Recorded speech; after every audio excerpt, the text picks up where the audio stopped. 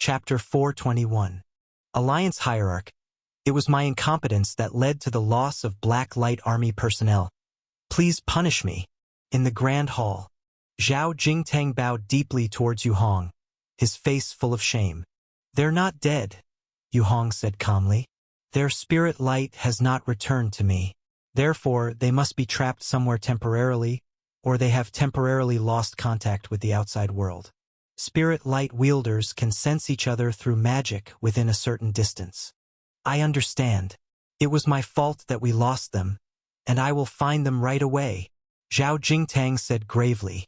If you can't handle it, let me do it. Qing Huang couldn't help interjecting. My magic is more suited to the current environment.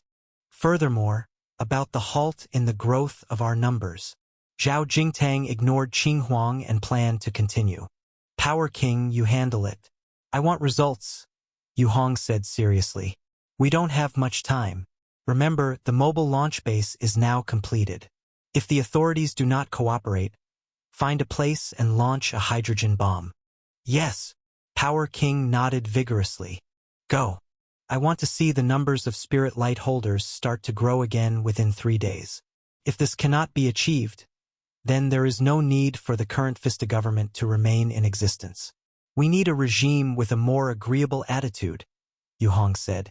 But there are millions of active soldiers in Fista. Aren't we being too aggressive? Qing Huang was somewhat apprehensive. To us, these so-called soldiers are just innocent, weak civilians. They have no will of their own. Striking down their leadership with thunder, eventually they too will become our brothers and sisters, Yu Hong said, his expression unchanging. What if they still mobilize troops? Zhao Jingtang couldn't help asking. Then we'll have to sacrifice some people, Yu Hong stated. What we are doing is redemption, absolute justice, a necessary measure to save a crumbling world. Anyone who dares obstruct us is a demon. Zhao Jingtang swallowed hard, looking at Ku Chan and Power King with faces full of agreement, feeling somewhat perturbed. He wanted to say something, but his mouth felt dry, unsure of how to begin. Before, the Seven Evil Alliance wanted to overthrow the Taoist sects and become the Taoist sects themselves. But they never thought about going head-to-head with a regular army. But now, asterisk, asterisk, asterisk. Bang! A muflet d'explosion. Hundreds of kilometers away from Mana, deep within a hidden underground base. The thick walls were punched through forcefully. The remaining wall continued to break apart like dismantling building blocks, scattering dust on the ground. A team of towering figures, over 2 meters tall and dressed in heavy metal combat suits, dark in color, slowly bent down and entered through the broken wall, looking at the quiet underground base corridor inside. We've been circling around this place for several days now, completely cut off from outside contact. It's troublesome, said the deputy leader of the team, who walked on the left side, carrying a heavy battle axe and speaking in a low voice. This base is called Hongya, a virus research institute established by the official Fista government for the study of epidemics. But now it seems this underground structure is not something that can be explained by viral research. The leader reached out his palm-sized hand and, through the metal glove, stroked a laser emitter left on the wall. Their forceful breaking of the walls had damaged the device's circuit, rendering it inactive. Let's move. We'll look around first. With this degree of shielding interference, there is definitely a secret here. Also, let's see what kind of forces the National Security Bureau can mobilize without the cooperation of their station troops. His face beneath the helmet flashing a trace of coldness. Standing at the breached entrance, he grabbed the air with one hand, and the tiny magic array attached to his glove activated instantly. A cold blue light formed a small array pattern on the back of his hand and then spread outward. The blue light adhered to the inner walls of the corridor, forming a circle of light patterns like electric circuits, extending deep into the corridor. Move out. The leader, carrying a battle axe, led the way deeper into the corridor. A 9-man squad, with 3 team members turning back conscious of their duty, took positions at the entrance breach, single-handedly holding their guns on guard. Meanwhile, deep within the National Security Bureau, Rania and Rakus were embroiled in a dispute. A line of high officials from the National Security Bureau, through remote monitors, observed the entry of the Black Light team into the underground research facility. First, we get a threat letter, then the cars we rode in were shot at, and now these people dare to directly invade our secret base. Are you sure they're from the Spirit Alliance?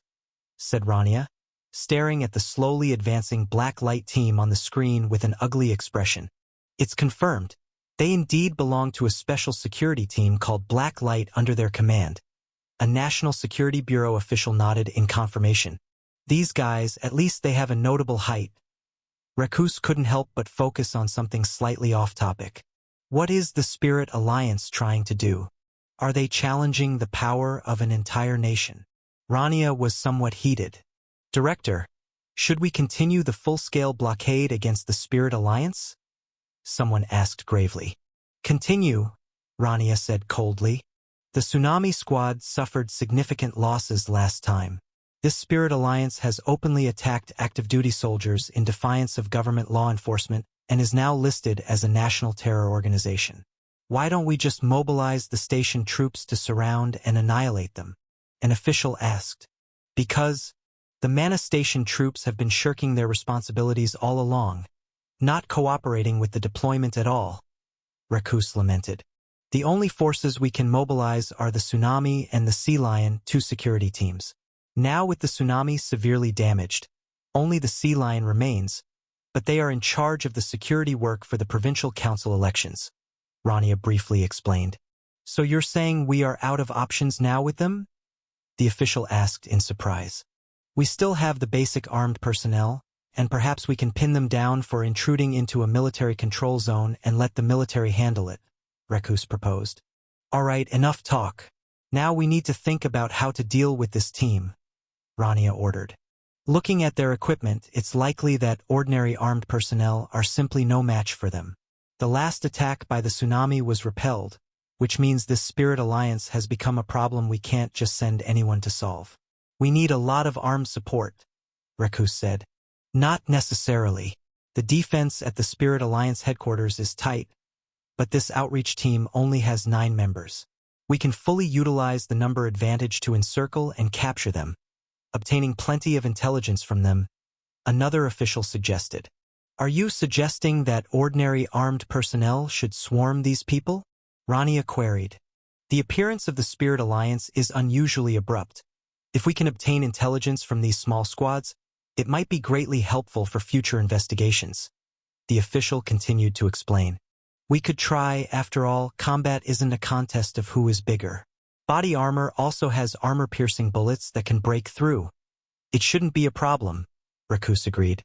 Then notify the 4th to 7th squadrons to go directly to that research institute to assemble. If capture proves too difficult, then execute them on the spot, Rania ordered. Also, pay attention to their equipment, which may have a high level of technology. After the operation, if necessary, a few sets may be preserved as samples. Right? Did this group of people just smash through the wall at the beginning? An official couldn't help but ask. They likely used a gadget similar to a wrist-mounted glass breaker. You need to have basic common sense. Even if this team has tall figures, it's quite foolish to smash a concrete wall with their fists. That makes sense. All right, notify the squads to move out immediately, Rania said in a stern voice. Asterisk, asterisk, asterisk. Yu Hong slowly opened his eyes and tipped his head back to administer another drop of eye drops. At the same time, he took a sip of warm water and swallowed a dark, pill-shaped elixir that was on the table. Not long after taking it, he felt a cool and soothing sensation in his eyes, which were particularly relaxed. The 4th layer of the Capturing God skill is grinding, which, as the name suggests, is a process that requires a long time to integrate and develop the eyes into a cohesive whole. And with the dual support of medication, both internal and external, he was approaching the final stages. Soon, a faint hint of red light flickered in Yu Hong's eyes. That captivating red light was subtle, yet it gave an unavoidably glaring impression. The 4th layer, the captivating red, has been successfully reached. This marks a complete success. Next is the final layer, capturing. Thump, Thump, thump. Suddenly, there was a gentle knock on the room's door. Enter. Yu Hong paused his cultivation and looked toward the door. The door opened and Power King walked in, head lowered. Alliance Hierarch, we found the missing squad. They entered a signal jamming zone. Also, our informants found that the National Security Bureau has already started mobilizing troops from other locations, likely targeting our special operation. Can we handle it? Yu Hong looked at him.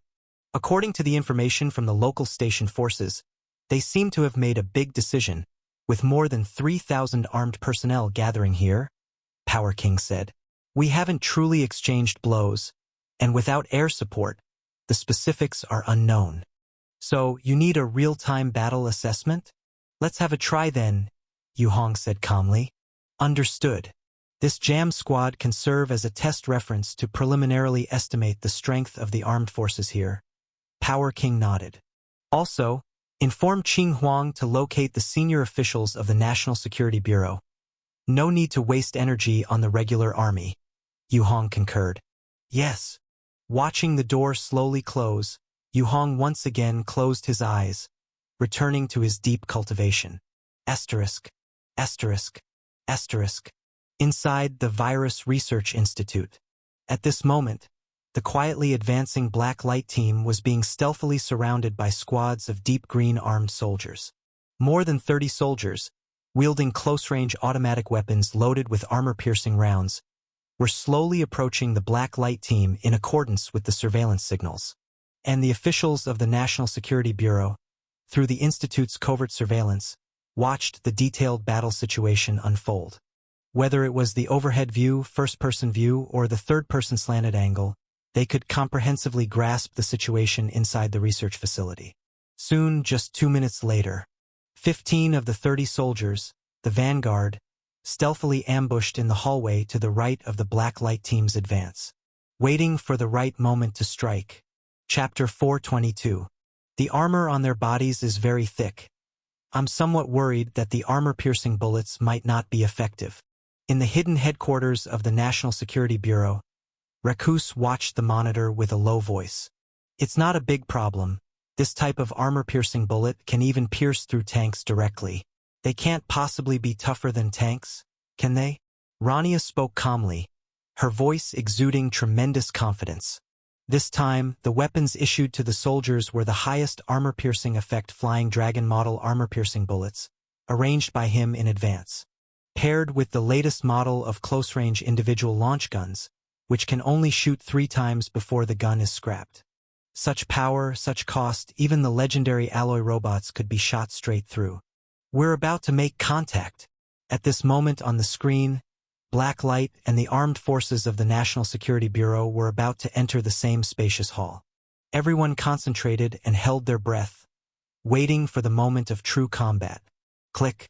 The door to the underground dining hall was gently twisted open and then swung inwards. A black light operative, looking like a massive black can, stepped into the hall. And at that moment, bang! With a loud sound, an armor-piercing bullet with a circle of white vapor and a faint flash of fire burst out of the barrel, rotating at supersonic speed to hit the chest of the operative. The bullet instantly penetrated the thick armor, continued inward, and fiercely hit the pale yellow skin of the operative. But the next instant, silver spirit light spontaneously appeared. Clang. The bullet bent, cracked. The powerful kinetic energy stirred up layers of tiny ripples on the silver spirit light, and then came to a complete stop. The operative stood on the spot, looked down, and saw the slender armor-piercing bullet embedded in his chest. He reached out to grab the tail of the bullet and yanked it out forcefully. Then he looked in the direction the sound came from. He saw a number of National Security Bureau armed operatives in dark green combat suits, holding their guns, staring at him dumbfounded. Dead silence. For a moment, only the echo of the gunshot reverberated inside the room. Enemy attack! The black light operative roared angrily, his heavy body pouncing toward the other side like a bear. His speed was extremely fast. With one leap, he covered 7 or 8 meters, wielding a heavy battle axe, and swung it at the 2 people in front. Swoosh! Amidst the roaring sound of the airstream, The two soldiers barely managed to fire a couple of shots before having half of their heads chopped off. The bullets hit the black light operative but only caused some silver ripples on the outer layer of silver light. They couldn't penetrate at all. For the Spirit Alliance. Several other black light operatives also rushed in at this moment, charging straight into the ranks of the armed personnel, each performing standardized actions, chopping down one with an axe, knocking another away with their bodies, their movements well-trained, clean, and efficient. In less than 3 seconds, the fight was over. 15 armed operatives were all killed. The hall was filled with blood and gore. Some didn't even get a chance to aim their guns and could only fire wildly in panic, being violently knocked against the walls where their bones shattered, leaving them on the brink of death. It's the new soldiers who came in. They have external communication equipment. The black light captain quickly collected the spoils of war. First, let's deal with the others. The deputy captain rapidly performed the sealing hand gestures and released magic. A faint red light rope flew first to the corpses on the ground, then soared up, shooting off toward a passage somewhere. Follow. The operatives quickly wiped the blood off their axes and followed the red light rope, rushing towards the outskirts of the research facility. And at that moment, the higher-ups at the National Security Bureau watched the footage from the surveillance, falling into silence. In the instant the encounter began, they saw the black light operative get hit, thinking he was doomed for sure. But then, the appearance of that silver spirit light was beyond their imagination. Not only did the operative not die, but he also roared and charged like a wild beast, killing 2 people with 1 axe swing. Following the battle performance of the other black light operatives, it was also confirmed that it wasn't just that one operative with silver spirit light, but all of them had it.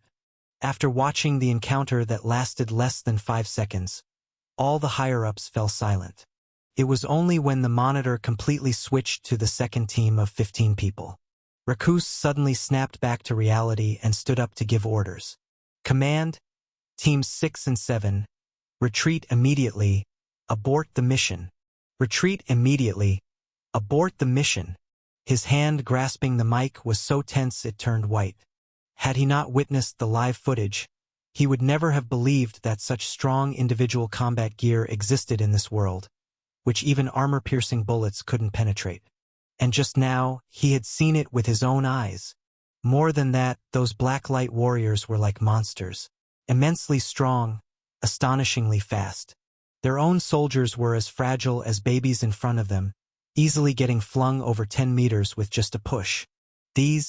They're simply monsters. Rania also stood up. He didn't stop Rakus from giving orders directly over him. Instead, he stared at the bloody scene on the monitor, his lips trembling. Is this a special effects movie? An official stood up, his face looking terrible. How did the Spirit Alliance find such a group of monsters with strong physiques? Genetic warriors? Enhanced cyborgs? Or some other kind of science fiction gadgets? Another person said sternly, I think we need to reconsider how to face the Spirit Alliance and change our previous attitude towards them. Another person said loudly, just imagine, if such advanced technology were in our hands, how powerful would we become? Such power really shouldn't be in private hands. Richard is right. Spirit Alliance is just a civilian organization. No matter how strong they may be, how can they possibly be stronger than a nation? I suggest a direct request for a joint strike by the Army and Air Force. Eliminate part of their forces, then force negotiations, making them hand over such technology. Such uniformly elite soldiers can't possibly be innately so powerful. There must be related technology for enhancement training, and that silver light might also be a new type of protective technology. Like laser force field barriers, we must have such power in our hands. Rania concluded. His gaze swept over everyone. Moreover, we must act quickly. Otherwise, if other countries discover this first, taking the lead, it will be a huge loss for us. That's right, with this video, the president will definitely agree to deploy the Air Force to cooperate.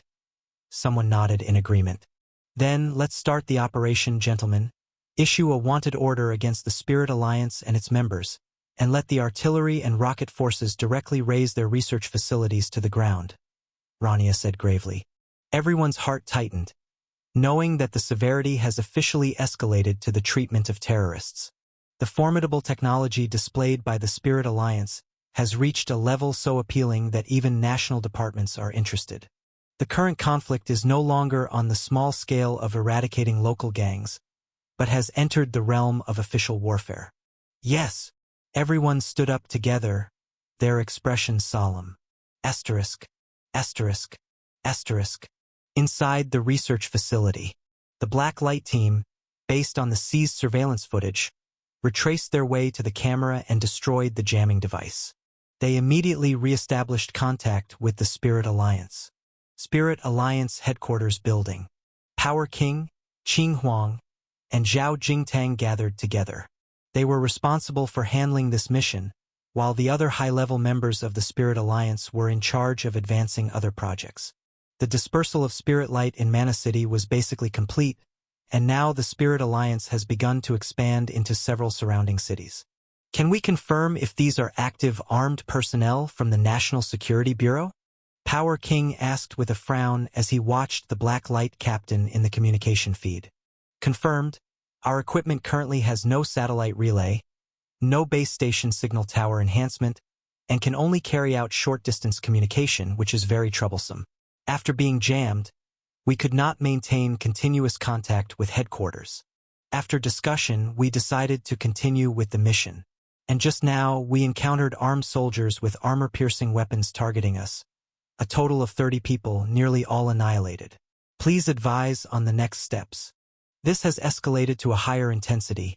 Armor-piercing weapons of this level are not allowed to be sold publicly, meaning even if we have already pacified the local garrison, it is still possible that the military may be involved, Power King said gravely. We should notify the Alliance hierarch now. The situation could spiral out of control at any moment.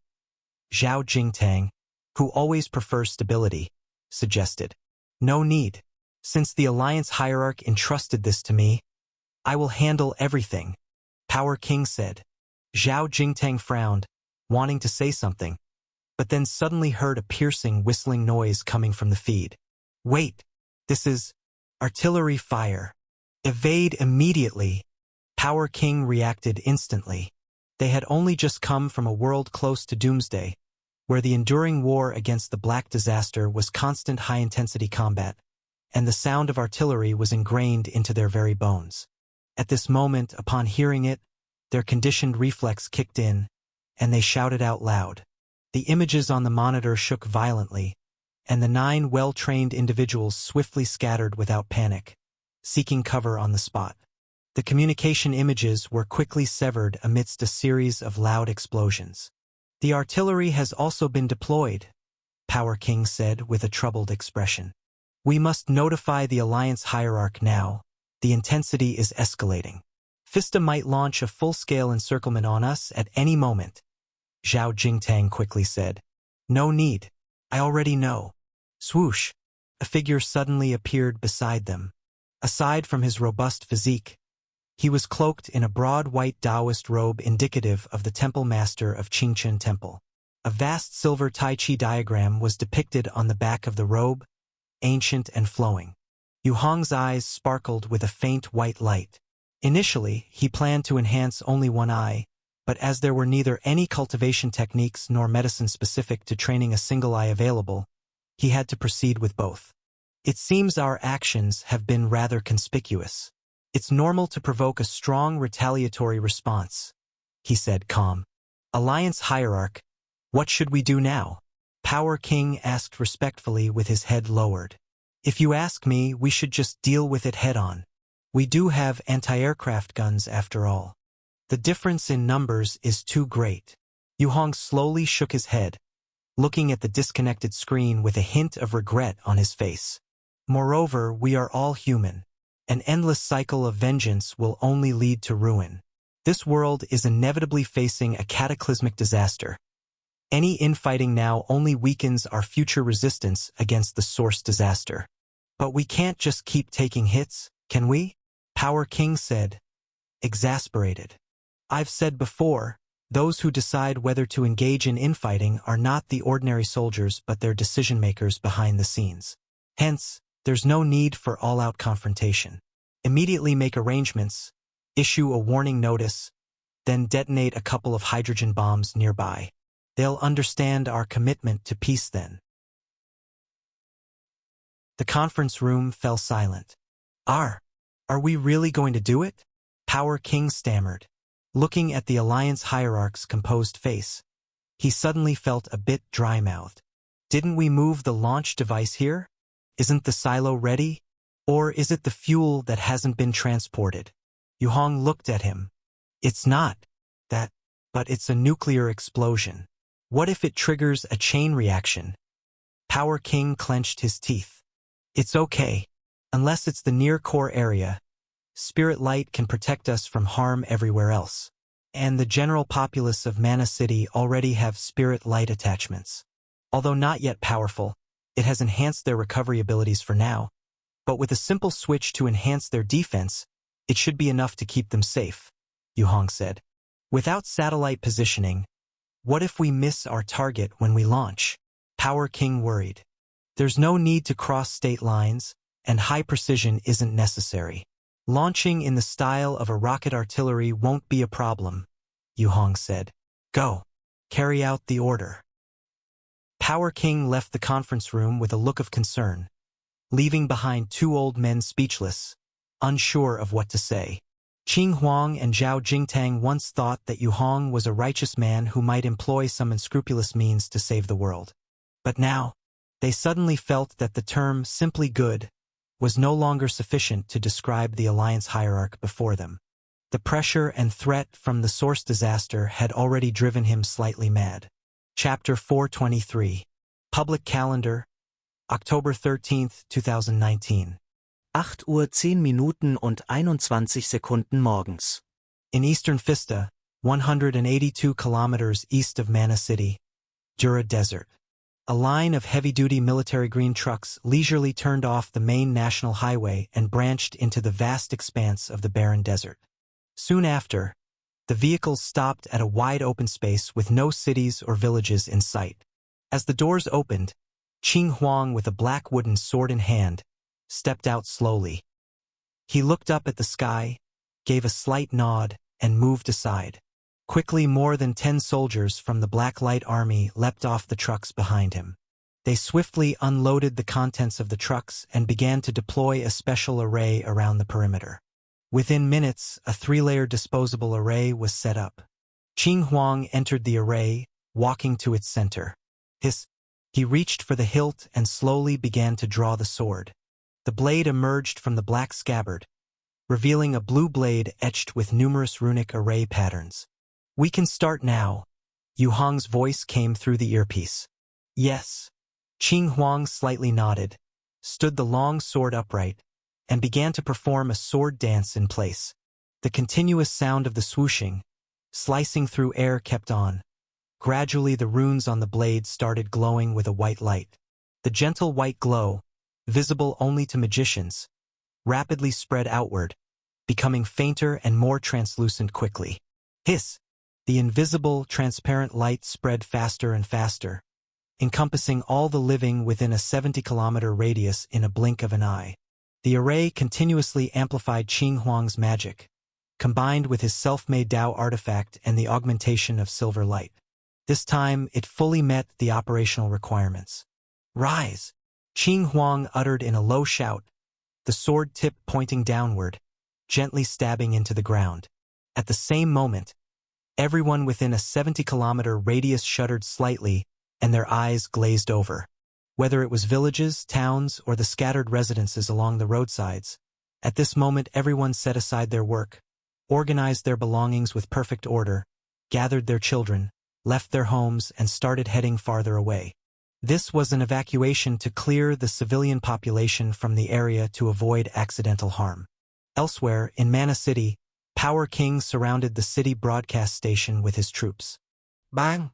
The metal door was kicked open. A few guards stood up menacingly, but seeing the towering stature and battle-axe firearms of the Black Light Army soldiers, they immediately softened. Power King led his men onto the elevator, stationed guards on each floor, and made his way straight to the broadcast room.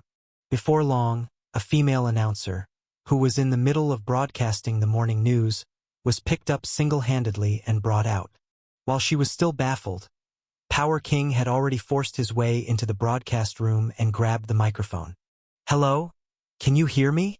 He tapped the mic.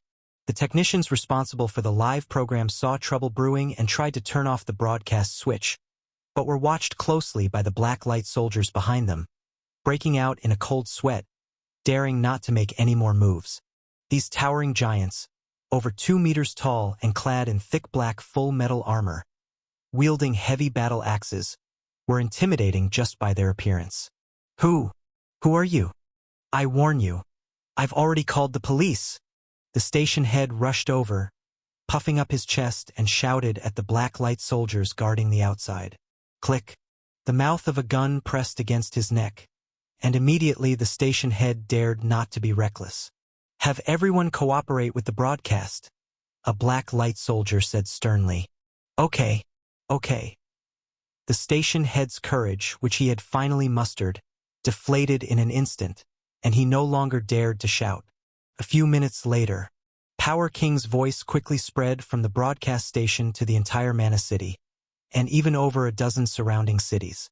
"I am Power King, from the Spirit Alliance's Hope City. To prove our no ill intentions towards Fista, we have decided to detonate a hydrogen bomb on the eastern side of Dura Desert." Instantly, the broadcast room staff, who were already nervous, were dumbstruck. Almost everyone thought they had heard wrong. But in the next moment, a hydrogen bomb is a type of nuclear weapon. "I'm not sure if you have any here, but either way it's a nuke, so just watch," he said. After speaking, Power King released the microphone and turned to leave the room. Although his self-taught local language wasn't very standard, he had practiced these few sentences enough times for people to understand clearly. The news that the Spirit Light Alliance was about to launch a nuclear bomb with the target being Dura Desert spread like a virus. Outside the broadcasting station, the public paid no mind, thinking it was just a joke or part of some talk show format. But the National Security Bureau and Fista's official departments were not as outwardly composed. "Are you sure it's a nuclear weapon? Where is the inspection team? Take the equipment there to check." Inside the covert headquarters of the National Security Bureau, Rania's originally tired face twisted again. To oversee the comprehensive encirclement of the Spirit Alliance and facilitate later threats to obtain their technology, he hadn't slept for 2 days. Now his eyes were bloodshot, disheveled, nearly unrecognizable as the bureau chief.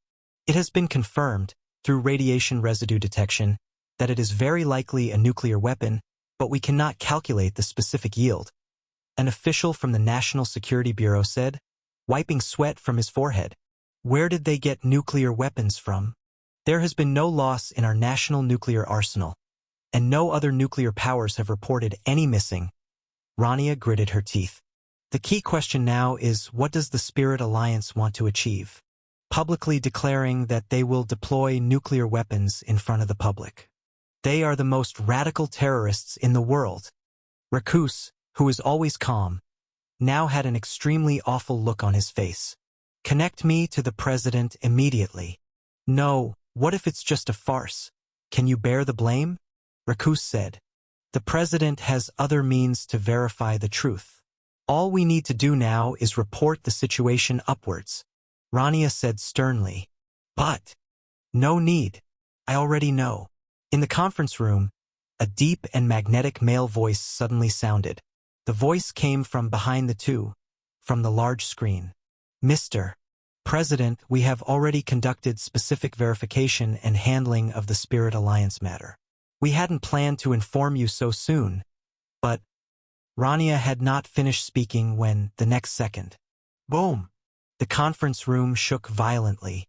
The entire underground conference room quivered as if it were a box of building blocks, being shaken and vibrated. The light fixtures overhead were jolted down, hanging halfway in the air. Computers and water cups on the table smashed to the ground. Sparks erupted and lit up on the screen walls. The lights flickered on and off. The alarm sounded shrilly, and the fire sprinkler system started to spray water randomly. "What's happening?" Rakus shouted, ducking under the table. But no one answered because his voice was completely drowned out by a huge vibration.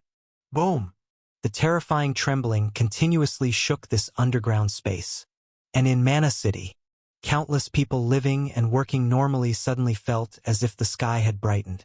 In the eastern sky, it seemed as if an extra sun had suddenly appeared. The intense white light almost overshadowed the real sun. Moments later, the ground shook, followed by a blast of white shockwaves sweeping in from the distance, crashing into the city's downtown area like waves, and then quickly dissipated by the buildings. All the people in Mana City lit up with fine silver spirit light, counteracting the impact, and then quickly strengthened their lungs to clear out the dust. In the presidential office of Fista, the current president Veneta Kleeman stood up solemnly. She looked at the live broadcast footage projected in front of her. In the Dura Desert, a huge mushroom cloud shot up. The blinding white light was processed to be less intense, and the plump mushroom cloud looked less terrifying. But Veneta knew that this thing was an absolutely high-yield nuclear weapon. Oh God! With just 1 year left in office, why did this happen during my term? Veneta watched as a high-yield nuclear bomb suddenly exploded on her country's soil. It wasn't an official military nuclear test, and she clearly understood what that meant. Watching the footage, Veneta's heart nearly leapt from her chest. She breathed rapidly, covering her chest with her hand. It took her a while to recover, to confirm that it was not a fabricated image but a real live feed. Suddenly, a deep exhaustion swept over her. Convene a cabinet meeting. I need a detailed report from the National Land Security Bureau and the National Security Bureau. All information about this nuclear blast. Get the FBI and the Central Intelligence Agency moving as well.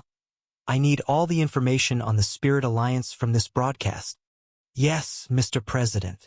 The President's secretary in the office was also awakened by the noise, coming to his senses and quickly went out with a pale face, leaving behind a weary President Veneta, who slumped in the leather chair, massaging her temples. Asterisk, asterisk, asterisk. The impact of the nuclear blast was much greater than Yu Hong had imagined. But he was unconcerned. 1 minute after ordering the detonation, he knew that there would inevitably be a series of conflicts and attacks following one after another. No one would tolerate a terrorist organization possessing nuclear weapons operating within their own country. He ordered the Black Light Army and the major members of the Spirit Alliance to scatter and head straight for the president's location, the Ares Palace, a symbol of Fista's free will. At this moment, the Spirit Alliance truly entered everyone's field of vision. Rather than, as it was at the beginning, only having some reputation in Mana City and nearby towns or treated as some entertainment companies on the internet. Around 4:30 in the afternoon, Yu Hong put on a custom-made white Taoist robe with a silver yin-yang diagram visible on the back. He got into an arranged bulletproof business sedan. A procession of white sedans escorted him front and back, heading out of the city along the main road. On the streets, people were still discussing the huge white light and the explosion they had just witnessed. Because miraculously no one was injured, the vibrations became a topic of lively conversation. Sitting in the car, Yu Hong was practicing the last level of the Capturing God skill, while quietly listening to the detailed investigation reported by the old Taoist Yu Hen. Chapter 424. We spent 2 days conducting a comprehensive evaluation and verification across Fista. With the technical support of Hope City hackers, we successfully identified the residences, whereabouts, and prospective agendas of 79 senior officials with real powers in Fista. Yu Hen stated succinctly. Send people to negotiate in person. Most of these officials are older, right? Yu Hong asked gravely. Yes, the youngest of them is over 50 years old. Yu Hen nodded. I understand. Moving forward, we'll primarily use incentives to persuade. No one can resist the life-prolonging effects of spirit light.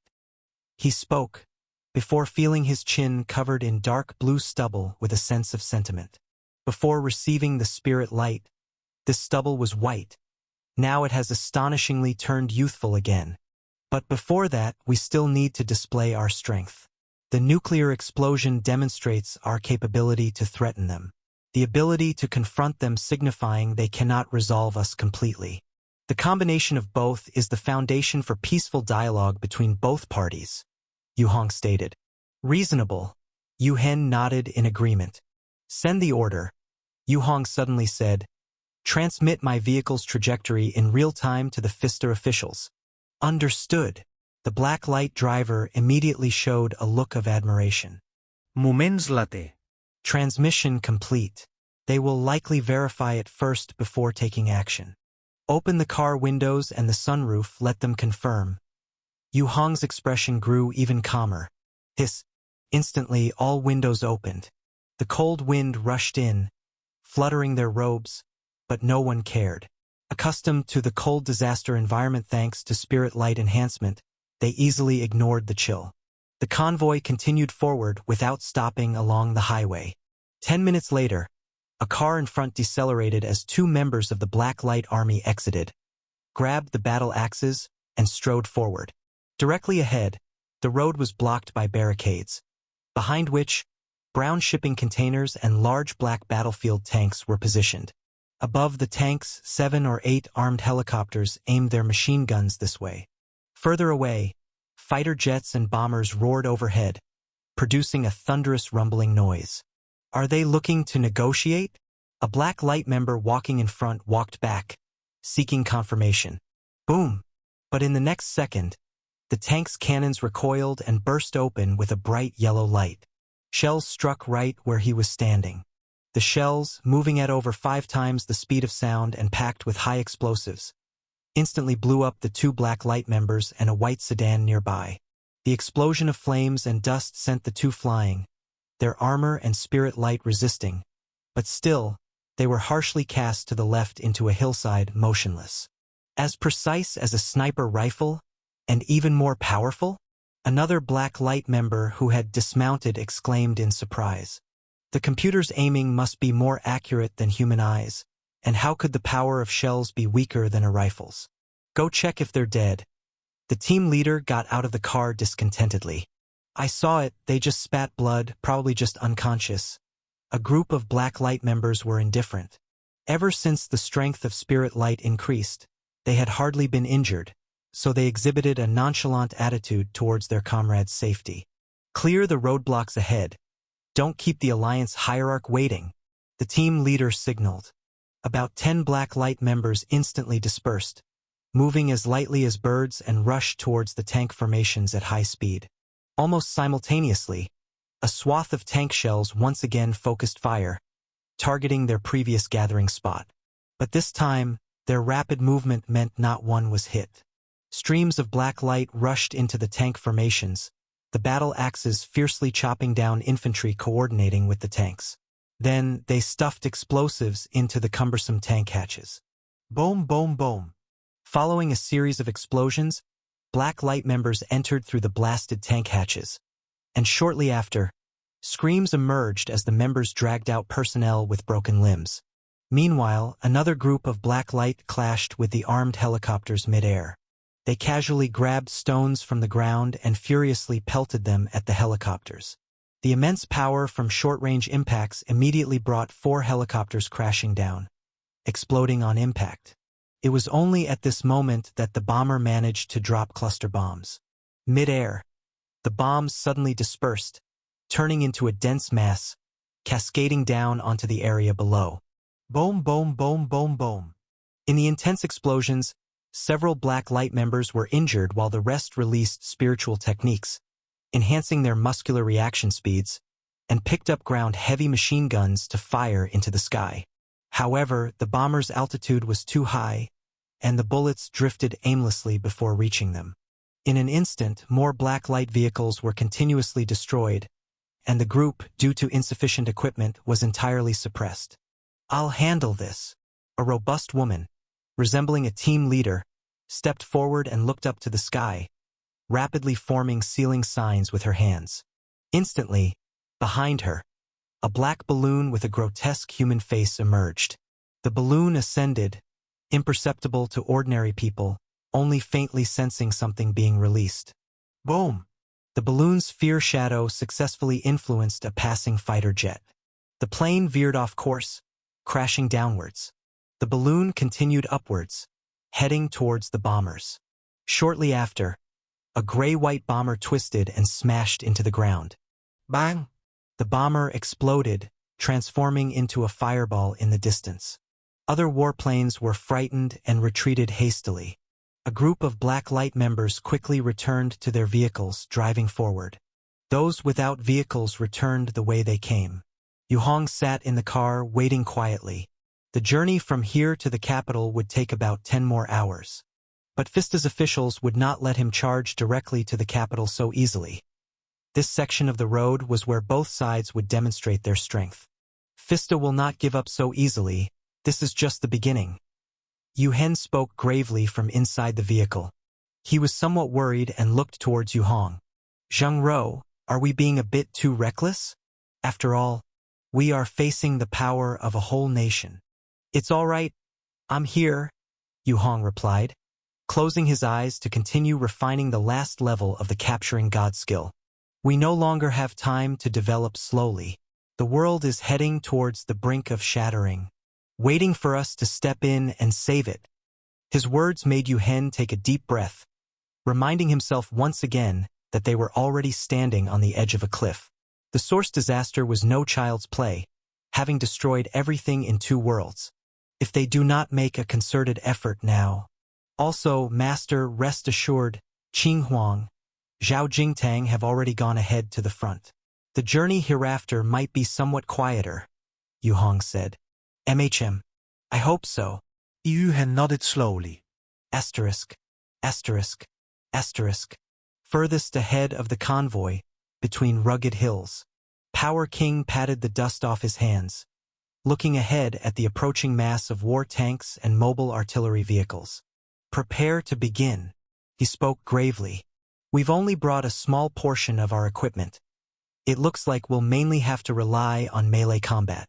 Behind him, teams of Black Light armored warriors steadily emerged from behind the hills, revealing their forms. No problem, a burly female captain replied nonchalantly. Do we need to deploy combined magic? Ordinary soldiers, even with armored vehicle protection, are just fragile lambs. No need, just be careful not to be targeted by artillery fire. There was a few foolish guys on the hierarch side who got bombarded and are still unconscious, Power King said dryly. Understood. Power King, wasting no more words, waved his hand downward. Hiss, hiss, hiss. Instantly, all the Black Light warriors leapt high from the top of the hills, sprinting and scattering towards the opposing army formation. Seconds later, the front line of armored vehicles and tanks opened fire, heavy machine guns, flamethrowers, and tank shells densely transforming the area up front into a sea of fire.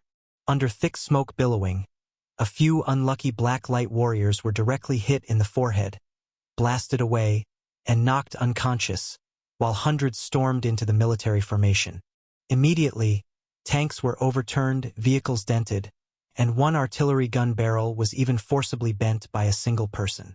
Heavy machine guns were seized and turned to spray bullets towards Fista's own forces. Half a minute into the close combat, the 3rd Armored Division 19th Regiment of Fista, over 5,000 men, were wiped out. From the Black Light Army, 300 strong, only 5 were knocked unconscious or lightly wounded, taken back to rest. The rest were unscathed. At this time, elsewhere, not far from Mana City outside Futu Town, the 5th Army 7th and 8th Divisions of Fista, a total of 13,000 men, were engaged in a fierce battle with Ku Chan leading 600 Black Lights. For the Spirit Alliance. One by one, Black Light warriors roared, braving dense showers of bullets and shells, charging towards the enemy formation. Bullets struck them, but even sniper rifles only slightly slowed them down. These charging Black Lights were mainly selected strength-enhanced individuals. Their strength well exceeded other Black Lights, reaching around 5 tons of normal thrust. At this moment, about 100 of these strength-enhanced individuals began a plain charge, appearing like agile heavy battle tanks. 2 leading captains protected the corps commanders also charging, coordinating the entire battle formation charge. Every Fista military formation was easily dispersed, no weapon able to halt their advance. Some Fista forces even used battle vehicles lined up as temporary barriers to evade, which were also straightforwardly smashed and overturned by them. Explosions continuously erupted behind them, unable to keep up with their moving trajectories. Behind them, Ku Chan walked forward at a steady pace, holding the damaged, serrated Qi Shao sword, gazing under his mask towards the sky ahead. There, hundreds of dense bombers were rapidly approaching. Magic! He swiftly raised the sword in his hand, the blade tip rapidly sketching runes in the air. Night Mansion Sky Court. Runes quickly lit up around him in a dark red glow. The next second, all runes combined into a circular array, shooting skyward. Boom! As the dark red rune magic ascended, massive Dao breath exploded in the sky, triggering an unknown mysterious energy resonance in space. In the blink of an eye, Ku Chan's spiritual pressure suddenly went full force. Originally covering only several kilometers around, under the influence of this spiritual technique, it quickly shifted and gained a slight boost. In an instant, it moved to cover a large area of the sky above Ku Chan. Approaching bombers, as soon as they entered within a 10-kilometer radius around him, pilots suddenly felt a heaviness in their chests, illusions appearing before their eyes, breathing becoming difficult, bodies seemingly burdened with hundreds of pounds of weight. Instantly, the trajectories of the warplanes began to skew, distort, and the formation rapidly dispersed, some directly plummeting down, bursting into fireballs. Most struggled to return to base, only gradually recovering to normal after leaving the range of the spiritual technique. Ku Chan watched the warplanes leave, his gaze calm, observing the Black Light Army crushing the Fista forces, no longer taking action. After all, such opponents were somewhat uninteresting. Once the magician's weakest physical flaw was supplemented by the spirit light, there were no more shortcomings left. Chapter 425. Fista President Conference Hall. All heads of major military agencies had connected via remote signal, each one at their designated position, with individual encrypted computers showing the faces of department heads from their secret bases. National Land Security Bureau, National Security Bureau, Central Intelligence Agency, FBI, and other leaders, along with 3 top generals from the Army, Navy, and Air Force, were all present in the meeting. It has been confirmed that the explosion was indeed a nuclear bomb, with a yield of about 10 million tons of TNT equivalent. Preliminary assessment suggests that the radiation intensity is low, which likely indicates an improved type of nuclear bomb. This kind of technology is currently only possessed by us and by Luot. The director of CIA, a thin, blonde woman in her 60s with a stern, cold gaze and a harsh and fierce visage, entirely lacked the softness typical of a woman, looking more like a man. Based on specific data calculations, the direct blast affected an area with a radius of 14 kilometers, and the indirect high-temperature destruction radius is 46 kilometers. All buildings within the 14-kilometer range are completely destroyed. No life can survive. After the explosion, according to expert estimates, radioactive dust could continuously affect all areas within a radius of over 300 kilometers. It would cause irreversible catastrophic damage to the surrounding 4 states. The director of CIA continued, "The key point now is that this Spirit Alliance is already a destructive threat to the entire Fista. We need to ascertain whether they have the capability for a second nuclear strike and deployment." The Air Force commander spoke gravely. "That's a question for the National Security Bureau's Rania." The director of CIA looked toward Rania. His face tightened, noticing that everyone, including the president, had turned their gaze towards him. He took a deep breath. Regardless of whether they have a secondary deployment capability, their unique single-soldier defense technology employing an energy field barrier is black technology that has never been seen before on this planet.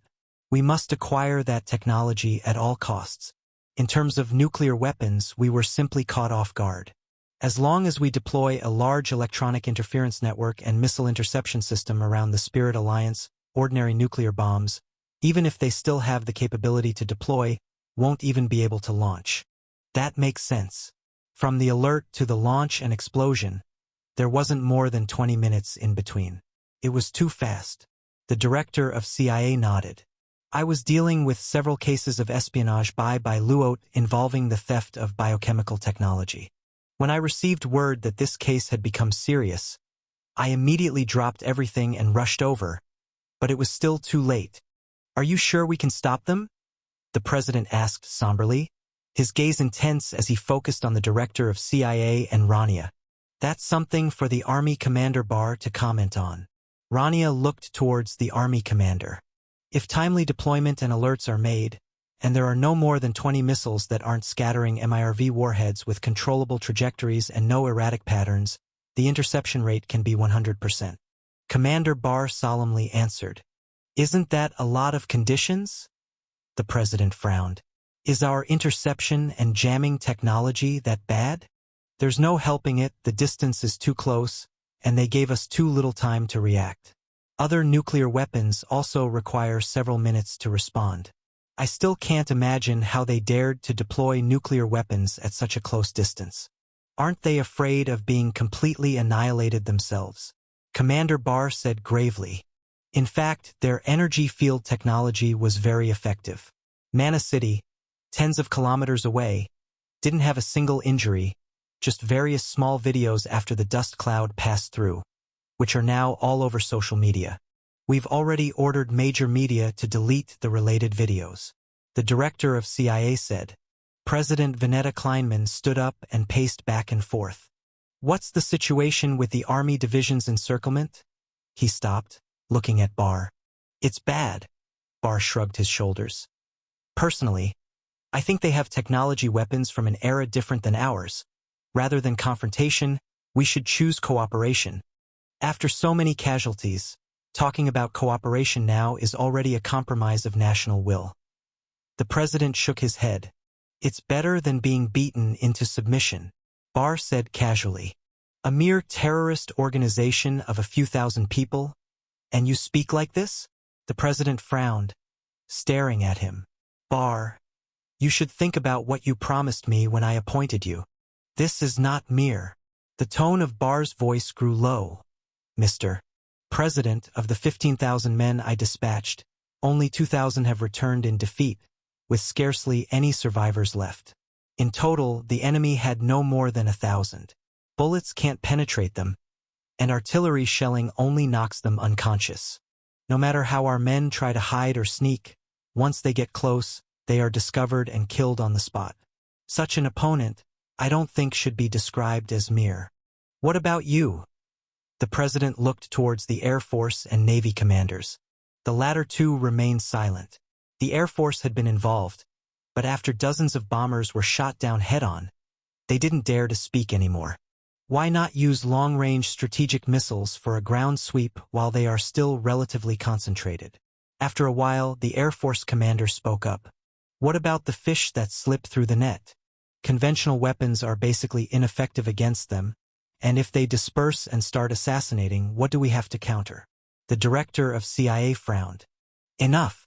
Let's not discuss this any further. It seems that conventional military force is not very effective against them. Only that can be deployed now. President Vanetta stopped in his tracks. That? Rania was the first to react, his expression tensing, seemingly thinking of something. Indeed, if it's them, perhaps it can be effective. His expression slightly eased. Call Charles. Tell him, there's work for supersonic. The president looked at his secretary, speaking in a low tone. Understood, Mr. President. Asterisk. Asterisk. Asterisk. On the way from Mana City to the Festa capital, the white convoy moved forward at a constant speed. Yu Hong sat inside the vehicle with Daoist Yu Hen beside him, continuously summarizing the battle reports from front, back, left, and right. Ku Chan, Power King, Zhao Jingtang, and others were all intercepting the Fista armed forces that came to encircle them. Where is Chen Yaofeng? He asked. He's still at the headquarters. In about 13 minutes, there will be a new wave of airstrikes approaching. This time it is long-distance missile bombing, and due to the high altitude and limited equipment, Hope City's black light cannot intercept. Yu Hen answered. They haven't given up resisting. It seems they still believe they have a chance to win. The airstrikes have been proven to be completely ineffective. From the time the missiles are shot and approaching to the time they hit the ground, we have enough time for our people to evade in advance. So they must still have some cards up their sleeve, Yu Hong said. That must be the case. What I'm worried about now is that they will also launch nuclear weapons against us. Taoist Yu Hen said with a worried look. I will be forewarned. As long as we're not directly hit in the center, it's not a big issue. Yu Hong was unconcerned. But Yu Hen was about to say something else. Suddenly, he saw Yu Hong raise his hand. Stop the car, Yu Hong uttered slowly. The convoy came to a swift halt and then lined up on the mountainside road, forming a formation to protect the central vehicle. But Yu Hong didn't seem to care. He opened the door and got out. His eyes flashed a faint red, surveying his surroundings, and he gestured with his hand for the black light soldiers who had gotten out to disperse. Everyone around held their breath, nervously observing their surroundings. But there was nothing around, only the mountain wind causing Yu Hong's Taoist robe to swish softly. Interesting, not even the psychic perception of magic could detect it. Yu Hong stepped forward, walking out of the protection circle. The elite forces of Fista, huh? He spread his arms. Come, I'll just stand here. Since you've managed to get past our defenses and close to me, you're clearly after me. Now I'll give you a chance. He pointed to the center of his forehead. Come, kill me. As soon as he finished speaking, a ring of golden fire appeared around Yu Hong in an instant. I've got him, a young man's voice shouted, a blurry figure vaguely appearing a few meters behind Yu Hong. Run now, another woman's voice shouted. I can't move him. How can he be so heavy? The man panicked. Damn! In an instant, several translucent human figures appeared beside Yu Hong.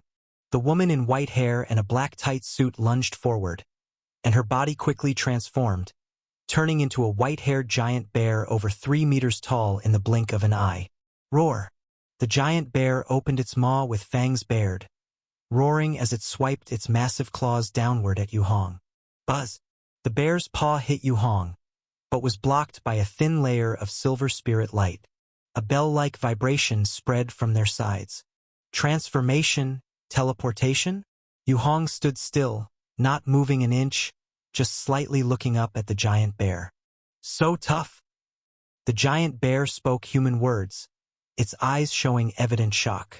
It flexed its muscles again, roaring, and with both arms combined, it smashed down hard. Boom! A massive dull thud exploded. It let out a pitiful howl. The sound of bones breaking resounded from its hands. At that moment, a blurry figure holding a golden dagger appeared behind Yu Hong and stabbed Yu Hong's shadow below. I've stabbed him. Quick! Help me! The figure shouted, with a clear female voice. I'm on it. A fourth figure materialized, a muscular man with short black hair. He appeared 2 meters above Yu Hong. With his arms open, he gathered a stream of yellow luminescent airflow in his embrace and then released it downward. The airflow descended silently, circling Yu Hong, forming a large cage of yellow light. Ah! The two exerted force from above and below, veins on their foreheads near bursting. Puff! In an instant, the surface of the yellow cage was pierced by an arm. Yu Hong's right hand reached forward, casually tearing the yellow light cage apart as if it were paper. And the figure that had pierced the shadow was tossed aside like a rag dragged by a truck, flung away by a tremendous force. At this moment, Yu Hong's spirit light strength was approaching the level of Quan He from the Taoist sect world. Rip!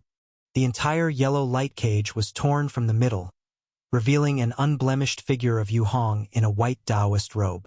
Such a level of constraint, ordinary black light soldiers really wouldn't be your match. It seems you're Fista's ultimate weapon. Then, Yu Hong's eyes lit up with a red glow, clearly seeing the 4 people surrounding him. 2 men and 2 women, all dressed in black tight combat suits, with gold lark patterns embroidered on their shoulders and the flag of Fista on their chests. What kind of monster are you? How can there be someone so heavy in this world? The young man who appeared with the golden light ring showed an incredulous expression. He looked very young, perhaps only 17 or 18, with faintly visible light stubble on his lips. Chapter 426. Your abilities are quite impressive, Yu Hong said calmly. Are you interested in working under me? Whatever you desire, I can provide. Originally, I thought there was nothing special about this world, but it turns out there is still some supernatural essence. Never mind me, use that. The young man completely ignored him, lunged forward, and a new golden ring of light exploded from his body, making him even more transparent. The golden ring of light once again surrounded Yu Hong, stacking with the previous one, suddenly increasing the binding force, tightly restraining Yu Hong. The other three people then roared again, rushing towards Yu Hong. The white bear pounced and bit, golden daggers dazzling, and the yellow airflow transformed into ribbons and ropes binding him. But, in that instant, a silver spirit light suddenly emerged on Yu Hong. Clank, clank, clank. Everyone's attacks were perfectly blocked by the spirit light, without exception. Stubborn fools. Yu Hong raised his right hand, disappeared from his spot like lightning, and in the next moment, he had already grabbed the white bear in front of him. The silver spirit light was forcefully infused into the white bear's body. Immediately following, the next moment, Yu Hong's palm moved upwards, as if pulling something out from inside the white bear. Instantly, a brilliant silver light shot out from the eyes, ears, mouth, and nose of the white bear, merging into his palm. Hiss! A continuous flow of silver light rapidly entered the palm of Yu Hong's hand. This scene lasted for 2 seconds. By the time the others regained their senses, the white bear's cry had abruptly ended, leaving only a large piece of white fur on its body. Mary! Someone among the three screamed in anguish. But it was already too late. Yu Hong discarded the white fur in his hand and stepped forward. Boom! Centered around his foot, a burst of dark red Tai Ling skill inner strength explosively spread. Dark red inner strength covered the entire mountain path, spreading to the cliff walls as well.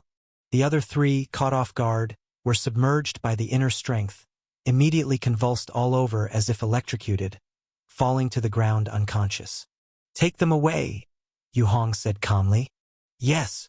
Immediately, soldiers of black light respectfully stepped forward and dragged the three away to bind them. He glanced straight ahead. The path ahead, I should walk alone. You all disperse. Saying this without waiting for any reaction. He stepped down, the ground cracked, and he suddenly vanished, reappearing hundreds of meters away. At the same time, Ku Chan's figure appeared beside him. Alliance leader. I failed to intercept. It's all right, we can walk together. Yu Hong didn't mind, noticing he had changed into a Taoist robe, not white but the purple of Zai Palace. Do I need to completely change to the style of Zai Palace? No need. Ku Chan was silent for a moment, his one hand touching the elevated collar where a silver-lined purple character was embroidered. I just want to never forget. It's all right, you can rebuild Zai Palace. Spirit Alliance is just an alliance, not a dictatorship, Yu Hong said gently. No. Just keeping it as a memento. Ku Chan closed his eyes.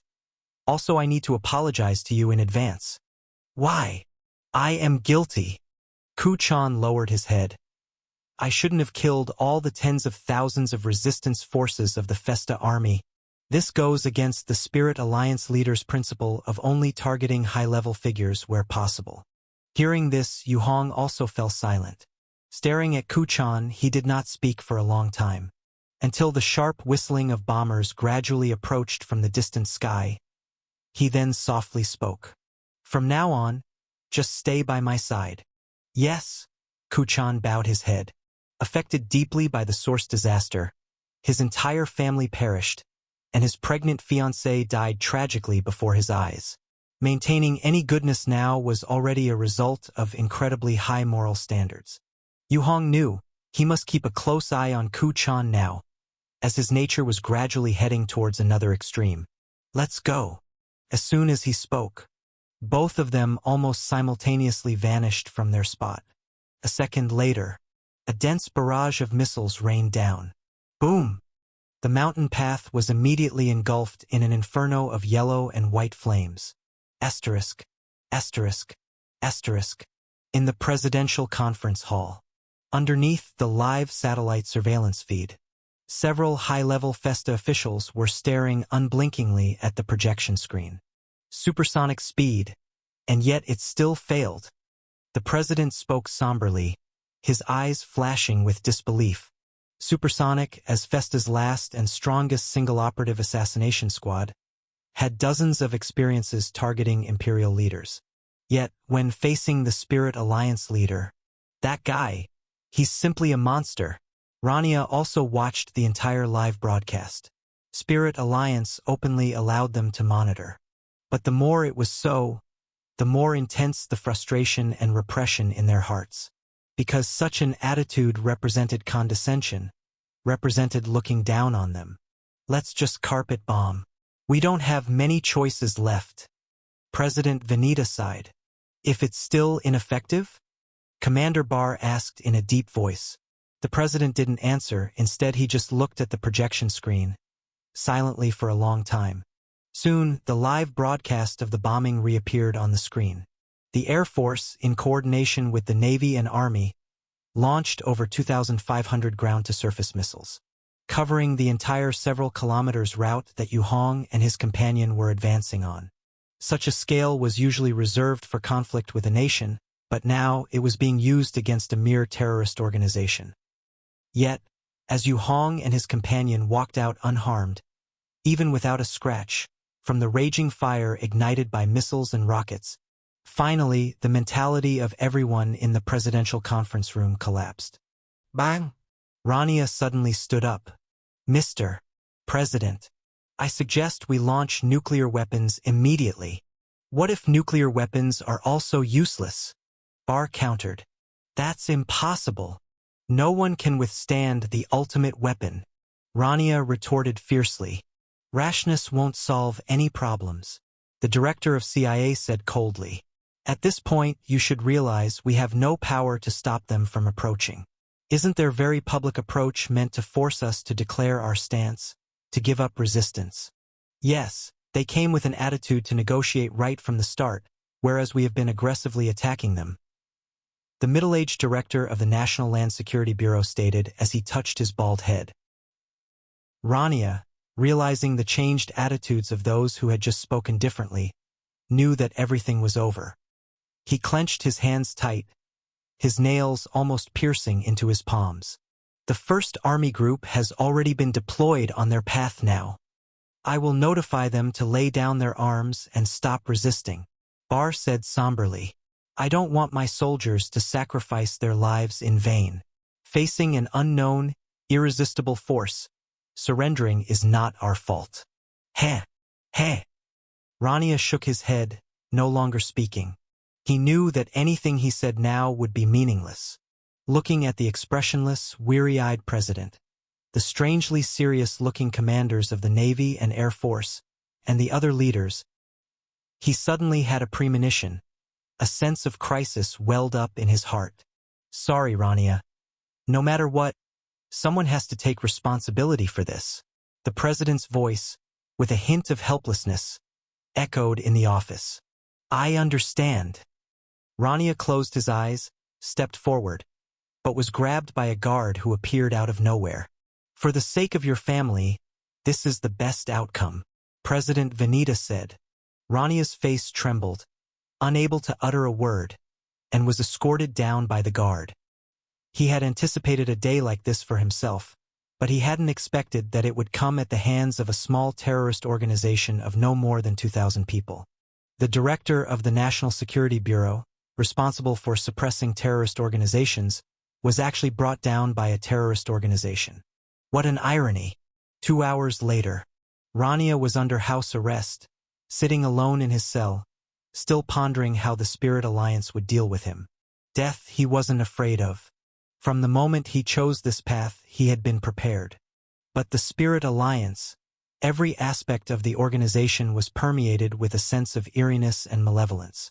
He didn't believe that anyone would genuinely promote that eerie spirit light for free as advertising. Nothing good comes without a reason or is delivered straight to your mouth. He understood this principle since he was 7 years old. Sitting neatly in the white personal prison cell, Rania sat at the desk, flipping through a book on political tactics. Compromise, once scorned by him, but now, suddenly, he, sitting underground, slightly tilted his head up, looking towards the ceiling, looking at the pristine white ceiling. Above there, on the upper surface, something seemed to be happening. Asterisk, asterisk, asterisk. Above the capital of Festa, Weilanzer City, two large figures wearing broad Taoist robes looked down imperiously at the high-rises and busy traffic below. The countless flow of people and vehicles moved like ants, seamlessly flowing between boxed buildings. From this angle, a capital of humanity actually seems as fragile as a sandbox. Yuon Siged. Since no one has come to greet us yet, how about I send them a greeting? Kuchan mentioned coldly from behind.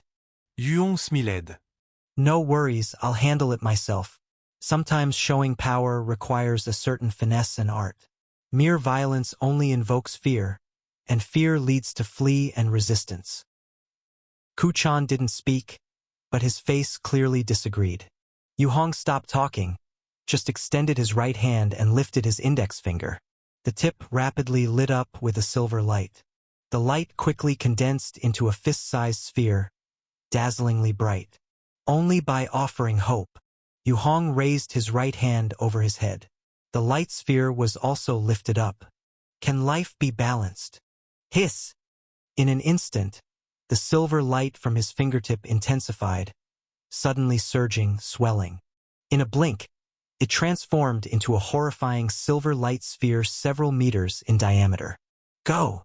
Behind Yuhong, a massive blue ultimate sun illusion appeared, with numerous eerie, contorting faces surfacing and writhing on the sun's surface. Hiss, hiss, hiss, hiss. The next instant, the enormous silver light sphere above him started rapidly shooting out strands of silver light. Countless strands like raindrops fell, thousands, tens of thousands, hundreds of thousands, targeting every living person in the capital. Chapter 427. Below the city of Weilanzer, drivers and passengers in the traffic, pedestrians on the sidewalks, shoppers in the malls, office workers in the buildings, all noticed at this very moment the incredibly bright and dazzling orb above them. And in the next second, the orb suddenly split apart, scattering a multitude of silver filaments that streamed downwards. A silver thread precisely struck each person's head. After the thread entered the body, there was no sensation, just a slight mysterious chill, and then it was all over. What is that? Jiang Rong, holding a cup of coffee and shopping with her friend Winnie, suddenly stared up blankly at the sky filled with falling silver rain. A new type of light show? Winnie speculated. It looks so real. I'm afraid it's not any kind of show, I guess. In order to avoid the dangerous situation at home, and to evade the group of mysterious strangers nearby, Jiang Rong decisively moved again the very next day. Moving, taking leave, accepting a close friend's invitation to visit the capital. Everything was just to stay away from the weirdness around her. But who would have thought that even in the capital, the safest place in the country, she would encounter trouble? I think we'd better go home sooner, Jiang Rong suggested. Aye. Winnie had not yet replied when suddenly, the urgent and piercing sound of the air raid alarm echoed from the sky. A large swarm of anti-air intercept missiles rose into the sky, heading towards the orb in midair. Futile struggle. A cold, young male voice faintly came from the sky. Following that, Jiang Rong could vaguely make out that there were two figures floating in the sky, right below the orb. One of them, a young man draped in a purple robe, merely moved his lips in the face of the incoming missiles. Hiss! In an instant, a ring of translucent ripples spread out rapidly in all directions from him, swiftly enveloping the approaching missiles. The next second, all the missiles exploded. Boom! All hundreds of missiles detonated simultaneously, Their sounds merged together to form a massive sonic shockwave, pressing downwards. The glass on top of the buildings shattered in unison. Several large billboards collapsed under the shock, crashing down, causing the crowd below to scatter and flee. There would normally be screams, crash sounds. But now, every sound in the world had vanished. Jiang Rong and Winnie stood dumbfounded, watching this scene unfold in the sky, and before they could react, they were swept up by the surging crowd in front, rapidly moving in the opposite direction of before. Not just them. At this moment, inside the presidential conference room, a group of Fista's high command was equally silent, staring at the monitor screens. The last image frozen on the screen was of Yu Hong raising his hand to create the giant silver orb. Everyone's faces showed shock, and all reactions in their minds froze for a moment. Faced with mysterious powers far beyond their comprehension, everyone had lost the ability to judge correctly, unsure of how to react.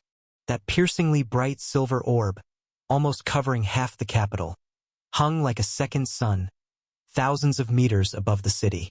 "My God!" someone murmured in a trembling voice. "They are no longer human. They must be aliens disguised as humans. Where are the missile defense systems? The air defense network? Why is there no response?" A number of high-ranking officials recovered and immediately started making external contacts to inquire about the situation. But at that moment, suddenly, a deafening roar of anti-aircraft artillery and missile explosions came from above the conference hall. Boom! The conference hall shook violently.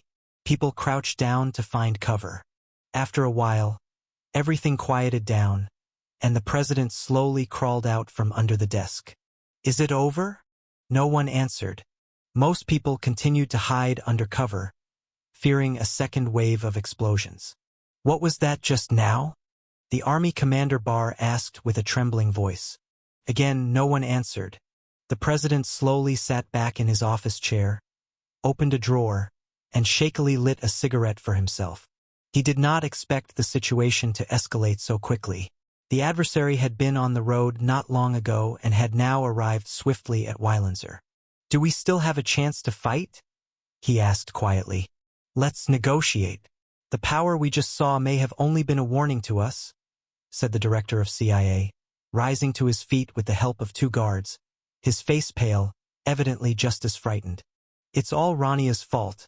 It was his initial miscalculation of the basic policy towards them that led to all of this happening." "Yes, then, let's negotiate."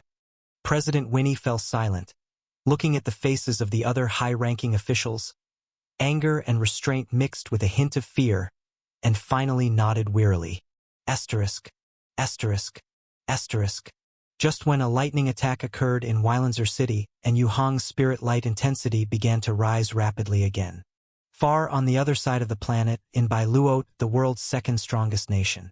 Deep within a remote Gobi desert, a sleek white transport plane slowly descended, gliding from midair, skidding along the temporary airfield runway for quite a while before gradually coming to a halt. The Blood Energy Group's armed staff and researchers, who had been waiting for some time, swiftly approached and surrounded the tail of the transport plane. With the faint sound of air valves releasing, the tailgate automatically lowered and unfolded, forming portable steps. Inside the spacious transport hall, researchers clad in thick biohazard suits were pushing a large, all-black metallic coffin, sliding it down the steps. "Thank you for your hard work, Supervisor Apson. This external mission was arduous and extremely dangerous, but luckily you completed it perfectly," said a man with a small black mustache among those who came to greet them, stepping forward to take over from the head of the exiting researchers. "Director Wade, this time we successfully obtained the perfect blood progenitor, but the process was somewhat peculiar. Compared to the previous captures, this progenitor seems to possess rudimentary intelligence. She could understand our simple words and cooperated with us. I'm not sure what this implies, as I'm no researcher, but I think it should be recorded and passed on to you for reference." "Rudimentary intelligence?" Wade stroked his mustache. "I understand. We will take note of it, though it may just be a basic animalistic instinctual response. Certain neural feedback mechanisms have nothing to do with intelligence. Sometimes, they coincidentally overlap with intelligent responses. I don't quite understand all that. Anyway, the progenitor is now handed over to you. With that, my mission is complete, Apson said in a low voice. What about the two professors? They've already headed back, rushed to the research institute with the samples as soon as they acquired them, saying they've made a major new discovery. Wade stepped forward and circled around the coffin. Suddenly, he noticed a thin trickle of blood seeping from the hinge at the coffin's edge, slowly oozing outward. Just then, the lid of the coffin was abruptly flung open. Hiss! A slender arm with grayish skin shot out instantly, piercing through Wade's thick protective suit, along with the bulletproof vest inside. He let out a wretched scream, trying to stagger backward, but his body was hoisted up by a tremendous force, suspended in the air, and in the next second, his body started to deflate rapidly as if everything inside, bones, organs, melted into liquid and was entirely absorbed by the grayish arm. Plop. In the end, all that was left of Wade was a limp suit of skin connected to the clothes, which fell to the ground. The next second, the skin suit reinflated, and within 2 seconds, a slightly unfamiliar-looking Wade stood by the side of the coffin again. He twisted his neck and looked around. The members of the Blood Energy Group Research Institute who had come to greet them had all been taken over by those who emerged from the transport plane, one by one. A few who were frightened began to panic and run away, but were swiftly caught up to and turned into human skins. Wade, now with a mouth splitting into a grotesque smile, bent down and lightly touched the ground. Instantly, a spot of blood appeared out of thin air on the floor. The spot of blood expanded rapidly, twisting and bulging into an eerie, dark red arched door with ancient patterns carved into it. The door slowly opened, and thick, dark red, foul-smelling blood gushed out from within. Tap, tap, tap, tap.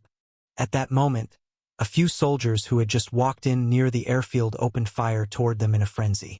In just a few seconds, the short bursts from 7 or 8 guns shot out such a dense stream of bullets that for a brief moment, it resembled the ferocity of a heavy machine gun. Go to hell. I knew something would go wrong. Sooner or later there'd be trouble. You bunch of egg-sucking bastards. The leading guard yelled at the top of his lungs. The bullets densely peppered Wade's body, forcing him to retreat, riddling his body with a sieve-like array of holes as the blood quickly leaked out. But soon enough, in just a few seconds, a yellowish-brown translucent gel rapidly grew over his body, which started to significantly dampen the impact of the bullets. And as time went on, 2 seconds later, his skin began to blacken, becoming significantly harder. The bullets now could only make pit marks of varied sizes. After another 2 seconds passed, the bullets could no longer wound Wade, and continuous sparks were seen hitting his body without effect. My God! The shooters watched as Wade rapidly evolved, dumbstruck, and their arms holding the guns began to go limp. Run! 2 of them pulled grenades from their belts, pulled the pins, and tossed them before turning to flee. The others followed suit, throwing their grenades as well. Boom, boom! The explosions swept through the space inside the aircraft cabin. Wade was blown away on the spot, his body tossed like a rag doll. But the next second, he stood up again, his wounds rapidly healing. As the subsequent grenade explosions hit him, he was merely blown across the ground, quickly getting back on his feet. By the 5th grenade explosion, he was able to stand upright, directly facing the blast of flames and shrapnel, with only minor wounds on his body. At this rate, another round of grenade explosions and he would likely be completely immune to the damage from grenades. But by then, the opportunity was already gone. The fleeing men were caught by the others who chased them down. Their bodies were devoured, their insides replaced with blood, and soon they became blood-regenerated beings, just like Wade. Chapter 428. Wade looked around and sniffed the air, then walked towards the hatch, still wearing tattered clothes. Go there. He pointed in the direction of the Blood Energy Group Research Institute closest to this location. There, He planned to obtain a large amount of the special blood he had infiltrated to acquire. In an instant, all the reborn soldiers who had been rain-fused with blood followed him and sprinted toward that direction.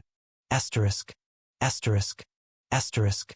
The concentration has risen again, but something is strange. Yu Hong and Ku Chan landed and were walking inside the palace where they were going to negotiate with the Festa officials. The spacious palace corridor was flanked by trembling soldiers holding ceremonial spears. They looked straight ahead without a glance to the sides, what might once have been considered disciplined. But now it was obvious to any outsider that they dared not look at Yu Hong and Ku Chan. Currently, Yu Hong was holding a red value detector, looking at the values as they rose again, reaching around 20. There are only two possibilities for the red value to increase, Ku Chan said. One is that low-level shadow black disasters are emerging in large numbers. The second is that there are a few high-level black disasters appearing. It shouldn't be in Festa. Spirit Light's power is now spreading rapidly across the country with the flow of people. They essentially act as dispersed Spirit Light sensors. As soon as any black disaster monster approaches, I will be the first to sense it. Yu Hong put away the detector. But the strange thing is the red value is rising, but I haven't received any response. In any case, Festa's overall situation is almost settled, and we must act quickly in other regions. We are too short-staffed. Not enough personnel, Ku Chan replied. No matter. It will soon be enough. A large number of Festa's intelligence personnel, soldiers, civil servants, they can all become our broadcasting nodes. Yu Hong smiled and pushed open the heavy red doors at the end of the corridor. The door had a sensor-based automatic opening system, which opened inward automatically with just a push. Inside the 5-meter-high arched doorway, President Vanita and a group of cabinet officials had already been waiting. It is an honor to meet Alliance leader you formally and solemnly here. The president stepped forward and bowed sincerely. I am very sorry for the unpleasant situation that happened with the Spirit Alliance before. It was our fault. In fact, before receiving a follow-up report from Rania, the director of the National Security Bureau, I was completely unaware of the specific situation in Mana City. He paused, then continued. Rania hid a lot of facts, causing us to have a wrong perception and understanding of the Spirit Alliance's goals and positioning, which led to many misunderstandings. We have already dealt seriously with Rania and a series of related officials. Enough? Ku Chan, with furrowed brows, interrupted him. We don't have time to listen to your lengthy explanations. Now you have two choices. He looked at Yu Hong to ensure he had no intention of intervening and continued. First, give up everything and turn everything over to us for handling. Second, join us and handle the aftermath on your own. Time is running out. At any moment, the whole world could face a great threat. Keep it simple. The president was somewhat dumbfounded. He had seen swift decisions, but never one quite like this. I'll count to 3, and if there's no decision, go to hell. Ku Chan narrowed his eyes, gripping the sword handle at his waist. 1, 2. I choose the second. The second. Vanita knew he had no other choice and quickly voiced his decision. He was well aware that in psychology, giving such a short amount of time is meant to prevent thinking and planning and to force a basic, deep-seated decision. Very well. Yu Hong flicked his finger, sending out a strand of silver thread that entered the bodies of the officials present. This is the power of Spirit Light, and you'll have one chance to choose what attribute you want to enhance. Strength, speed, protection, recovery, lifespan, anything is possible. But remember, you only have one chance, he explained softly. This can't be for real, right? A deputy director from the National Land Security Bureau couldn't help but speak up in refutation. Ku Chan's gaze swept over, his immense spiritual cultivation no longer suppressed, instantly transformed into rippling waves, rapidly spreading out from him as the center and exploding. Boom! Terrifying pressure instantly fell upon the deputy director, causing him to drop to his knees with a poo. His hands struggling to support himself, trying to push up, but his strength was meaningless against Ku Chan's might. at least hundreds of kilograms of pressure distributed evenly across his body. After 2 seconds, he collapsed to the ground, blood oozing from his mouth, nose, and eyes. Not only that, the aftermath of the heavy pressure affected everyone nearby. Each of them changed their expressions dramatically, trembled, and became completely immobilized. Now, let's talk about how to transfer spirit light to more ordinary people. Yu Hong stepped forward and scanned the high-ranking officials in the room. There are too many people. Let's have the number. As soon as he finished speaking, hiss! Half of the people in the room had silver light rapidly shining out of their mouth and nose, followed by the silver light flowing out like liquid and swiftly returning to Yu Hong. 3 seconds later, only 4 people remained standing on the floor tiles. They were fortunate to be unharmed, but even then, they were trembling and horror-stricken, not daring to make a sound. I am very reasonable, Yu Hong said to the 4 earnestly.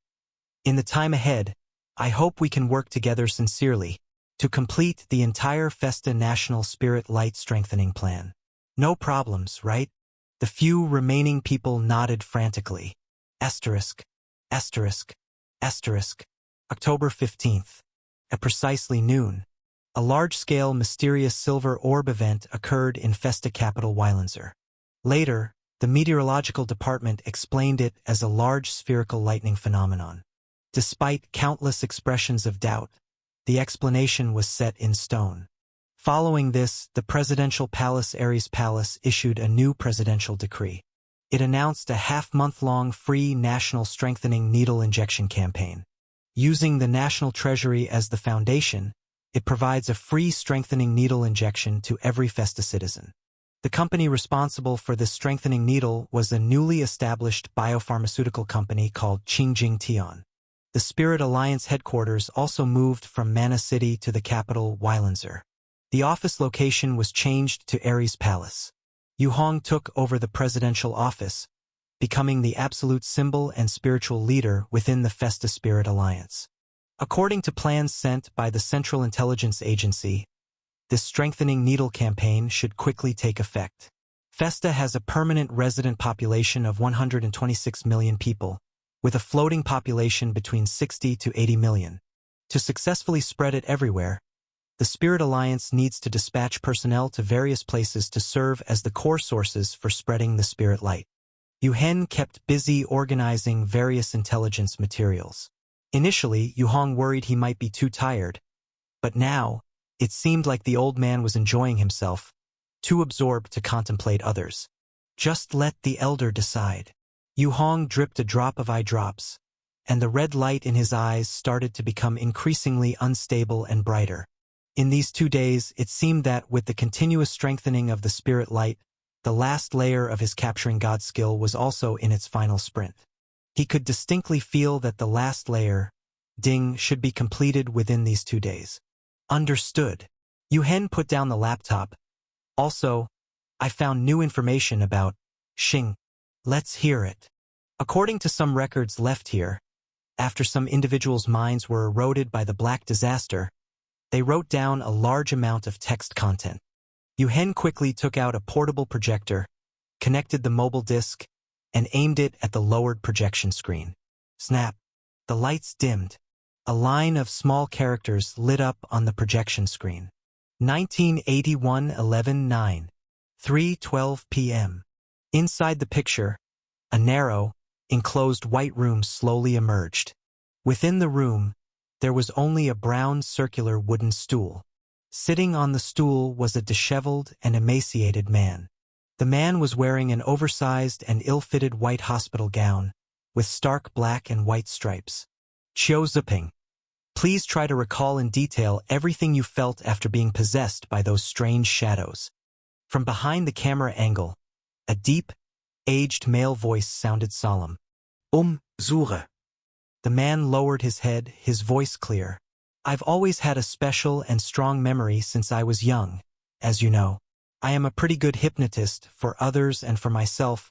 I believe I have decent hypnosis techniques. So, after suffering an accident, I immediately gave myself a suggestion as a switch. He paused. Then he continued. After I recovered from the severe injuries, I used the switch to re-delve into everything I encountered before, and I discovered a secret from it. What secret? Is it about the evil spirits? Asked the old voice outside of the camera. Yes, I found that they seem not to be purely. How should I say it? Qiu Ziping seemed troubled as he grabbed and rubbed his hair hard. What followed was an intense struggle that lasted over 10 minutes, during which the man kept making strange murmurs, sometimes standing up and pacing back and forth, sometimes smashing the wall erratically. He was completely unlike the normal person from before. This recording was found in Ares Palace's most highly secret archives that have been preserved for many years. Yu Hen took the opportunity to explain in a serious tone. What did this man experience? Yu Hong asked. His body was the type that was very susceptible to evil spirit possession, so he often encountered strange incidents of possession since he was very young, Yu Hen explained.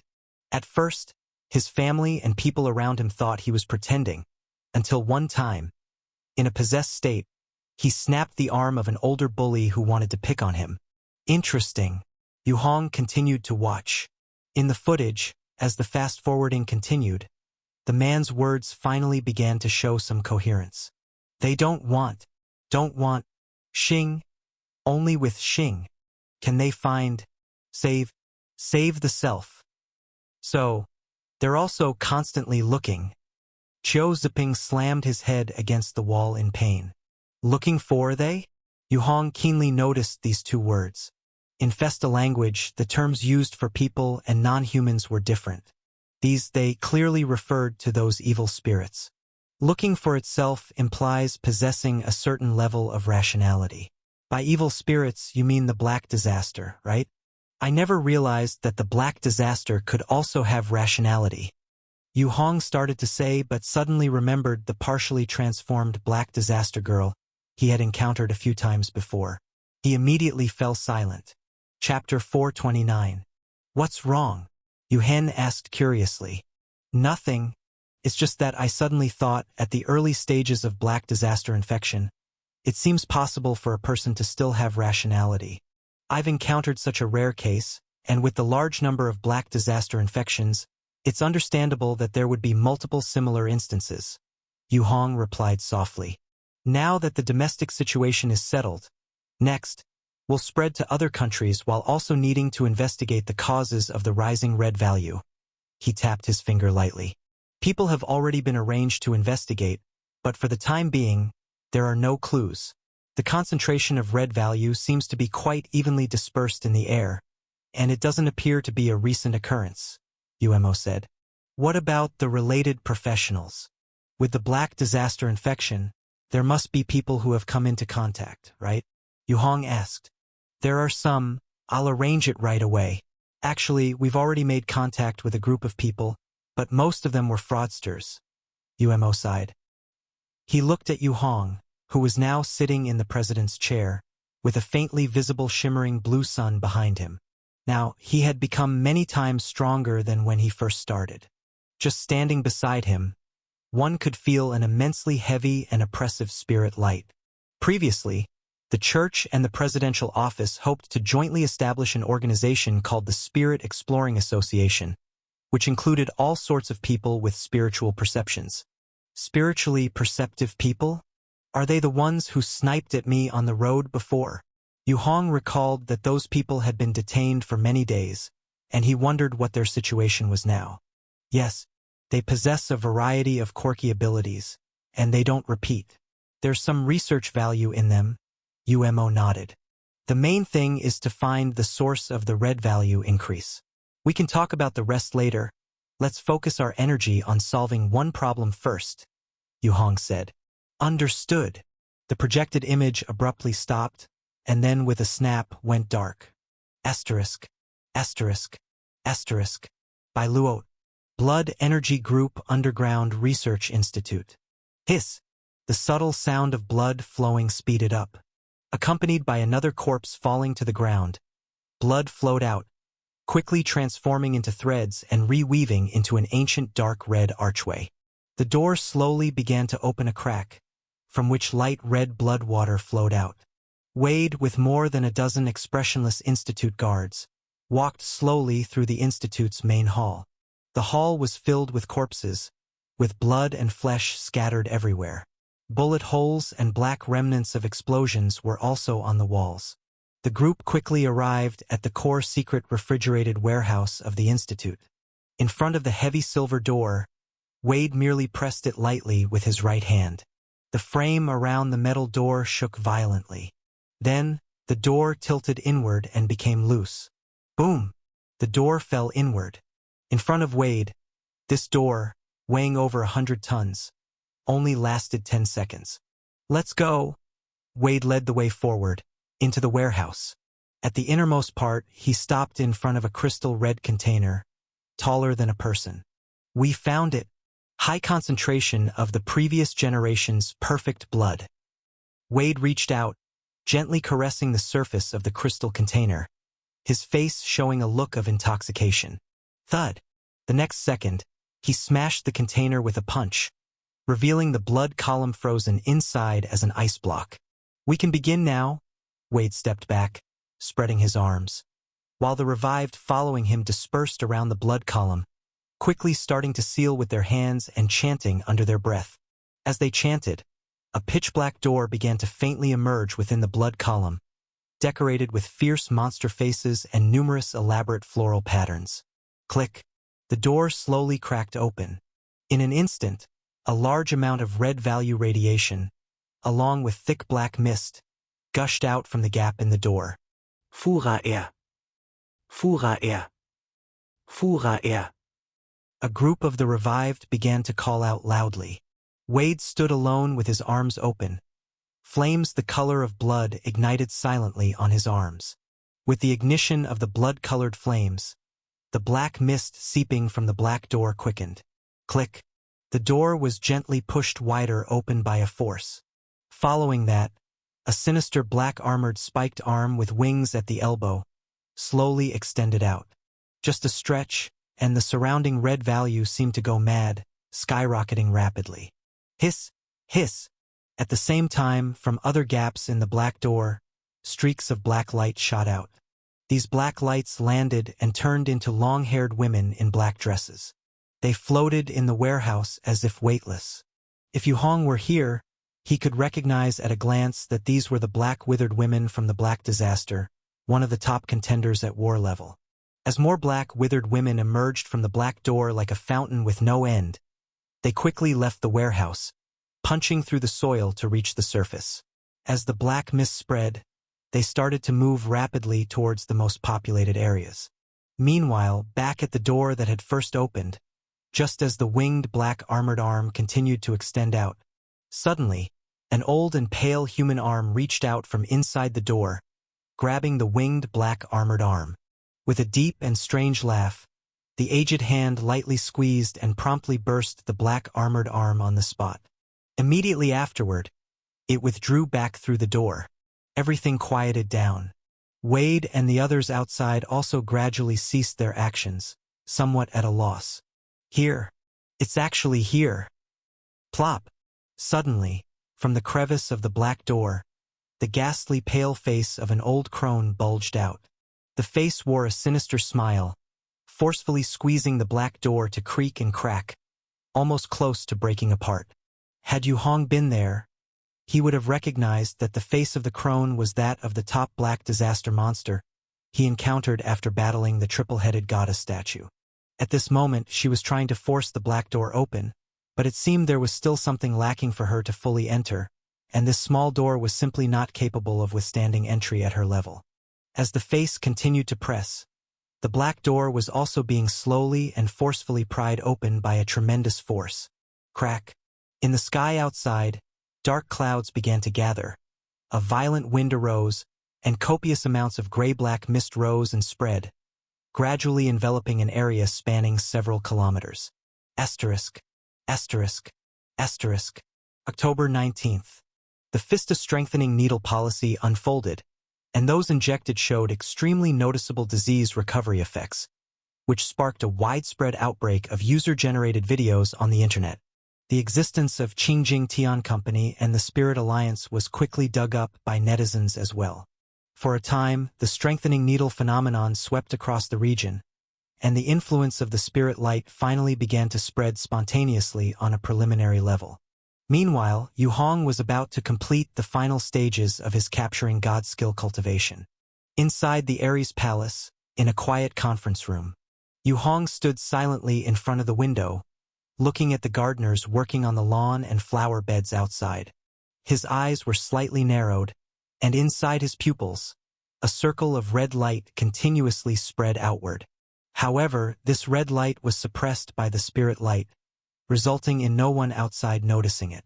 Time trickled by slowly. Soon, more than 10 minutes had passed. Yu Hong suddenly shook all over, his eyes flaring open wide. Complicated dark red patterns appeared across the entirety of his eyes. A few seconds later, finally, a hint of feedback from the black mark flowed into his mind. Capturing God skill cultivation has reached its peak. Trait evolution occurs. Eagle eye, twisted eye. Twisted eye. You can twist the minds of others with your gaze. If you wish, under your scrutiny, your eyes will launch continuous mental distortion damage. This damage is ineffective against those with mental strength more than 3 times your own. That's quite a leap, isn't it? Yu Hong touched his eyelids, feeling his eyes hot as if they had been heated for a long time. He closed his eyes and opened them again.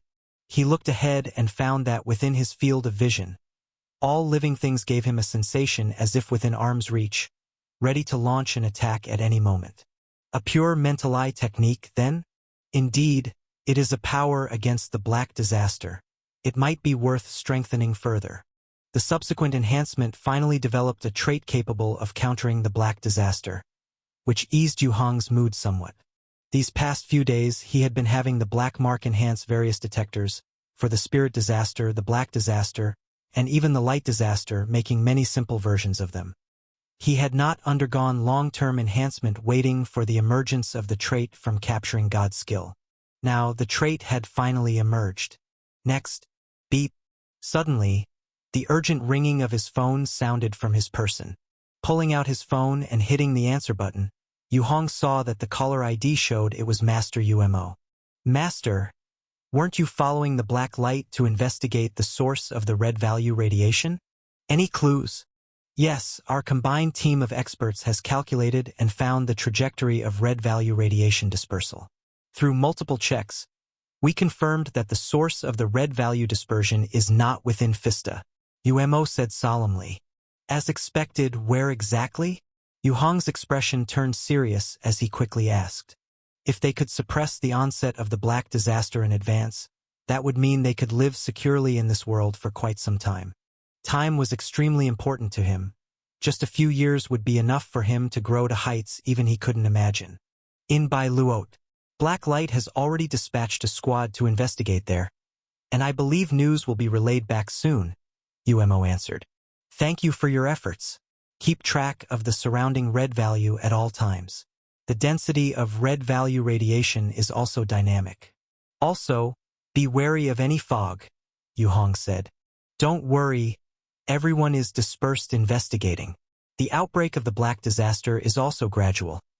It can't reach extreme intensity from the get-go, so we have plenty of time, UMO reassured. I just don't want to roam anymore, Yu Hong sighed. Silence fell on the other end. After hanging up, Yu Hong took out the secret book of capturing God's skill he carried with him. The cultivation technique had reached perfection, and he needed to progress to the next stage of enhancement. But before that, let's first test the effects of this twisted eye. Leaving the room, he went out to the lawn, where a team of guards was patrolling the area with walkie-talkies and earpieces, vigilantly surveying their surroundings. Upon seeing Yu Hong, they trembled and quickly lowered their heads, not daring to look any further. After the news spread that Yu Hong, the Spirit Alliance leader, had reached an agreement with the presidential cabinet, many understood that the Spirit Alliance might be an organization that could have equal dialogue and exchange with the presidential cabinet. Therefore, they treated Yu Hong with almost the same deference as they did the president. Yu Hong stopped, watching them stand erect and pass by his side. Wait, he spoke. At your command, sir. The leading guard immediately stood at attention, turned around, and loudly said, "Bring me a sheep. A live one," Yu Hong said. A sheep? The guard captain looked utterly baffled. Chapter 430. 5 minutes later, a live sheep caged in a crate appeared in front of Yu Hong. He stood in front of the crate, surrounded by an empty kitchen space inside the Ares palace. Staring at the white fleeced ram, Yu Hong's eyes focused sharply, and an eerie dark red pattern materialized out of nowhere in his pupils. Twisted eye. He silently chanted the activation in his mind for the first time. Instantly, 2 invisible and transparent halos of distortion shot out, hitting the white sheep with precision. Bah! The white sheep cried out in panic. The next moment, boom! The sheep's head was instantly distorted into an irregular clump of rubbery paste, blood spurting out and spattering the crate behind it. The headless sheep's body fell down. Wasn't it supposed to twist the mind? He ordered the guards to remove the crate and return to the presidential office. Although it was strange, since this ability seemed stronger than he had imagined, he didn't think much of it. He took out the secret book of capturing God's skill again. Yu Hong reached out to place it on the surface of his desk and silently commanded in his mind. Enhance capturing God's skill direction. Strengthen the power of twisting. Quickly, a black line flashed, and feedback from the black mark came back. After getting approval from Yu, he glanced at the countdown. 73 hours, 67 minutes. 3 days? Not bad. Asterisk, asterisk, asterisk. Inside the territory of Bai Luot, Phils, wrapped in a thick black coat, trudged through the snowy night. After advancing for over 10 minutes, the vague silhouette of a snow-covered town emerged ahead. Phils heaved a sigh of relief, moved forward, and found a night bar still lit up and open for business. He pushed open the door and walked in. "Boss, give me 3 smoked meat, egg, and pineapple pizzas." Phils felt like he was about to starve to death. This in-depth investigation had led him to many details and secrets, but it had also nearly cost him the ability to return. 3? The bartender behind the counter looked at him bewildered, unsure whether to comply. "It's okay, he's with me. Go ahead." A deep and robust male voice sounded beside him. The server gave the other man a look, nodded quickly, put down what he was doing, and turned to head for the kitchen. Soon, 3 servings of pizza meant for 6 people each appeared in front of Phil's. Because there was no space to place them all, they were even put on the neighboring table. Likewise, in the dimly lit bar, a somewhat invisible bald black middle-aged man slowly pulled out a chair and sat down in front of him. "Phils, we meet again. It's you, Rakus. What are you doing here instead of being the deputy director?" Phils looked up, not expecting to see a familiar face. "That's all gone now," Rakus calmly stated. "What? The National Security Bureau is no more. I'm gloriously unemployed too." Rakus lit a cigarette, took a leisurely puff, and exhaled a ring of smoke. "What happened?" Phils was surprised. "Are you in a dream? Can't tell the difference between dreams and reality. It's the Spirit Alliance. They used some method to gain almost unanimous support from the cabinet members. I thought they were being threatened, but that strong? This Spirit Alliance." Phils grabbed a slice of pizza and wolfed it down. "Yeah, they possess special abilities similar to psychic individuals, and strangely, the abilities of many people are quite consistent." Rakus didn't continue and instead nodded towards a public TV behind Phils. The TV was broadcasting background information about the Spirit Alliance's Qingjing Tian. And in between, attractive men and women were promoting the strengthening needle during commercial breaks. Strengthening needles, they are everywhere now. Crazy times. Phils also noticed something was amiss. "How is it on your end?" Rakus asked. "Well, herein by Luot, 2 underground bases of the Blood Energy Group were bloodwashed. And on the border, an entire city of more than 300,000 people turned into a ghost town overnight. Did you know that? An entire city, empty, without a single soul. I almost freaked out when I entered. So many people mysteriously disappearing in one night. It was the local officials who dragged me in to consult on the case. The situation is under lockdown. No word has gotten out yet. Phils, as a world-renowned paranormal expert, usually wouldn't mind such matters. But now, knowing that genuine paranormal dangers could emerge at any moment in the case, and having seen a small city become deserted overnight, he was no longer as calm and composed as he would be with minor cases. Is it that serious? Rakus frowned. Extremely serious. The military has been mobilized and is ready to cordon off the area anytime. They have already started building quarantine walls urgently. Phils rubbed his temples and bit hard into a large piece of pizza. But personally, I think it's useless. This time, the so-called perfect blood carrier sample from the psychiatric hospital was released. The blood energy group had an accident on the way. The vehicle overturned. The carrier woke up and immediately killed the team that went to meet him from the research institute. That monster, the blood energy group, actually dared to bring it out. They're insane, Rakus said helplessly. That's right. I've learned from the special department that this carrier was originally a mother who went to visit her son at the psychiatric hospital. But an accident occurred. People from the blood energy group at the psychiatric hospital set up a ceremony, attempting to summon the legendary demon god Führer. As a result, Führer didn't appear, but a drop of her blood did. This blood entered the carrier's body. Phils explained in detail. That sounds perverse. Indeed. Thankfully, the military has intervened now. There shouldn't be much of a problem. Just bombarding the area, any monster would be obliterated. Phil seemed visibly more relaxed. The two of them continued eating pizza and casually chatting about the recent status of other spiritual individuals they knew. Time slowly shifted from 7:30 in the evening to 9:42 at night. After eating and having a few drinks, the two men walked out arm in arm, staggering towards the temporary courtyard Rakus had rented here. Just then, beep beep beep, Phil's phone started ringing.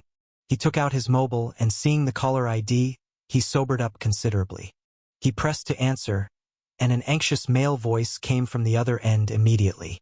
Professor Phils, something's not right. Why did they withdraw the troops at Basaroti? Retreat? That's unlikely. When I left, I made it very clear, do not send people to probe, just use white phosphorus bombs from a distance. Burn for 3 to 4 days, that should solve the problem. But now they've already withdrawn at Basaroti. We can't even contact them. The Mother of Blood has started to expand for the second time. According to the micromonitoring, it'll reach your town in about 10 minutes. The man on the other end spoke hurriedly. What? 10 minutes? Phil's expression froze. So get out of there now, Professor. It's too late if you don't leave. But there are so many people here. What the hell is going on with the Bai Luote authorities? Why withdraw the troops? What about the more than a dozen towns behind us? And what about the population of over 400,000 people? Have they gone mad? Phils was somewhat stunned, his heart racing faster than ever before, feeling an unprecedented panic. His spiritual ability was precognition. He would always get a warning before extremely bad things were about to happen. And at this moment, the prompt from his spiritual ability was stronger than any before. This meant that the danger this time was absolutely beyond any previous incident. What's going on? At this point, Rakus, who had been driving, heard something wrong and quickly asked. The Mother of Blood. The Mother of Blood expanded. Phils briefly described the situation. Damn! Rakus had heard about Bai Luote's unreliability, but such a disregard was unprecedented for him. What do we do now? Even if we request urgent mobilization, it would be too late. Phils was sweating from his forehead, his mind racing, trying to think of a solution. What's the ability of the Mother of Blood? Rakus asked quickly. Immune to bullets, shells, other damages unknown. Suspected to possess unlimited evolutionary adaptive ability. Any damage upon contact with her will begin to adapt at high speed after 3 seconds and evolve a targeted ability to counter this type of injury. Damn it! Rakus had heard of outrageous things, but never something as outrageous as this. Such an ability, just by hearing about it, made one feel desperate. What's your suggestion? Non damaging capture. When I left, everything was going smoothly, and we even temporarily locked down the Mother of Blood's trajectory and successfully captured her. But now, something must have happened. Phils took deep breaths. We must find a way. Otherwise, hundreds of thousands of residents here will be in danger.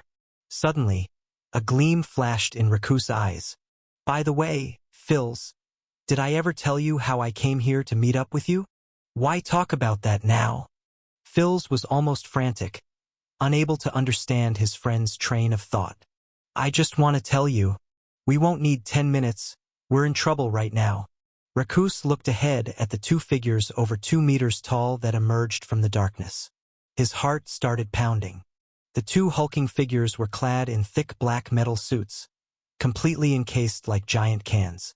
They carried a heavy battle axe in one hand and a machine gun in the other, with copious bullet chains hanging on their chests. They now stood 15 meters in front of the car, like two large black bears in the snow watching intently. What the hell is that? Phils pointed at the two hulking figures in front and turned to his friend.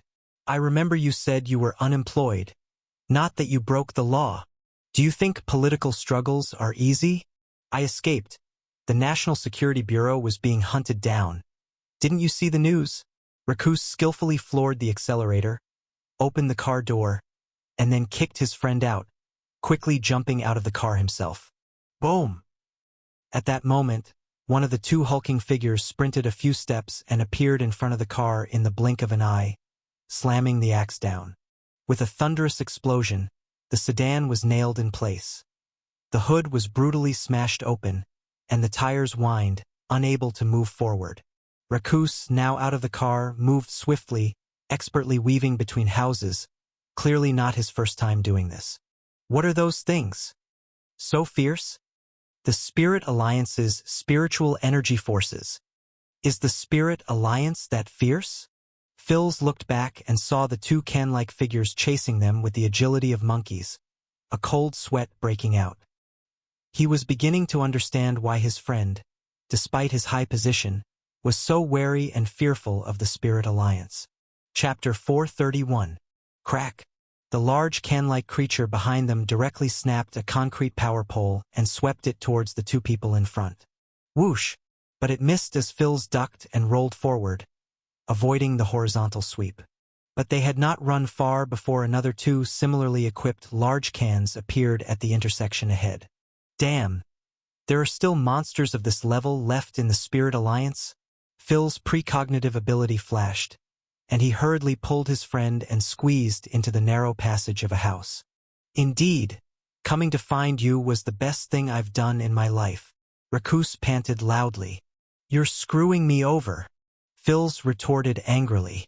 They dashed out of the alley only to see 3 more large cans up ahead, blocking the road. I still have more. Phils felt his precognitive ability was almost overheating. How many more are there? Does the Spirit Alliance really have that many of this kind of monster? He felt a bit desperate. I told you before, these are not masters, just soldiers from their spiritual energy troops. Rakus said helplessly while gasping for breath. Meaning there are many? Phils gaped. And you never told me. Actually not that many, probably. Just over 1,000. Rakus abruptly stopped and stared at the line of large cans slowly approaching through the snow and dark, with the one in the front being a middle-aged man with black hair down to his waist, holding a matte longsword. The man walked slowly, and even the blizzard beside him seemed to quiet down and lose its harshness as it approached his vicinity. Ah! Another monster is coming. Rakus took a deep breath. What did you say? Phils didn't hear clearly. I said, I have an idea. Rakus whispered softly. Spit it out fast. Phils stepped back. Is it almost time? He asked. Phils stared blankly. Then a needle-like pain surged through his head. He crouched down, clutching his head while strangely, the Spirit Alliance soldiers in front did not take the opportunity to approach and act. Click. All the Spirit Alliance black light soldiers suddenly looked up, orienting towards Phil's and Raku's side and back. There, The residents of the town had shown up at some point with eerie smiles on their faces, walking in orderly rows, approaching from a distance. They followed the alleys, the streets, the fences, ignoring the destroyed blocks and the broken streetlights as if they were merely taking a stroll, and crowded in vast numbers towards Phil's and the Black Light Army troops. At first glance through the snowy night, there were at least thousands visible. "We're done for. Seems like we definitely can't escape today." Phil's tensed up, frantically thinking of various ways to escape. "Not necessarily. I don't think they're with the Spirit Alliance." Recluse held his breath and drew an automatic pistol from behind his waist, his last means of defense. "You mean, there are only so few from the Kuling Alliance?" Phil's frowned.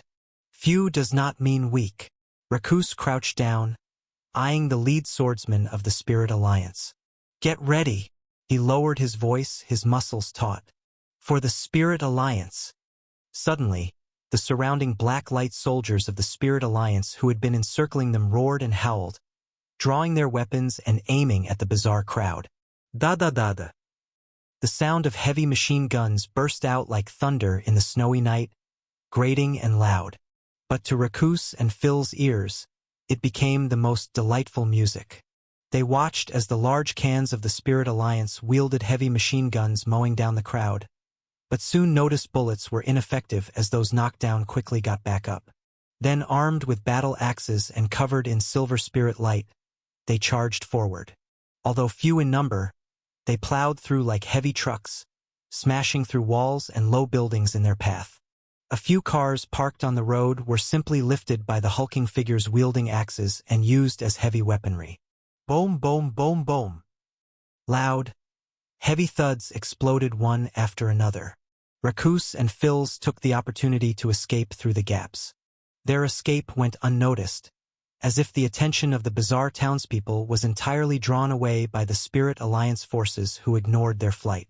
They tumbled and scrambled, only stopping a few kilometers outside the town to catch their breath. Standing on the roof of a small snow-buried house, Phil's was sweating profusely as he looked back at the situation in the town. Boom!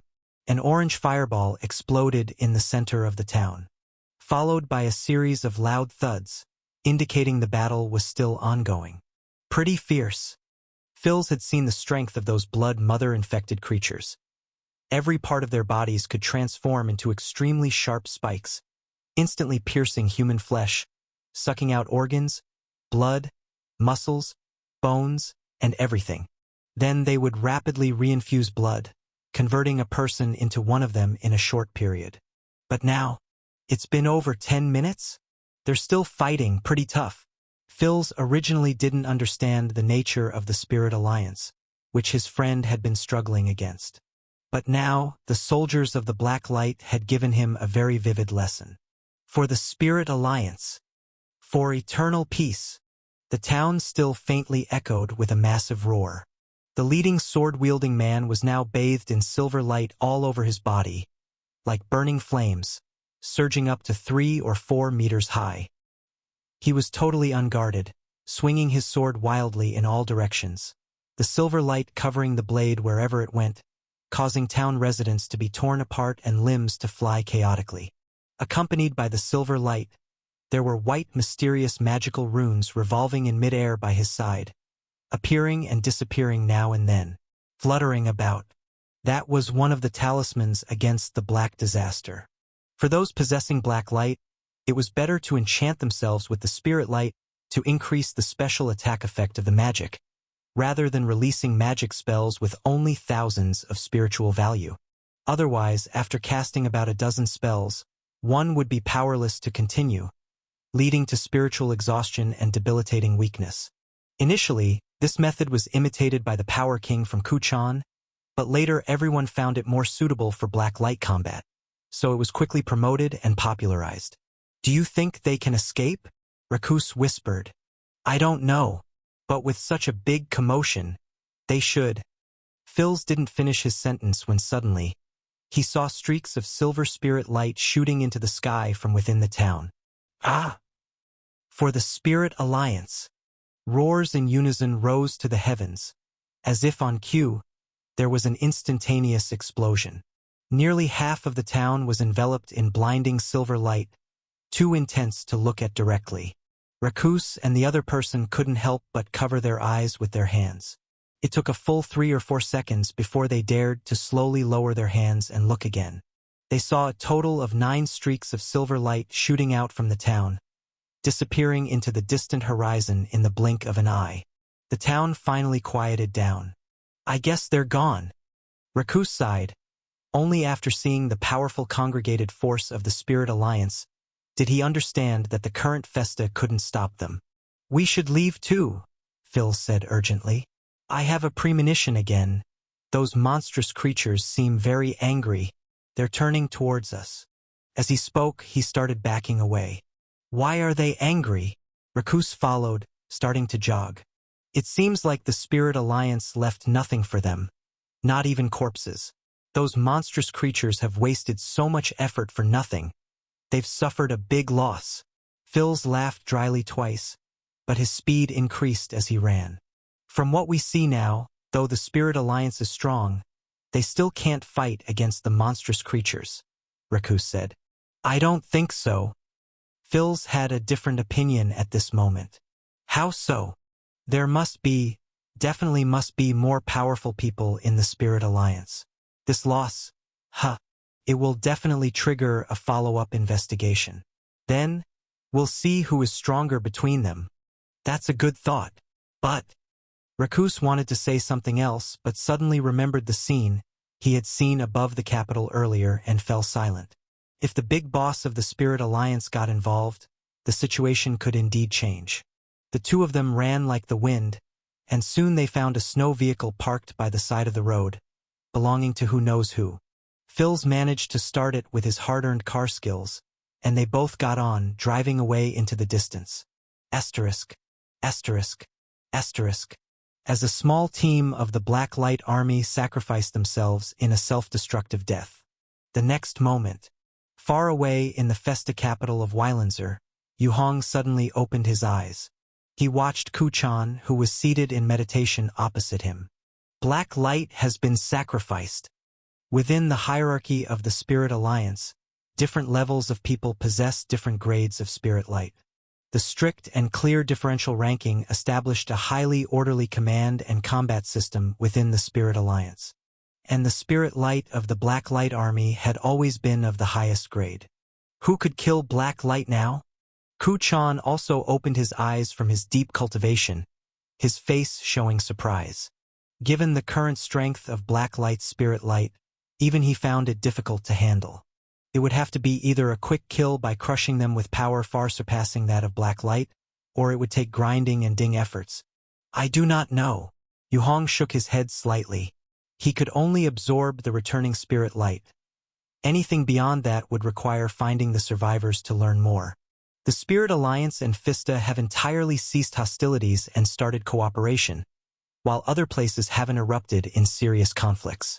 There's no force capable of threatening Black Light, so the only explanation is the possibility of encountering another source disaster. Kuchan analyzed.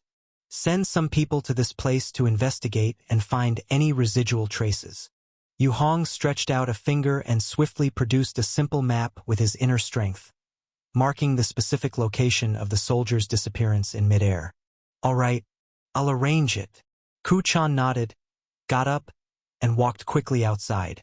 Yuhong remained alone, continuing his deep cultivation of the Tai Ling skill. As the spirit light spread and covered more area, becoming more and more extensive, the spirit light on him also became denser and more potent. In this situation, the Tai Ling skill was actually suppressed by the overpowering spirit light, making him feel somewhat more inclined towards the light disaster direction. This was not a good sign. Although the light disaster was more benign than other source disasters, getting too close could still lead to problems. The Tai Ling skill was somewhat better, as it could be balanced with other forces, but the Spirit Light secret skill relied solely on the light disaster for power. So now he spent more time at Ares Palace, actively practicing the Tai Ling skill, while waiting for the Black Mark enhancement period to end and using the Tai Ling skill to completely integrate the Spirit Light secret skill back into his control over inner strength. Chapter 432. Time flew by swiftly. Yu Hong only woke up to have one meal in the afternoon, spending the remaining time cultivating inner strength. But this peace did not last long. After the return of the spirit light at the border, the next morning, the newly dispatched Black Light team sent back intelligence. Upon receiving the intelligence, Yu Hong immediately summoned all high-level members of the Spirit Alliance. The situation in Bai Luot has somewhat spiraled out of control. 2 border towns have been slaughtered, empty of people. One of our Black Light teams went there and was completely annihilated. Yu Hong distributed photocopied scene photos to everyone. Umo, Yuhen, Zhao Jingtang, Qing Huang, Ku Chan, Power King, Chun Yaofeng, and local President Venita and Army Commander Bar among others. More than 10 people, sitting on either side of a long table, picked up the photocopies placed in front of them to examine. In the file, there were eerily clear photos of the ghostly empty towns. We had better communicate directly with Bai Luot. Otherwise, this sensitive location could cause a lot of diplomatic issues with any action taken, President Venita quickly said. There's no need. The internal situation in Bai Luot has deteriorated to such a state that it's caused these outcomes. Notifying them is useless and might even alert these monsters with enhanced disguising abilities, Yu Hen countered. According to the investigation report, the Blood Mother primarily uses Perfect Blood's viral blood as a contamination source, which seems entirely different from the Black Disaster. We cannot confirm yet that she is the Black Disaster, Qing Huang stated, clearly having conducted thorough research. What do you think we should do? Yu Hong asked. The second batch of the Black Light team that went was 3 times larger. Even if they encountered problems, they would have had the opportunity to report back. So, it's best to wait for the latest reply, Qing Huang continued. Whether it's the Black Disaster or not doesn't affect our operation. Anyway, how long will it take to verify the message? Yu Hong looked towards the director of the Central Intelligence Bureau. Only 5 minutes once we receive the intelligence, the director quickly replied. Then let's wait another day and gather tomorrow to manage this issue. We can't act rashly with problems of this level. We must be fully prepared, Yu Hong said. Understood. Everyone responded in unison. Click.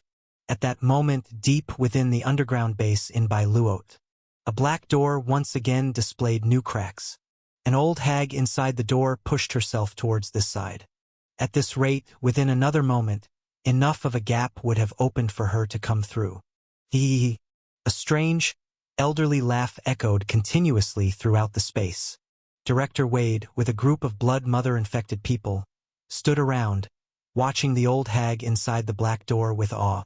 Threads of blood flowed from their bodies, linking to the old hag under her neck, seemingly aiding her in combating the black door, coming through to this side. Click. Soon, another crack emerged on the black door. Asterisk. Asterisk. Asterisk.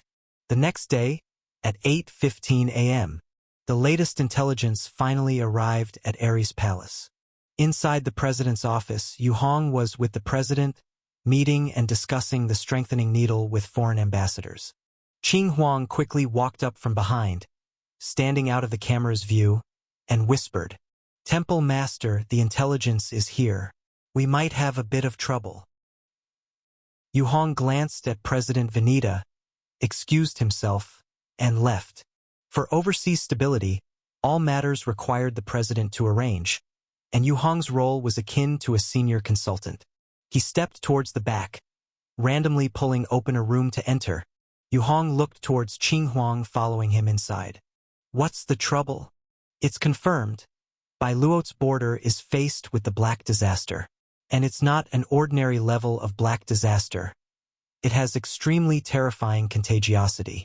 The Black Light team that went to the site conducted a detailed check. The local air red value has climbed to over 70, and is still rapidly increasing. This is abnormal. Yu Hong furrowed his brow. In Hope City World, even when the Gate of Despair had been open that long, the red value never rose so high. Yes, the past Black Light team thought so too, so they continued investigating deeply and found trouble. Qing Huang sighed, not waiting for Yu Hong to urge her, and quickly continued. That location used to have a blood energy group base from Bai Luot. the internationally infamous terrorist organization's underground research lab. They last tried to summon the demon god Führer, but failed, causing the Huailin Mental Hospital to turn into ghost, inaccessible to anyone. Both the church and government were at their wits' end. So, Yu Hong slightly furrowed his eyebrows. The key is this blood energy group? No. The situation now is worse than the mental hospital before. Qing Huang slightly shook her head. They messed it up. What do you mean? They succeeded in summoning the Blood Mother's perfect blood, but due to negligence or some other reason, the Blood Mother virus spread rapidly and possessed a high adaptability for evolution, killing everyone in their research lab. Qing Huang finished in one breath. The investigation team is waiting for our reply now. How we should respond? Please advise. Yu Hong remained silent. After pondering for a moment, he asked again. Didn't you encounter large-scale black disaster monsters there? No, only a few, all of which were easily dealt with. Qing Huang nodded. The red value concentration is so high, but there are no large numbers of monsters appearing. You know what that means? Yu Hong said. Qing Huang's expression turned somewhat grim. Evidently, he had thought of this as well. Prepare for it. The red value concentration is over 70. Yuan Siged. Are you suggesting that I go? Qing Huang seemed uncertain. No. All of us, everyone will go, Yu Hong calmly stated. There is spirit light suppression here, so nothing will happen. We can take the opportunity to conquer the entire nation of Bai Luot. Yes. He arranged the itinerary. Yu Hong didn't delay a moment, returned to the reception hall, finished discussing the strengthening needle business, and then immediately went back to his bedroom to fetch the secret book of capturing God's skill. By this time, more than half an hour had passed. The original secret book of capturing God's skill had now turned into a dilapidated, quaint, pale yellow ancient book. The left side of the ancient book was stitched together with threads, and the cover clearly bore a line of New Han characters. Chaotic God, Heavenly Eye Scripture. Is the style finally different this time? A glimmer of anticipation finally rose in Yu Hong's heart. All these enhancements to his eyes felt like upgrading them. While testing the limits of the black mark, he also observed how the cultivation techniques became more formidable with each enhancement. Just don't know what the power will be like when practiced. He gently opened the first page. As expected, the first line was about the origins of this book. This scripture originates from Sikong Yen, the pavilion master of Chunyuan Pavilion of the Sky Wish sect, and is one of his 7 supplemental cultivation techniques. It can train the eyes to shatter largely all illusions, and with the eyes, release power, emit light, forcibly destroy an enemy's spiritual power, and rebuild their minds to turn them into puppets for oneself. Note: due to this technique, Sikong Yen incited public outrage and was beheaded at the top of Thousand Hands platform on Dugu Peak in the 724th autumn after joining the sect. What an ominous cultivation technique! Yuan murmure. He turned to the next page. Upon seeing the text of the second page, a powerful and majestic white-browed tiger with hanging eyes appeared. At first glance, this massive tiger seemed no different from an ordinary tiger, just larger. But upon closer inspection, Yu Hong noticed that this tiger's body was covered in black and white striped patterns, and within the patterns of black fur, those thin striped lines were all densely filled with tiny black eyes. However, all these eyes were closed, making them look just like strips of fine seams barely noticeable. He continued to flip through. This cultivation technique had 9 levels, similar to most traditional techniques which revered the number 9. However, every 3 levels could be categorized into a stage. Thus, it could be divided into 3 stages: Birth of Eyes, Heavenly Pupil, and Chaotic God. 3 major steps in total. And the specific methods of cultivation were also very bizarre. This technique was a growth-type magic skill. It required a mass of precious materials to pile up to ultimately reach the pinnacle of power. The first stage, Birth of Eyes, as Yu Hong read further, his brow immediately furrowed. To continuously consume the eyes of other powerful beings, and then through cultivation, grow eyes with similar abilities on oneself. The more powerful eyes hunted during the birth of eyes stage, the greater the power of the technique in the later stages. Yu Hong shook his head slightly. Firstly, one needs to find individuals whose eyes possess special abilities, then directly harvest and consume them. There are no restrictions on the number. The more consumed, the more birth of eyes, the greater the future power. Considering this, Yu Hong didn't know whether to continue cultivating this or to switch after enhancing it. But this kind of growth-type technique depends entirely on what materials you can find, and its upper limit is definitely very high. He was somewhat reluctant to swap it out. After hesitating for a while, he immediately made the decision to practice it. Since the black mark had given it, it definitely wouldn't be bad. Immediately, he began according to the first level's text, calming himself entirely, to sense the heaven's eye existing in the void. The void is a vacuum, filled with endless and countless types of energy particles. Even now, with the layers upon layers of cluttered and mixed illusions, it took Yu Hong a full 2 hours according to the method in the scripture, to find an extremely hidden jet-black heaven's eye. In the void, naturally distributed are many such mysterious heaven's eyes, their origin unknown, nor why they exist in the void. By attempting contact, I found that a portion of them could, through exchange, obtain a certain degree of special power. After researching this special power, I mimicked it to construct a basic cultivation structure similar to that of Heaven's Eye, and this was the origin of the chaotic god Heavenly Eye scripture. The technique roughly described the creator's initial inspiration. So that's it, Heaven's Eye. Is that what it refers to? Yu Hong instantly understood. He closed his eyes, sensing the situation in the surrounding vacuum. At first, after closing his eyes, everything was pitch black. But because his spiritual power was far stronger than before, in a few seconds, countless colorful light points swiftly appeared around him. The heaven's eye was deep within a cluster of purple-black light points. It was like an ornament embedded in the void, fixed there, shaped like a black human eye, surrounded by long, dense black roots. Yu Hong carefully observed the heaven's eye, according to the description in the chaotic god Heavenly Eye scripture. He had to perfectly replicate all details of the heaven's eye into one of his own eyes meant for cultivation. Yes, this time the technique was to cultivate one eye at a time. Chapter 433. The practice of the chaotic god Heavenly Eye scripture wasn't going smoothly. Yu Hong spent a considerable amount of effort trying to imitate and observe the heaven's eye. Initially, he found it bothersome and planned to sketch a likeness of the heaven's eye to observe at his leisure, sparing him the need to enter a perceptive state. But when he actually started to draw, he realized that the heaven's eye simply couldn't be captured on paper. Fortunately, the potion made potent by the black mark, which facilitated 4-hour cycles of cultivation, was quite powerful. Using Fista's top-notch eye care potion, a concoction named Moistwood Liquid was enhanced, which, in combination with the automatic cultivation trait of Tao breath circulation, highly complemented the chaotic god Heavenly Eye scripture. The speed of cultivation remained astoundingly fast. On the second day of acquiring the cultivation technique, he successfully reached the perfection state of the first layer. For the second layer, however, he had to start looking for sufficiently powerful eyes. Click.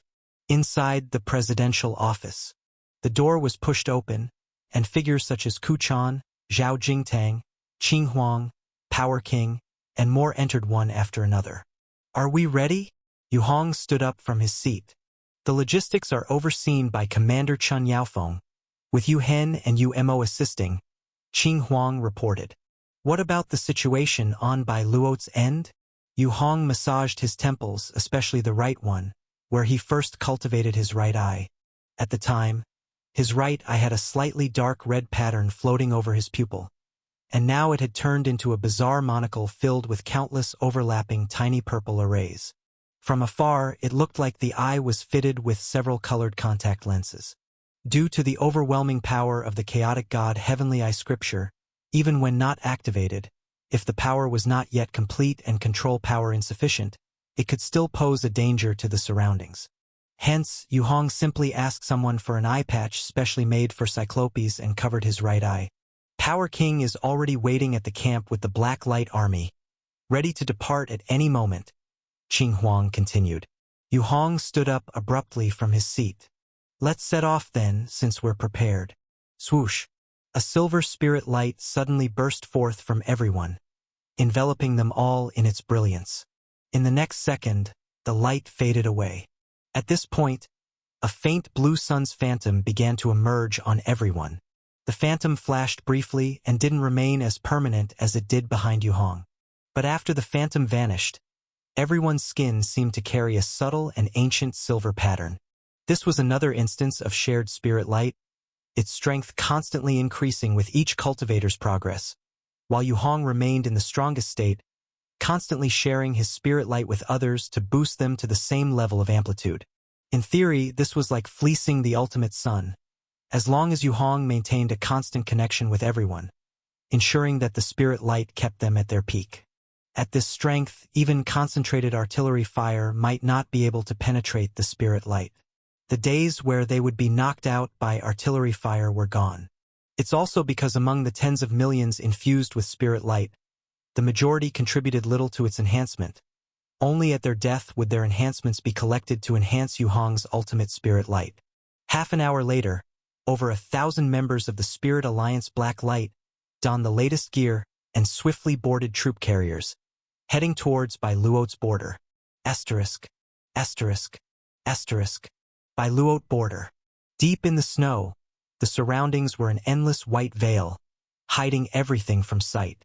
Regis sat in silence with Phils on the snow sled, eyes fixed on the endless white snow landscape around them, without conversation for a long time. Thus far, since driving from last night until dawn, they had passed through 2 other small towns. Both had become ghost towns haunted by ghost demons. Not a person in sight. Not a single one. Bullet holes and various claw marks remained on the surfaces of the houses in the towns. All these indicated past resistance, but such resistance, solely relying on firearms, was meaningless against the monsters. Who? The engine of the snow sled mixed with the wind, drilling into their ears. This only added to their irritability. What the hell is Bai Luote's government doing now? Phils tried to connect to the internet on his phone to check the situation, but without a network tower nearby, there was no signal on his phone. Bai Luote doesn't consider the lives of the lower classes as lives. I reckon their military is now focused on protecting the major cities, said Regis, numb from seeing such scenarios too often. But that's hundreds of thousands of people. Not just a few. Phils gritted his teeth, punching the snow sled's metal handrail, then cried out in pain as the handrail rebounded. Do you have any better ideas? ZZZT. Suddenly, Regis slammed on the brakes and looked ahead. His expression turned unsightly at that moment. Damn it! The sight ahead made him want to curse someone out, but any action might be futile at this point. Just the sight was enough to weaken his body. Mills, sitting by his side, also saw the scene ahead. On the pristine snowfield, a massive, oppressive black cloud was spreading and creeping toward them. Below the black cloud, endless swarms of tiny black bugs, as small as fingernails, crawling on the ground, flying in the air. They were everywhere like a dust storm. And behind the swarm of insects, one could vaguely make out dense, translucent, eerie humanoid figures floating towards this side in droves. The number was endless, easily in the tens of thousands. Run! Phil suddenly shouted. He guessed he must have used his powers too many times before, and for the time being, his precognitive ability could no longer be overexerted. That's why the monster tide had gotten so close before he'd noticed. Otherwise, based on previous experiences, the two of them would never have found themselves in such an impossible situation. This had also been the main reason why he had been able to keep himself safe for so many years and even become an expert in the supernatural. We can't run anymore. Rakus sighed wearily and patted the fuel gauge on the car. We'll be out of gas soon. Phils was speechless for a moment, but as he watched the approaching mass of black bugs and monsters, an uncontrollable and intense fear rose within him.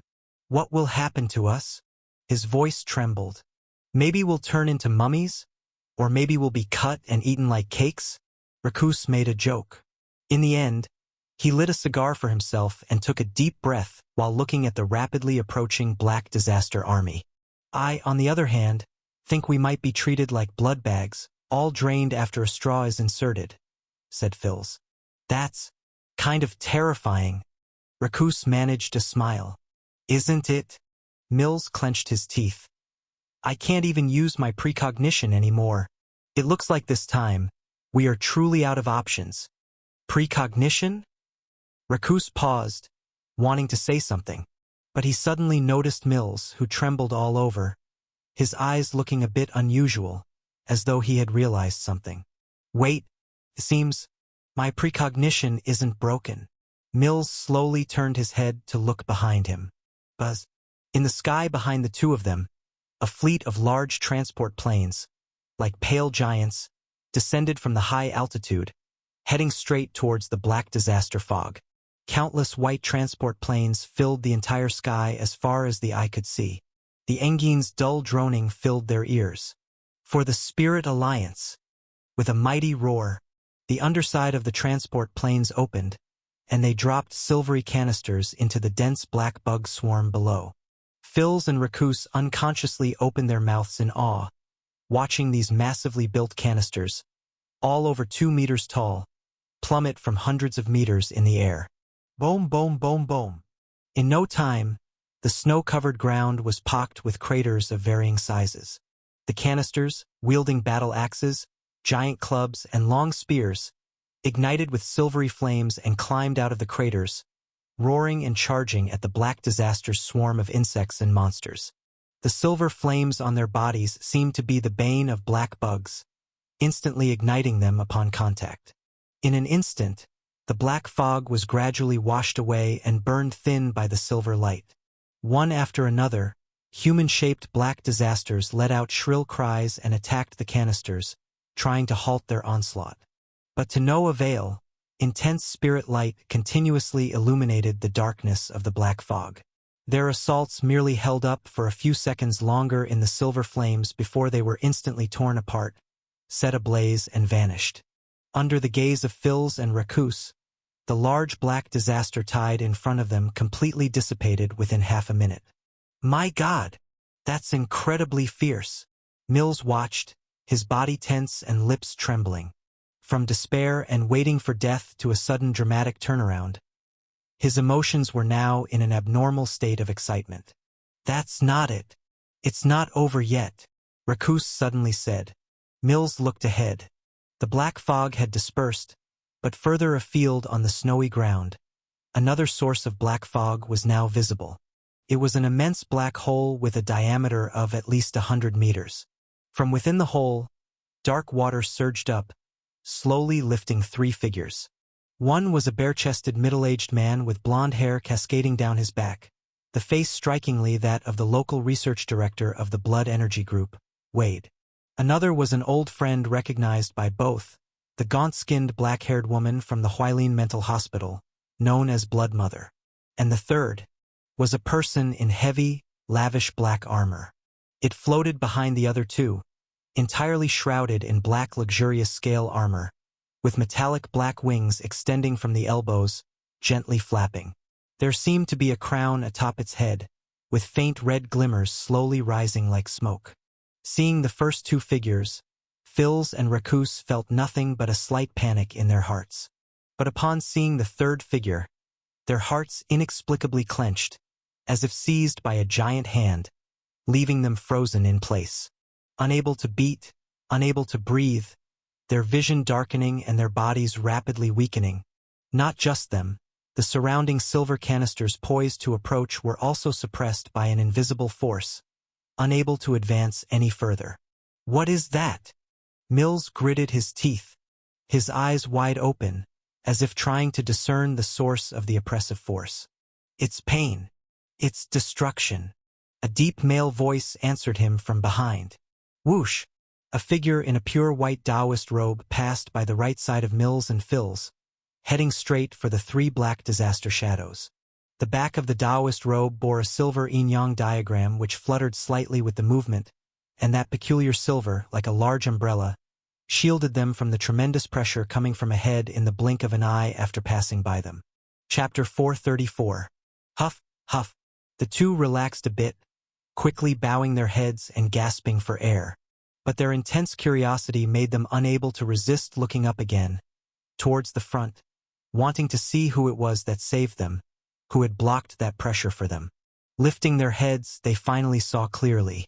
3 figures, all dressed in Taoist robes, stood with their backs to them, each calmly walking towards the 3 figures of the black disaster from different directions. We might not be able to overcome the last one. One of the figures in a golden mask drew a long sword from his waist and spoke out. No worries, I am here, replied the figure in a purple Taoist robe mask, his voice soft, walking behind. You handle the other 2. I will deal with the last one. Ku Chan's voice sounded gently. He stopped walking, and the Qi Shao sword slowly drew out, slanting towards the ground. I am relieved with you here, Qing Huang said at ease. Don't take it lightly. This black disaster is different from the previous ones, said Zhao Jingtang, the second speaker. You say that to every small soldier. I've heard it dozens of times all the way here, Qing Huang replied helplessly. Better safe than sorry, Zhao Jingtang chuckled, unconcerned. Let's begin. Ku Chan ended the conversation, the blade of his sword trembling. Hiss. A large amount of ominous, eerie dark red flames surged out from the shadows behind him. The flames mingled with spirit light, quickly weaving into an indistinct giant bird shape. Roar! The giant bird raised its head and roared, its body ablaze with dark red fire light, rushing up hundreds of meters into the sky. Around it in the air, rings of semi-transparent, heavy spiritual pressure burst forth. This spiritual pressure was several times stronger than what Ku Chan usually released at full force. At that moment, the pressure descended from the sky like an invisible column of light, shooting fiercely and directly hitting the 3 black disaster figures supported by the black water. Spiritual technique Purple Immortal Sky. Ku Chan's eyes simultaneously lit up with dark red luminescence. Within the glow, a purplish-red phoenix silhouette flickered in and out of visibility. This was one of the ordinary spiritual techniques of Zai Palace, which originally should have released a purple phoenix spell, but at this moment it had mutated into a dark red giant bird, and its power was also hundreds of times stronger than the original. Crack. In that black hole, numerous black waters were agitated and churned by the enormous pressure, causing the surrounding ground to continuously collapse and fracture. It was as if a huge round stamp was forcefully suppressing the land. If you can't even withstand a greeting, Ku Chan's eyes cold. His Qi Shao sword gently lifted horizontally, pointing forward. Then let's die together. Clang. The blade trembled, issuing a clear ring. At the same moment, the tip of the sword suddenly brightened with a dazzling red light. Hiss, hiss, hiss, hiss, hiss. Amidst the red light, cannonball-like, dense dark red fire phoenixes shot out. In the blink of an eye, dozens scattered and lunged towards the direction of the 3 in the black hole. Each phoenix unrestrainedly released a terrifying spiritual pressure. Their bodies mixed with spirit light flames, furiously burning everything around them. In an instant, the entire snow field in front turned into a dark red sea of fire, no longer clear to see anything. But at that moment, a clump of pitch-black viscous liquid formed a huge round ball, rapidly expanding from within. Then, boom! En explosion Sunded. The black spherical ball burst open directly. Inside, massive amounts of twisted, centipede-like black creatures splashed out. These creatures had long, slim bodies with fierce mouthparts, each tens of meters long, and as they burst with the explosion, they plunged into the dark red flames, colliding fiercely with the fire birds, then perishing together, exploding into fragments, scattering down. Oh! Ku Chan raised an eyebrow, looking towards the sinister humanoid in black scales inside the black hole. It seems you are worth being consumed by me. The humanoid did not speak, just flashed forward, blinking across tens of meters, rapidly approaching Ku Chan. Ku Chan also advanced with his sword, his speed ever increasing, becoming faster and more urgent. The two charged at each other simultaneously. Afterwards, bang! A loud noise. At the moment of collision, red and black rings of light exploded, rippling outward in circles, destroying everything within tens of meters around. The ground disappeared into thin air, leaving a hemispherical big pit. Yet the two had no intention of falling to the bottom of the pit, clashing together in midair like lightning.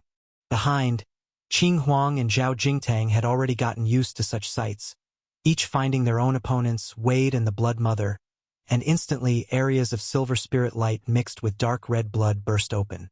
The three factions clashed at the same time, and the initial instigators of this large battle, Mills and Rakus, seemed as though they had been forgotten, sitting dumbly on the sled, watching all this unfold. "Should we now, perhaps, run away?" Mills asked dumbly. "I don't think running away is a good choice. Just like I don't think it's a coincidence that the people from the Spirit Alliance just happened to arrive here to save us." Rakus stared at the terrifying scene in front that almost changed the world, feeling like suddenly stepping into a sci-fi fantasy movie. But the real and tangible feeling told him, this was not a dream. "Should we retreat a bit then?" Mills ducked a flying stone, unable to help but suggest. Stones, scattered by the residual waves of the fighting, had already become a serious threat to their lives. If they didn't run now, it might really be too late. "You drive," Rakus hurriedly said. "But haven't you been driving all along?" Mills was stunned. "My hands are out of strength." Rakus sighed, looking at the exaggerated battle scene in the distance. He truly recalled his previous confrontations with the Spirit Alliance. Now, thinking back, he knew how frightening it was. If he had accidentally exposed himself then, his grave would probably have grown grass 3 feet tall by now. At this moment, Rakus raised his head, took a deep breath, preparing to exhale long to relax his tense nerves. But as soon as he looked up, he saw a vague figure standing on the nose of a white transport plane. "Wait, what is that? How can someone stand on the plane with such strong wind?" Rakus doubted his own vision. But on second thought, if the battles just now were real, then it wasn't too hard to accept that a person could stand on top of a plane. The next second, he was just about to have his friend Mills look too. But the figure on the plane took a step forward, stepping into the air and lightly falling from the sky. As he fell, he got closer and closer to the ground. Rakus gradually could see the person's face more clearly. The person wore a wide white Taoist robe, carried no weapons, and had empty hands. But his figure was exceptionally sturdy. His right eye wore a black eye patch, and his body continuously lit up with faint silver flames as he fell. "It's the Spirit Alliance leader." Rakus immediately recognized the person, who was falling right into the mouth of the dark hole where the black water surged out. "He's jumping directly into that black hole. This is the Spirit Alliance, huh? So fierce." Mills now finally understood why his premonition ability didn't give any danger alert. Because the whole place was full of Spirit Alliance's monstrous troops. They didn't need to worry about being swallowed by the black disaster. "The Alliance leader is personally taking action. Let's run while we can," Mills reminded. "It's useless. If we continue like this, other than running, what can we do?" "There's no hope." Rakus rejected his suggestion. "You plan to join them?" Mills asked incredulously. "Why not? Luot doesn't care about these hundreds of thousands of civilians. No one can handle it. The military even cut off contact methods, not answering calls. We are the ones being abandoned. Now only the Spirit Alliance is handling matters." Rakus said, "No matter their reasons, the fact now is, they are handling it." Mills drove away, turning the car around, and also fell into silence. Yes, no matter how bad the reputation of the Spirit Alliance is, the fact is, they did what even the government on Luot's side didn't want to do. In those towns, only they were protecting the residents. Asterisk, asterisk, asterisk. Blood Energy Group Underground Research Facility. Crack. The floating black gate made a crisp sound again. The door was already half open, and the pale old crone had already squeezed in half of her body into this world. Swish!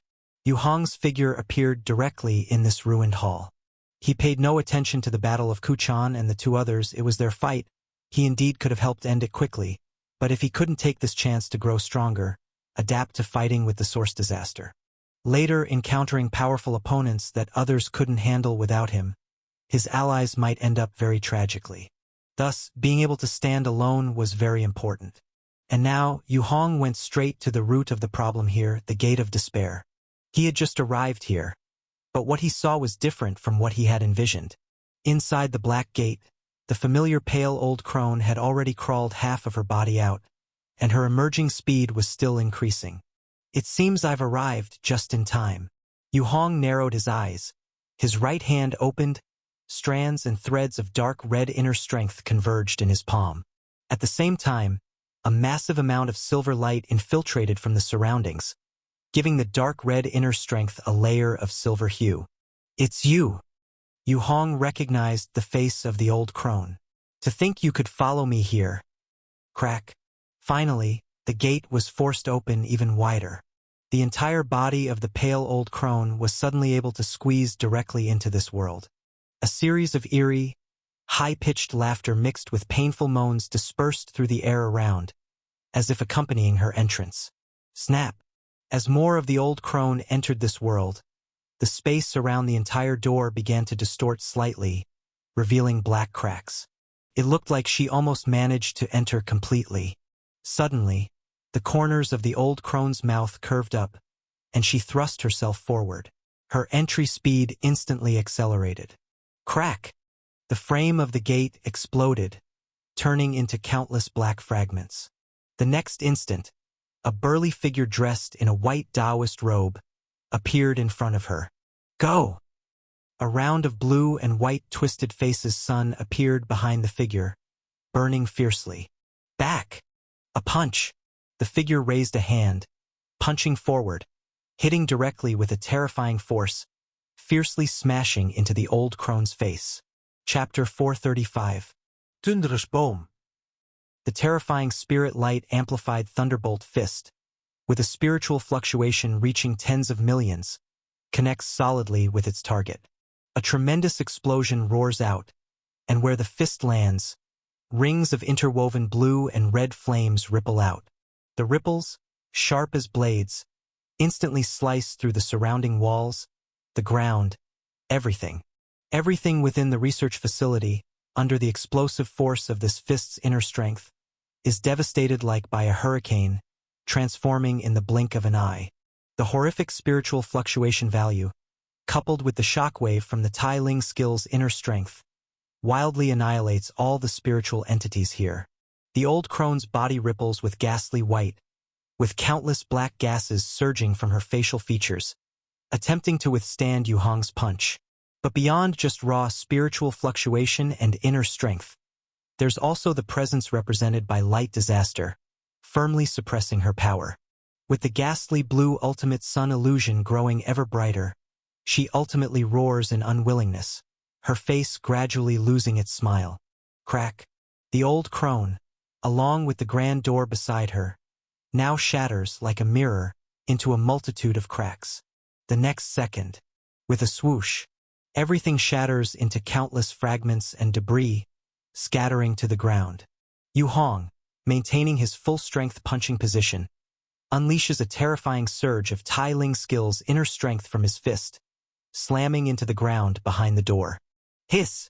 The ground is pierced by a dark hole as deep as a bucket. Like being penetrated and scorched by a laser, the inside of the hole is all smooth surfaces. With his inner strength retracted, Yu Hong gazes at where the old crone disappeared. Is it over? He's not certain if he succeeded, but it seems he arrived just in time, intercepting her before she could fully emerge from the Gate of Despair. Silence surrounds him. Buzz. Only now does the sound and vibration from the underground explosion earthquake, caused by the inner strength column from his punch, finally reach back to him. Yu Hong, expressionless, carefully senses the remaining black disaster and red value around him. Splat. At that moment, a pale arm silently reaches out from behind him, lightning fast piercing through his chest.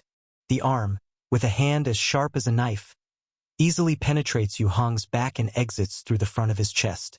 But the next second, Yu Hong's pierced body slowly fades into an illusion, revealing it was just a realistic afterimage.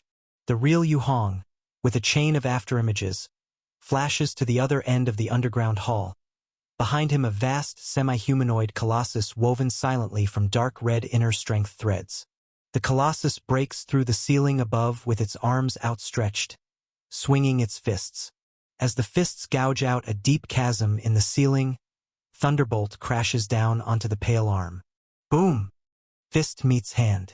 Black and dark red, two overwhelming forces. A high concentration of millions of red value against millions in spiritual fluctuation value spirit light amplified Tai Ling skill inner strength. Neither force shows any sign of obliteration, each piercing through the opposing light, striking each other's bodies directly. The pale arm, struck by the dark red spirit light inner strength, crumbles to pieces, with countless tiny dark red ice fragments seeming to spread from within.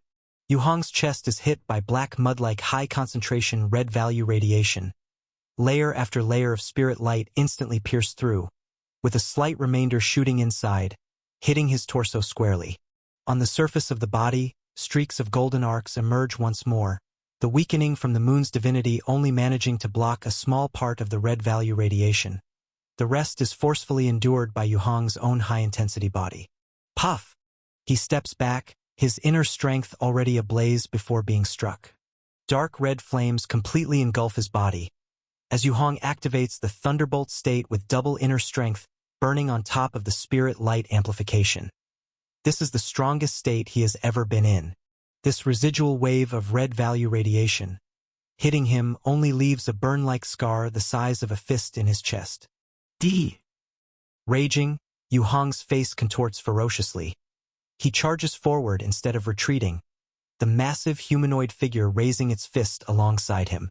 Silver and red lights intertwine onto his right fist, punching forward together.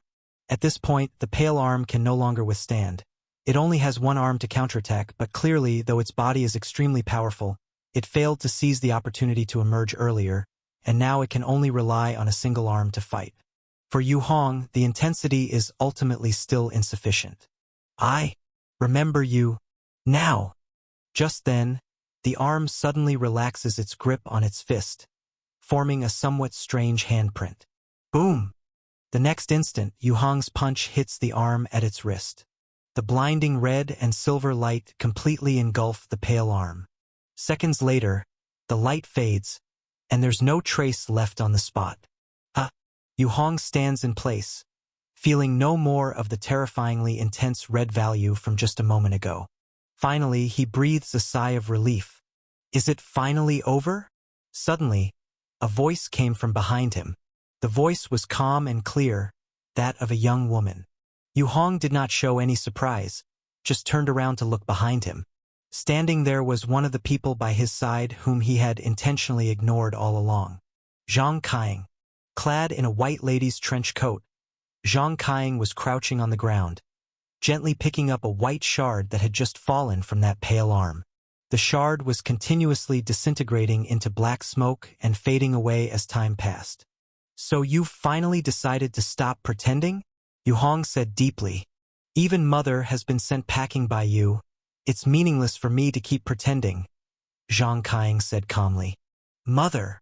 Yu Hong raised an eyebrow. The owner of that arm just now? Yes, actually, for a long time we've been aware of you. The dissipation of will forced us to look for a substitute. Mother didn't want to give up power and become one of you. She chose to plunder. But I am different. I choose to surrender and then be reborn. Zhang Qiang had obviously improved her speaking ability by a lot recently. So where do you stand now? Asked Yu Hong with an unchanged expression, but his interest in Zhang Qiang had grown. Human? Or Black Disaster? If I say I am Black Disaster, they won't care about me and will just swarm to eat me again. What do you think? Zhang Qiang answered. He. So what do you want to do by suddenly revealing yourself? Yu Hong chuckled, shifting the topic. I just suddenly feel very tired. You and I both know you had doubts about me. Pretending further is just a waste of time. I want to be honest, it's more relaxing. Consumes less energy, replied Zhang Kaiang. She looked up at the huge dark red figure behind Yu Hong. And moreover, you've become the spokesperson for light disaster. Do you realize? So what? Replied Yu Hong. It seems you were well aware of what you were doing before tapping into this power. Zhang Kaiang showed a somewhat surprised expression.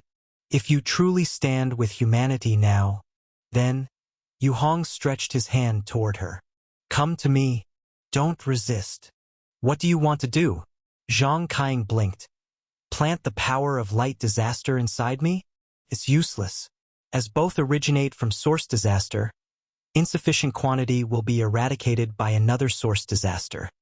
Meaning that you still have the power of red value from black disaster inside you? Yu Hong raised an eyebrow.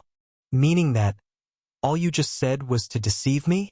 Appearing here now, trying to deceive me with words, I no longer care about your purpose. He lit up with a silver-red halo once more. Wait, don't get agitated. I still have something to... Zhang Kaiang's eyes widened. She hurriedly spoke out. Boom! But it was too late. Yu Hong's figure had disappeared from its original place, leaving a blur as he threw a punch at her face in the blink of an eye. The tremor, massive like an earthquake, squeezed the air in the underground space and brought a gale. His punch hit Zhang Kaiang's face instantly. Her nasal bone cracked first, shattering, followed by the fracture of her facial bones, her brain bursting like tofu and spraying backward. Zhang Kaiang's head was blown open by the punch, exploded into numerous red and white fragments, splattering all over the place. Her body stiffly stood in place, trembling a few times, and then fell to the ground with a thud. Anything else? Yu Hong stood in place, withdrew his fist, and looked towards the body. Right then, the body slowly dispersed, turning into black foam as if it had never existed from the beginning. A half-transparent illusion of an old crone noiselessly appeared behind Yu Hong. The crone was the very top-tier black disaster monster that was nearly about to enter this place earlier. You're very sharp. This time the old crone did not take action, but just stood there with a black stone cane, quietly watching Yu Hong. Zhang Kaiang hasn't spoken this much to me ever since I met her. Your slip-up was too big, but speaking means communicating. Yu Hong turned around and looked at her. May I ask you a question? If you're not afraid, go ahead. The old crone smiled. Afraid? Yu Hong was taken aback, then noticed that his own consciousness was unconsciously rising with violent, insane thoughts, wanting to abandon everything. And the golden sparks on his body had already emerged automatically, seemingly resisting something. The power of Xing, just by making contact, will corrupt. The old crone spoke intermittently. Communication is also a form of contact. I understand. Yu Hong closed his eyes. He no longer looked directly at her with his eyes, but only used his hearing and sensation. In his sensations, however, the spot where the old crone stood was completely filled with black energy particles in the void, obviously the essence of the black disaster energy particles. Apart from these, the heaven's eye in that area of the old crone was showing a fragmented and incomplete state. This gave Yu Hong more options for his speculations about the heaven's eye. I want to ask, is peaceful coexistence possible with us? Why must you hunt down living beings? He asked quickly. Would you live in peace with the roast meat on your plate? The old crone replied softly. As for why hunting you down, it's naturally because we're hungry. To maintain consciousness, we require enough replenishment. And what about Xing? What is Xing? Yu Hong asked again. That is the source of everything for us, as well as the end of everything. Every kind of disaster has a Xing, and finding it means we can avoid hunting for a long stretch of time. The old crone spoke faster and faster, evidently becoming more adept at speaking. Chapter 436. So, the last question. Yu Hong lowered his head, looking at the black cracks gradually appearing on the back of his hand, as his body emitted faint red value radiation, as if it were porcelain gradually releasing light. Even divinity could not stop this kind of radiation. Do you still remember who you are? he asked. To be alive is everything. The old woman let out a strange laugh, raised her hand, and pointed at Yu Hong. You are very strong. In such a short time you've improved by several times. But my present is your future. As she laughed strangely, her figure gradually faded and disappeared. Yu Hong stood still, carefully digesting her words. Once human too? He started to understand. Perhaps that old woman was the successful heavenly master's Wei Yunfeng. To survive, she ultimately chose to compromise with the source disaster and became one with it. Crack. At that moment, the underground base could finally hold no longer. Everywhere began to break, bend, and fall. Yu Hong looked again at the black cracks on his body. Merely conversing with the other party had contaminated him to this extent, and this was when he himself had an extremely strong body, the ability of divinity to resist and weaken, and the power of inner strength light disaster. If it were someone else, perhaps at the very first moment of talking with that old woman, they would have mutated into a black disaster monster. He raised his head and threw a casual punch upwards with his right hand. Boom! A large humanoid figure behind him also raised its hand and punched fiercely through the layer of earth above. Then, sizzle! A pillar of red light burst forth from the fist, piercing the earth, creating a smooth, straight passage. Yu Hong lightly touched the ground with the tip of his toe and floated up the passage from the underground. Outside, the black fog was dispersing, but only in this area had the red value radiation decreased. In the distance, there were other sources of red value. Did they open other gates too? He scanned the area with his gaze and quickly sensed Zhao Jingtang and others of Qinghuang still in battle several kilometers away. The Black Light Army was still fighting against black disaster insects and evil shadows, the numbers of evil shadows too many, so much so that Black Light was clearly struggling to hold on. Yu Hong also noted that this black disaster was different from the previous two. From the beginning here, what appeared was of extremely high intensity. It wasn't step by step like the normal black insects, shadow and evil shadow. It started directly with strong evil shadows like insect men, speedsters and black withered woman. Moreover, the numbers were immensely high. He suspected that this might be related to that old woman.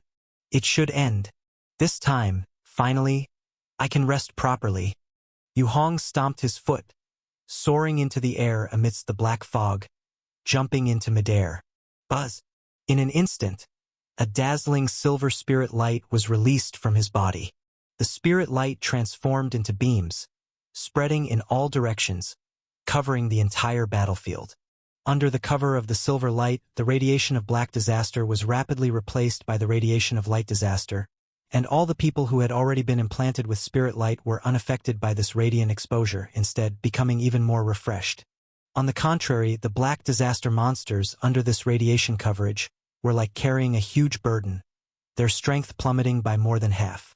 They were extremely weak. The situation on the battlefield was reversed quickly. The black fog dispersed. One after another, silver flames soared into the sky. For the Spirit Alliance! For peace! The raging cries of black light roared like fierce beasts, their spirit light resonating with Yu Hong's, together resounding and dimly linking into a huge blue sun, floating above the battlefield. From above, looking down, the black disaster monsters were like ice and snow melted by sunlight, rapidly dissolving, shrinking, and scattering. Yu Hong gently landed on the ground. Without Ku Chan's help, he still lacked the floating ability temporarily. But it didn't matter, now everything was over. Standing on what seemed to be a yellowish cliff split by a sword, he looked down at the Black Light Army and black disaster monsters still fighting below. Silver was advancing rapidly. Black was retreating swiftly. In the distance, in mid-air, a group of dark red firebirds gradually emerged from the dispersing black fog. They were gathered, tearing at something. As Yu Hong looked over, the flock of firebirds suddenly dispersed, revealing Ku Chan and another humanoid clad in black armor in the center. But at this point, the humanoid was emitting smoke all over, with one arm already gone. A Qi Shao sword was deeply stabbed into its forehead, immobilized. Sizzle. Ku Chan withdrew the sword, and his other hand swiftly formed a seal, then slapped squarely on the chest of the humanoid in black armor. Instantly, the humanoid in black armor was wrapped in dark red flames. The next moment it shrank, turned into a fireball, and burned fiercely. Alliance leader, I need some time to digest these gains. Ku Chan communicated to Yu Hong through psychic messaging, still standing at an angle. Of course. Yu Hong turned his gaze again toward Qing Huang and Zhao Jingtang. Both were covered in scars. Yet with the help of the radiance of spirit light, they had just resolved their opponents. Everything was progressing in a favorable direction. This time, as long as we're a bit more careful, we can definitely protect this world and live peacefully here for a long time. Yu Hong's mood also quickly improved as the black mist dispersed. Soon, after more than 10 minutes, with the demise of the last Black Disaster Black Withered Woman, slain by 2 members of the Black Light Army wielding their swords, the eradication of the Black Disaster from the borders of Bai Luot was finally complete. Without any hesitation, Yu Hong immediately ordered a casualty headcount, then led a direct charge to Bai Luot's capital, Atala City. He intended to capitalize on this victory to rapidly expand the domain of the Spirit Alliance. The charge of the Black Light Army was unstoppable, cutting through the opposition like a hot knife through butter. When detected by satellites, Bai Luot urgently deployed the army and air force to intercept. But it was futile. The onslaught of the Black Light Army was like a steamroller. Each of the imposing armored figures could flip over tanks, crush armored vehicles, and smash helicopters with their hands. Apart from the at this time, Yu Hong was not involved in the assault on Bai Luot. Instead, he handed everything over to the management of Qingchen Temple and the high echelons of the Spirit Alliance. He quietly left to find a desolate and hidden military base to begin the large-scale transfer of a massive number of people from Hope City. Asterisk, asterisk, asterisk.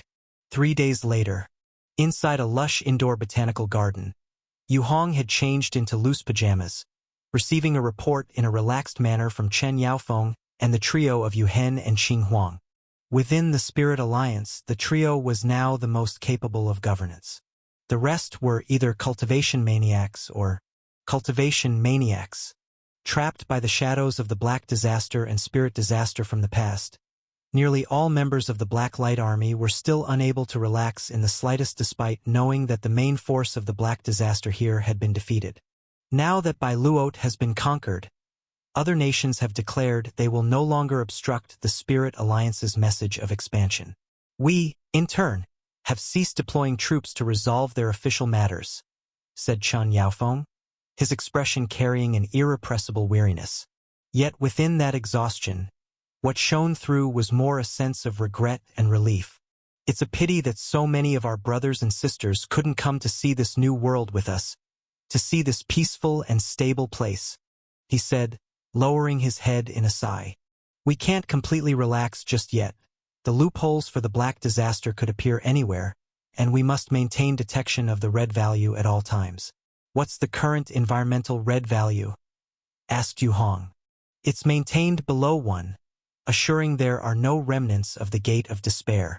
Those red gates previously opened by the Blood Mother aren't gates of despair, but lead to another dark red space. We've sent drones there to film. It's all red, with thick coagulated blood plasma on the ground. Certainly not the space where the Black Disaster resides, explained Chen Yaofeng. Whatever they are, close them, Yu Hong commanded. We've already destroyed them all. These gates are not as difficult to shut as the gates of despair. Destruction is sufficient. Chen Yaofeng nodded in response. How is the spread of spirit light? Yu Hong turned to Qing Huang, who was in charge of this matter. Quite good. The population has grown to a point where it's no longer feasible to count. We can only estimate. A rough estimate suggests that over 100 million people have now been implanted with spirit light, Qing Huang said with a smile. Very well. Finally, we can settle down for some time. Yu Hong also smiled. Hadn't been easy. From the first world to now, he had gone through countless hardships. Now, at last, he had permanently closed the gate of the Black Disaster. Here, there were no spirit disasters nor any other source disasters. They just needed to maintain daily supervision, and they could live here for a long, long time. What are your plans for the future? Yu Hong asked with a smile. I plan to rest. Chun Yaofeng patted his stomach. My wife is pregnant. I suspect it won't be long before I'm a father. And then, let's have a good drink. I don't have any particular desires. My time is spent either cultivating or playing online games, Qing Huang said casually. I've started a small organization, teaching disciples and such. It's named Fascia Sect. I'll send you the address when I settle on one. Come visit when you have time, Zhao Jingtang also said with a smile. And Ku Chan? Yu Hong asked. Why hasn't he come? He's still searching the world for source disasters. He's a pitiful fellow, all his family gone. Other than seeking revenge, he's got nothing on his mind. So young, yet to face such trials. Chun Yaofeng shook his head and did not continue. What about you? Alliance leader you? Master you? What are your plans? Chun Yaofeng turned the conversation toward Yu Hong. After we finish the transfer, I plan to continue my secluded cultivation. There are some things I haven't dealt with yet, Yu Hong admitted outright. Although the black disaster was stabilized, how it had been stabilized, others might not know, but he was acutely aware. The century-long restriction of the black ship was still in place, and how to resolve being confined to Prison Island required more study. Additionally, leveraging the power of the light disaster for the tiling skill was not without cost, and the time to repay has not yet come. Perhaps it might in the future. He did not believe that other source disasters were so formidable while the light disaster was completely harmless. If it were truly harmless, disaster would not be part of its name. So while others have settled, he could not yet relax. Furthermore, I always feel that Quan He might not have died. Yu Hong continued. I plan to explore other places and probe the spirit disaster again. See if it's possible to rescue her. At the mention of Quan He, the trio fell silent. Chun Yaofeng had not experienced it and therefore lacked a visceral understanding. Qing Huang and Yu Hen had witnessed Quan He being drawn into the gate of the spirit disaster with their own eyes. Could it possibly stir the spirit disaster again? After a moment of silence, Chun Yaofeng suddenly voiced a concern. Yu Hong paused, giving no answer. Chapter 437. Just when things had settled down, were dissenting views starting to emerge. Yu Hong sighed in his heart. Often, there were many things he couldn't set his heart at ease about. Although the world seemed stable now, it was just like his previous conversation with the tiger from Prison Island. He now understood. The world's stability was merely a fleeting and beautiful illusion. Eternally, some pursued immortality, and in their pursuit, they would discover disasters too powerful to resist that would destroy them regardless. Whether one could truly attain longevity, they would be destroyed. Thus, resistance became the mainstream of everything. How to resist? He recalled the old crone from the Black Disaster, the tiger from the High Tower, and the Spirit Disaster. Now it seemed that the heaven of Spirit Disaster might also be an attempt by the ancient supreme beings. Otherwise, according to the tiger's theory, how could there be orderly architecture, armor, and patterns in the midst of the source disaster? There were far too many mysteries concerning the source disaster. He had now cultivated to the 5th layer sunset of tiling skill. There were 4 more layers to go before he must solve the merging problem with the ultimate sun. With the aggressiveness of the light disaster ultimate sun, based on that sinister cultivation technique, he might face it within decades. No matter what, I'll be careful not to investigate here. Yu Hong replied, his demeanor extraordinarily sincere. Chun Yaofeng didn't say anything more. The topic was somewhat heavy. To save those who were suspected to have been sacrificed would risk breaking the hard-earned peace now. But shouldn't those from the past be saved? After seeing off a few people, Yu Hong walked alone in the base's botanical garden, looking at the blue sky, silent for a long while. Before long, he suddenly turned around to look behind him. Zhang Qing had appeared there at some point. She was dressed in a simple white t-shirt and tight jeans, her long hair tied in a ponytail, revealing pure and taut curves. Apart from her rather cold demeanor, her appearance did not differ much from an ordinary female student here. Did you call me back for something? Zhang Qing asked. I plan to go back once, and I want you to come with me, Yu Hong said seriously. Question mark. Zhang Qiang blinked, unclear on what he meant. Quan He might not be dead yet. It might seem like everything is peaceful and stable now, but there are still many things undone. I promised your father to look after you, so you must come with me, Yu Hong said. His expression was stern, leaving no room for argument. Is this taking care? Are you sure? Zhang Qiang's expression twisted a bit, but she didn't reply, just quietly looked at him for a while. I don't, she said softly. This place is comfortable. I don't want to leave. Boom! In the next moment, a huge hand came crashing down, grabbing her neck, lifting her high into the air, suspending her midair. Huge silver spirit light and Tai Ling inner strength crazily poured into her body. Then he smashed her downwards. Bang! A loud sound erupted. The floor of the botanical garden now had a 2-meter-wide radioactive crater. Yu Hong held Zhang Qiang down with one hand, watching as her face remained calm, while blood slowly trickled out from her facial features due to the shock. After staring at each other for a while, he finally released her. Shall we go together? Yu Hong asked again. Okay. Zhang Qiang struggled up from the pit, subdued. Go get ready, Yu Hong said calmly. He could not knowingly leave Zhang Qiang alone here while she had issues. This piece of the world had been hard to come by and it had settled down at last. He wouldn't allow any potential risks to ruin it. Zhang Qiang turned and left. Yu Hong also went straight back to cultivate. Since the cultivation techniques were temporarily sufficient, the moist wood liquid needed for cultivation, which had also been enhanced these days, was ready. Now he planned to strengthen the black ship.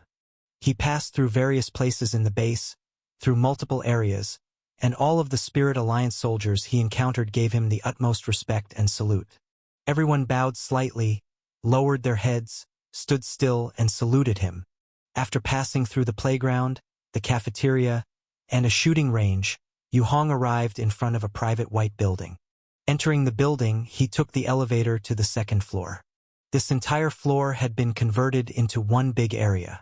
Similar to the initial Quan He, this entire floor was filled with various rune symbols he devised while researching the Taoist vein array and the principles of sky stabilizing plate. There were also various strange instruments and materials scattered everywhere. The fusion of modern technology and mysticism appeared exceptionally harmonious here. Yu Hong didn't stop, walking all the way to the other end of this floor. There was a specially left empty room. Standing in front of the room's door, Yu Hong's thoughts moved. Instantly, black fog rapidly dispersed and spread, and the sound of Black River water flowed into his ears. A repaired wooden bridge, visible and invisible, emerged from the black fog in front of him. He stepped forward, quickly crossed the wooden bridge, and once again stood in front of the black ship. Extending his hand, he placed it on the hull of the black ship. The smooth and cold hull seemed to be covered with lots of moss-like black material, extremely slimy and disgusting, as if still moving like insects. Yu Hong, however, didn't mind. He had already come into contact with this black material on the ship and it posed no danger. Enhance the black ship, he silently muttered in his heart. Instantly, the black mark on the back of his hand flashed with black lines, flowing into the body of the ship in front of him. Direction: remove the century-old curse. In an instant, the black lines retracted, flowing back into his hand.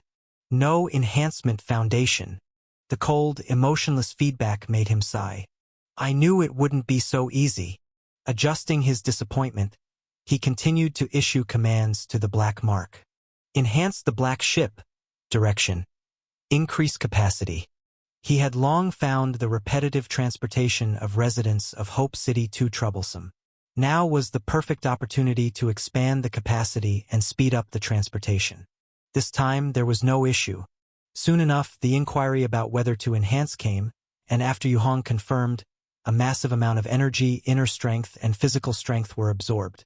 But now, his recovery speed was extremely fast, and he didn't mind this consumption. Quickly, a countdown appeared on the surface of the ship. 29 days, 11 hours, 17 minutes. So long. Yu Hong was somewhat surprised. But upon further thought, he realized there wasn't much need to use the black mark soon. And enhancing doesn't mean he couldn't use the black ship during the process. Now that he had time and was free, it was perfect to go and clarify many things, to see what was really going on. Watching the countdown start to blink, Yu Hong stepped lightly and leaped into the black ship, steering the ship into the depths of Black River. He wanted to return to Prison Island again to ask some questions to the tiger. Amidst the gurgling water sounds, Yu Hong stood on the deck, at the bow, listening to the waves slapping against the exterior of the ship. He slightly furrowed his brows. Why does it feel like the river is faster than before? Not sure if it was an illusion, he walked over to the side of the ship and looked down. It always felt like the black ship, swaying with the waves, had also grown somewhat larger. Suppressing the doubts in his heart, he continued his cultivation while looking for the faintly visible eyes of various monsters in Black River. The second layer of chaotic god heavenly eye scripture required him to find suitable eyes and slowly assimilate them through cultivation. Of course, at the beginning, one can't directly start with the strongest and most troublesome eyes. According to the secret scripture, one must first find weaker, special eyes, then step by step advance. And the new world had only just stabilized. There weren't any special creatures for him to exploit, turning this place into the most suitable hunting ground in a short time. This Black River originated from Black Disaster, flowing with countless Black Disaster monsters. Always possible to find something suitable. Splash! Amidst the turbulent black water, Yu Hong's gaze was sharp, penetrating the muddy currents, spotting a school of black fish with 2 heads and sharp teeth swimming past the side of the ship. Then, a swollen, green-soaked humanoid corpse stood upright, slowly drifting with the current in a particular direction. Following that was a silver-gray cyclops eel, its body emanating strange white light, slowly swimming towards him. "You're the one." Yu Hong, seeing the cyclops eel, brightened up. He reached out with his right hand, making a grabbing gesture from afar. Instantly, masses of dark red inner strength condensed into a giant hand, flew out, and plunged deep into the Black River, grasping that fish. But the inner strength hand seemed to react as if it was water entering a hot pan due to the high concentration of light disaster, instantly steaming up copious amounts of white smoke upon entering the black water. Seeing this, Yu Hong hastened the action, gripping the fish tightly, quickly retracting it, and tossing it onto the deck of the black ship. With a slap, the cyclops eel landed on the deck, beginning to thrash about wildly. This fish was 7 to 8 meters long. Lying on the deck, it had considerable strength, causing a loud banging noise everywhere. Hiss!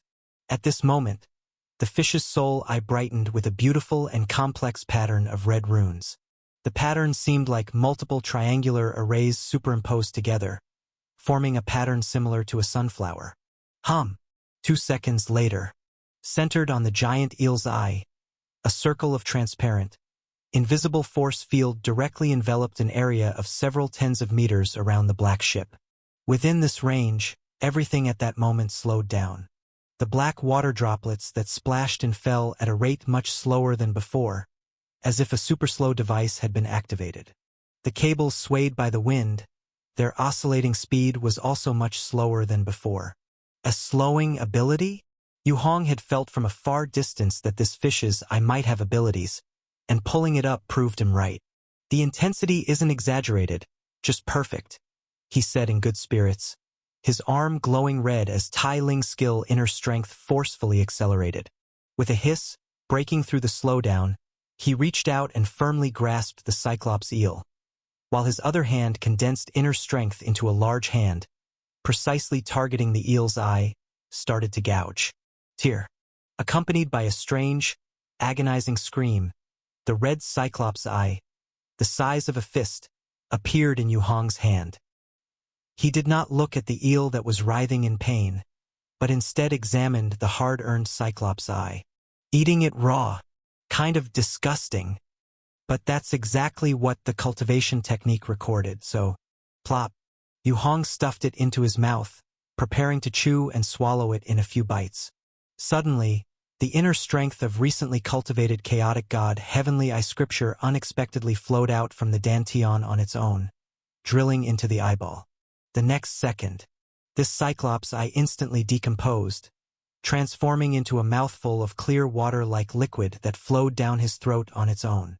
Chapter 438.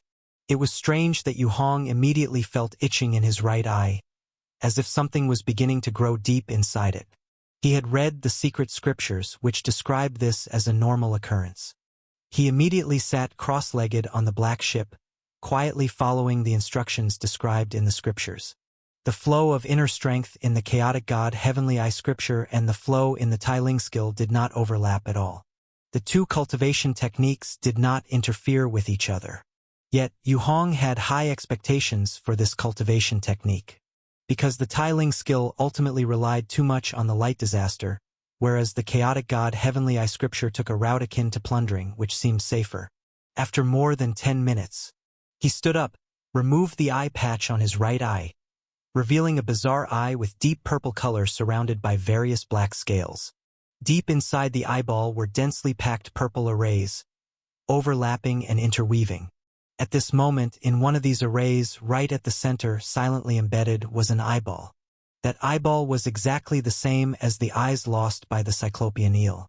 Yu Hong used his right eye to look at the waters of the Black River.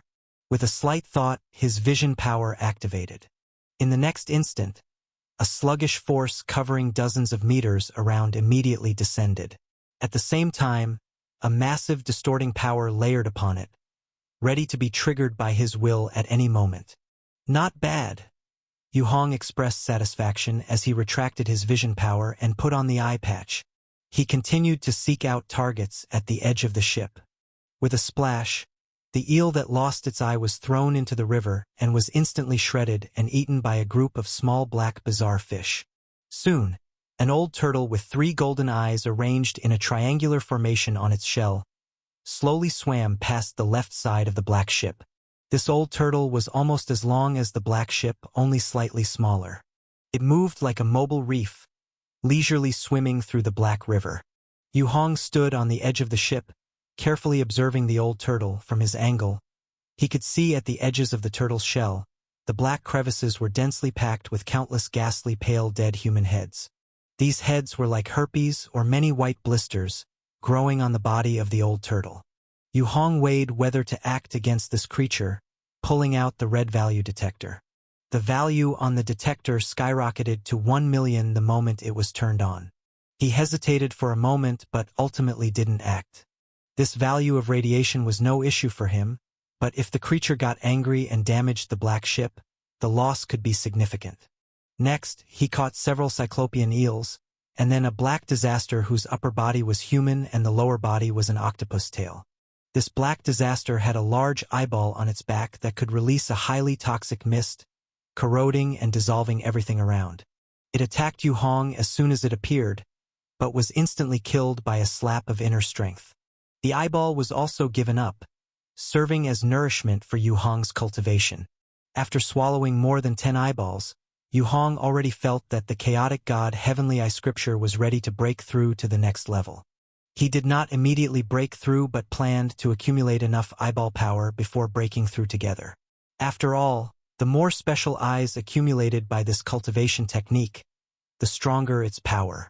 Time slowly passed as the Black Light Army eradicated the remnants of the black disaster everywhere. In the blink of an eye, more than half a month had passed. The environmental red value had dropped to a level that even the detector could not measure. The Black Light Army could no longer find the black disaster through magic. Everything also came to an end when Ku Chan cut the last found shadow across the waste. This world finally achieved complete peace. And Yu Hong also stopped his action of collecting eyes and came to Prison Island again. Last time he left a position dragon lizard here. This time he could quickly find the location relying on the sleeping dragon lizard. With a smooth and familiar path, Yu Hong followed the immortal strong wall all the way up, quickly reaching the jail cell window where the tiger was.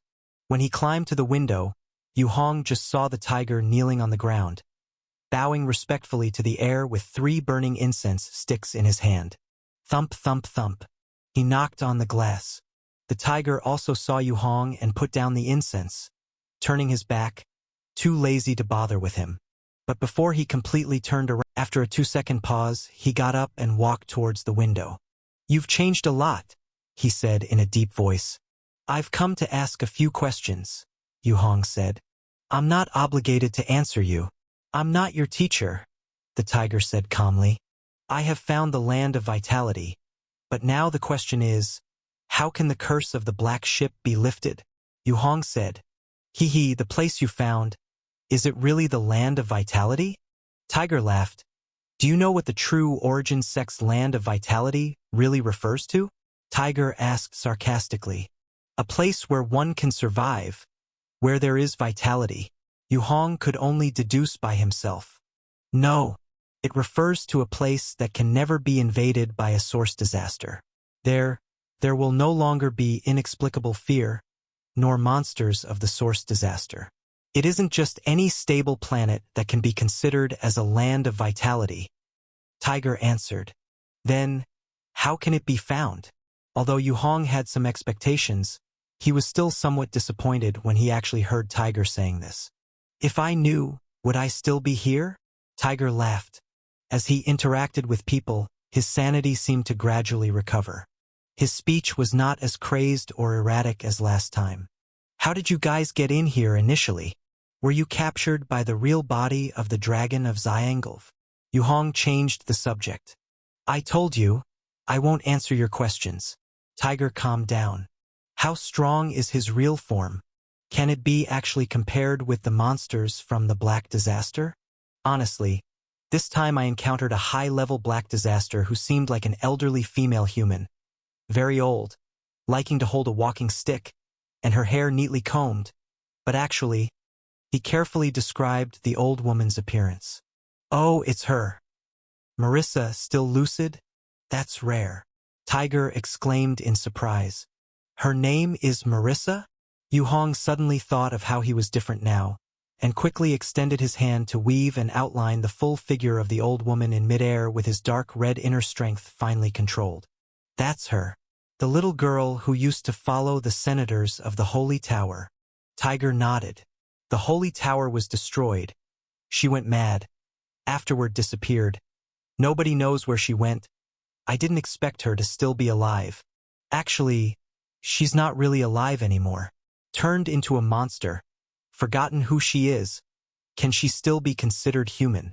Yu Hong said somberly. "As long as there is above the despair level of the Black Disaster, nearly all are monsters that can regenerate from a single drop of blood, and even higher conceptually eternal monsters exist. As long as a trace of their cognitive impression isn't forgotten, they can instantly reappear, and always in their prime. What you've encountered now is nothing." Tiger spoke casually. "Are there such monsters?" Yu Hong was chillingly astounded.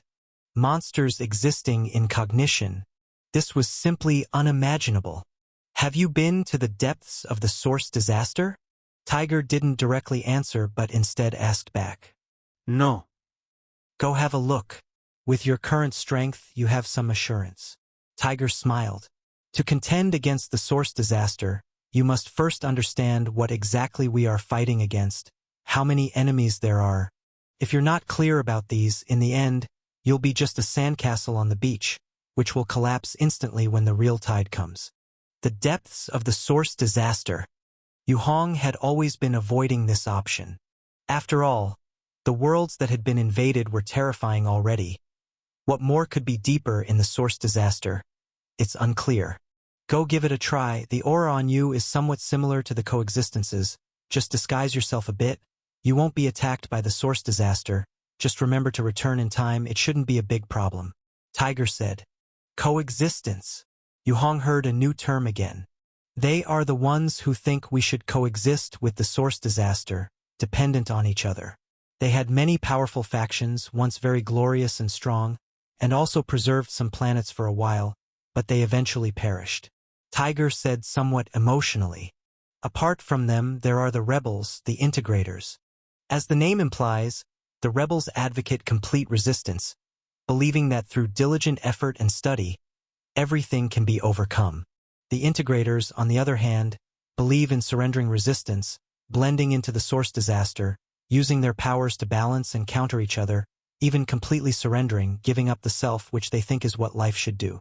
At this point, Tiger's face showed a hint of mockery. The integrators also have a quite interesting fatalistic view. Do you want to hear it? Please say, Yu Hong stated.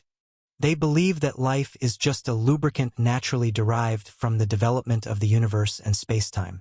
We are born, we develop, we die, all just to make the operation of everything smoother, to make the transition of the source disaster more gentle.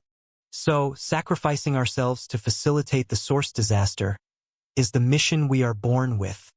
Absurd. Yuong froned. Ha ha ha ha. Tiger burst into laughter. I slapped them at that time. In their presence, I killed a whole bunch of these ideologically bankrupt beings.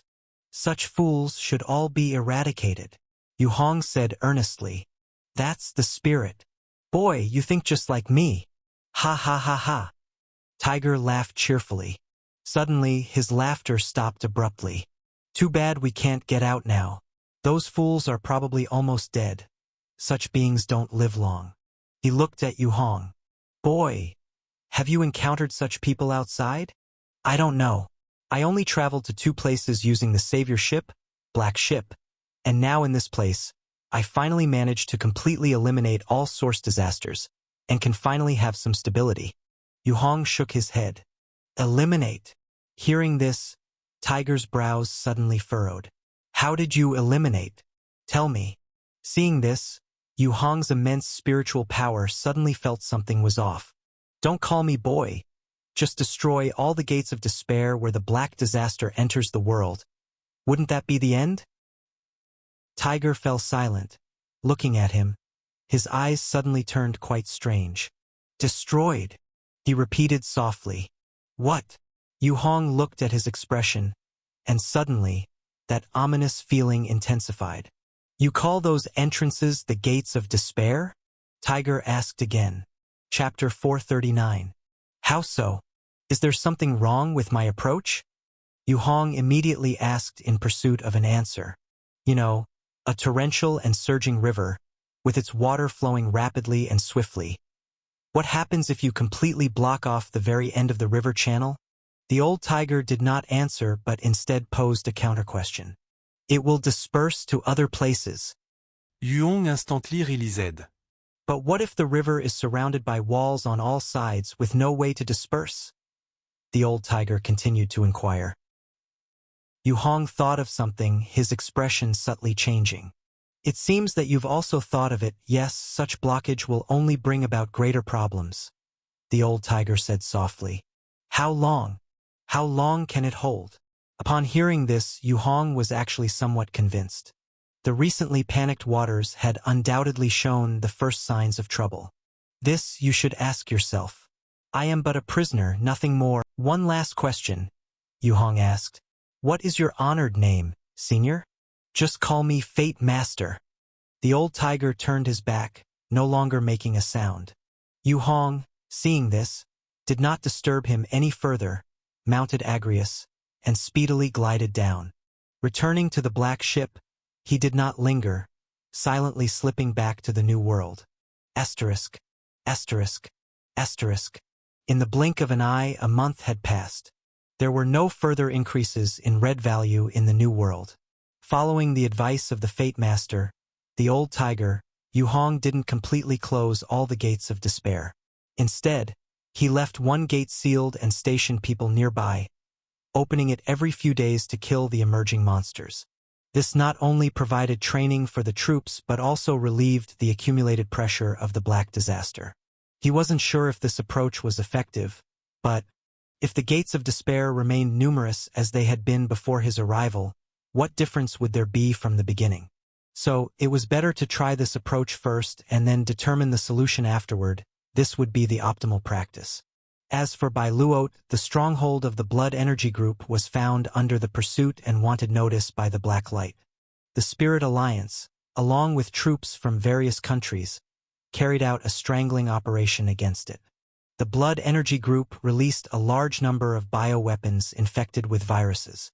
However, these bioweapons were no match for the onslaught of the black light. After 3 days of searching and strangling, the final hidden dangers were completely eradicated as all the high-ranking executives of the Blood Energy Group were executed by firing squad. At this point, the enhancement of Yu Hong's black ship was finally complete.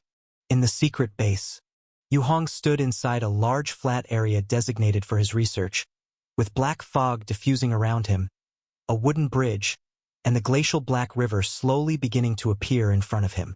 He checked the time on his phone and confirmed that this was the moment when the enhancement of the black ship was completed.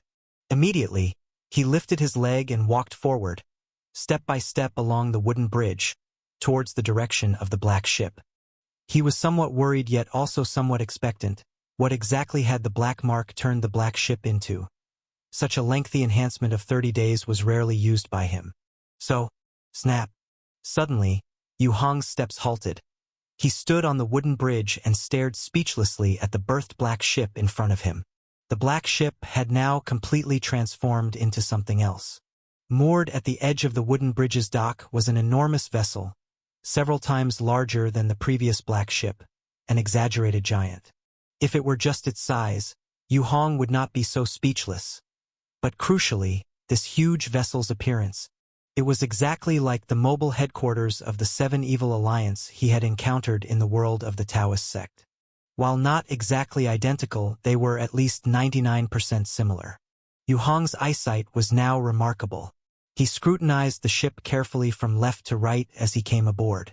He confirmed that this ship now had an approximate length of 500 meters and a width of over 80 meters. From top to bottom, there were 20 decks. These decks were arranged in circles, jutting out around the main body of the ship, resembling layers of threads.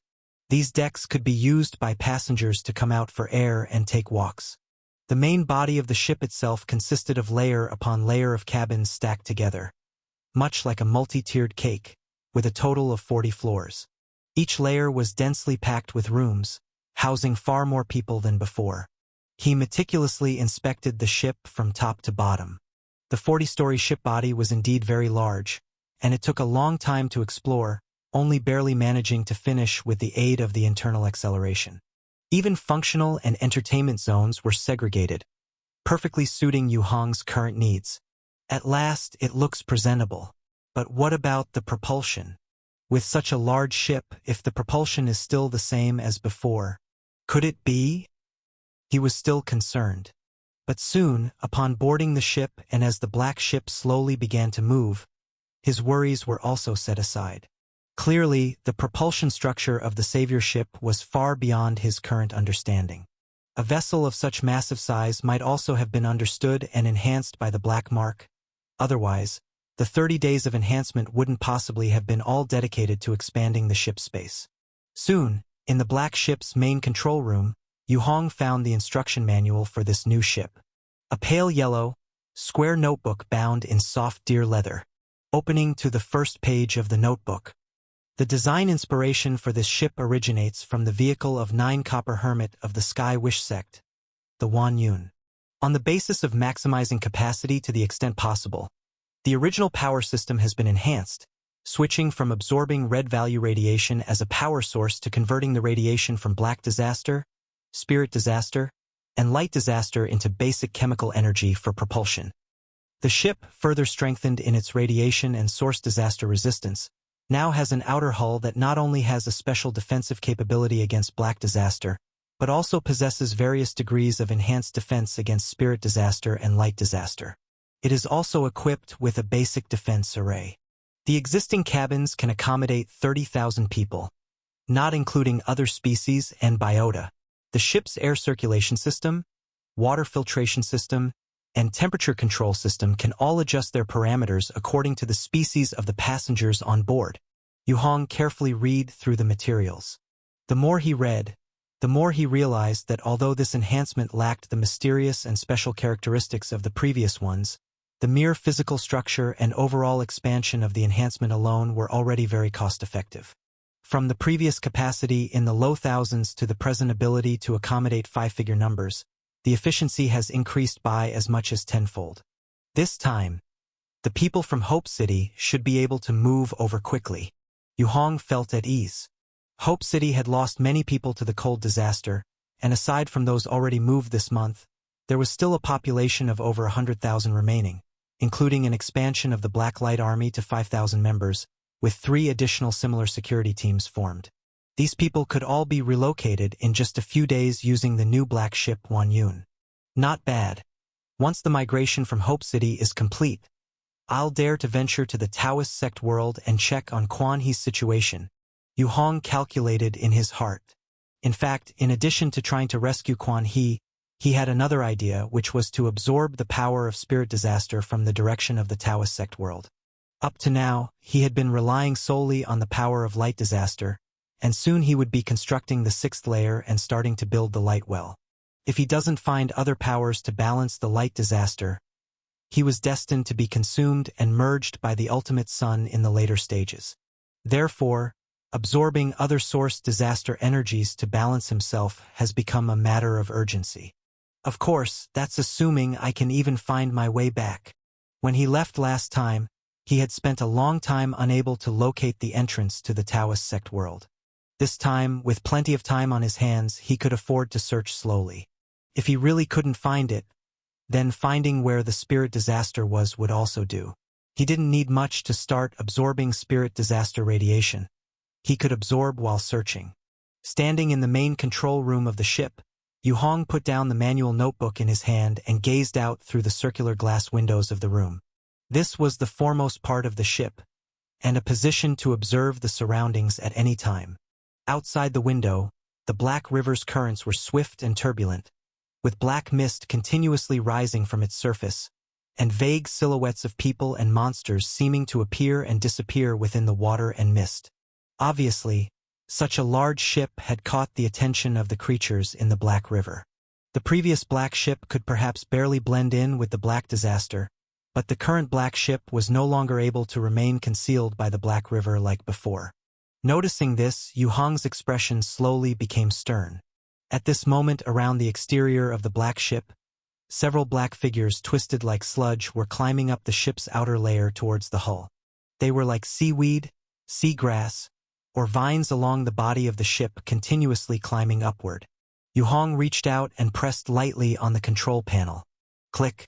The basic defense system belonging to the black ship from the manual was activated. It was an incredibly simple red switch, pushing up to turn on and down to turn off. Below was simply marked with 2 characters, Defense. Buzz. Instantly, the whole black ship trembled slightly as the hull began to rapidly absorb the surrounding black mist. The black mist quickly enveloped the black ship even more thoroughly, forming a layer of semi-transparent grayish-black glass-like shield that wrapped around all the climbable spaces up the ship's sides. From a distance, it looked as though a seamless glass dome had been placed over the ship. The shadows and strange figures outside the ship also seemed to be so smooth all of a sudden that they fell into the water one after another. Once in the water, their interest in the black ship greatly diminished, with less than 1/10 of the shadows continuing to climb the black ship, the rest scattering and leaving on their own. Yu Hong glanced at those remaining shadows, most of which were ordinary black disasters with not very high red values. There weren't even intermediate black disasters like spoken language beings. They were all minor players. He thus paid them no attention. Head to the Hope City world. He gave the black ship the command in his mind and quietly watched ahead as the hull began to slowly accelerate, smoothly crossing the misty scenery on both sides of the Black River. Buzz. A fine vibration sound rose. The speed of the ship increased, traveling at least 3 to 4 times faster than before, zipping across the water. Bang bang. Some smaller chunks and monsters that couldn't dodge in time were struck head-on by the huge hull. The chunks shattered, and the monsters were thrown out with deep gashes. Some were even directly shredded by the ship's large turbines at the bottom, becoming a bloody mess. Took only a few minutes. Yu Hong saw from the window the faint lights of Black Wind Camp ahead. The white lights in the black mist seemed like a lighthouse, exceptionally clear. He breathed a sigh of relief, stepped out of the main control room, leapt lightly onto the wooden pier, and walked out along the boardwalk. Before long, he was back inside a safe house again. Next, choose something else to enhance, and then fetch the people. He took out several small blue eye drops bottles directly from his pocket, which were moist with liquid for external use needed for the cultivation of the chaotic god Heavenly Eye Scripture. Since he was free now, he might as well continue to strengthen the enhanced wood moisturizing liquid and cultivate his right eye. After giving it some thought, he casually chose some black disaster monster materials, combined them with the eye drops, and placed his palm on top. Chapter 440. Enhanced Moist Wood Liquid. There was no designated direction for the enhancement, just random strengthening, which can also be called comprehensive strengthening. A black line flashed, and soon a voice of inquiry came. At the same time, a countdown also appeared. It settled on the surface of the eye drops. 4 days, 11 hours, 01 minute. Yu Hong confirmed the enhancement and immediately stepped out of the safe house. Outside, personnel from Hope City who were stationed there came out to salute him. Inside the array of the camp, more Hope City liaison officers who had rushed over to stay in the array were present. They were mostly young women, not only physically attractive but also shapely. Clearly, Chen Yaofeng had impure motives for selecting them this way. Leader, do we need to begin a new round of relocation immediately? The station personnel was a young girl named Ouyang Dai, just turned 20. Most of her family had died due to the Black Disaster. Only her and her 6-year-old sister were left depending on each other. Now, she took on the responsibility to raise her sister and voluntarily joined the army.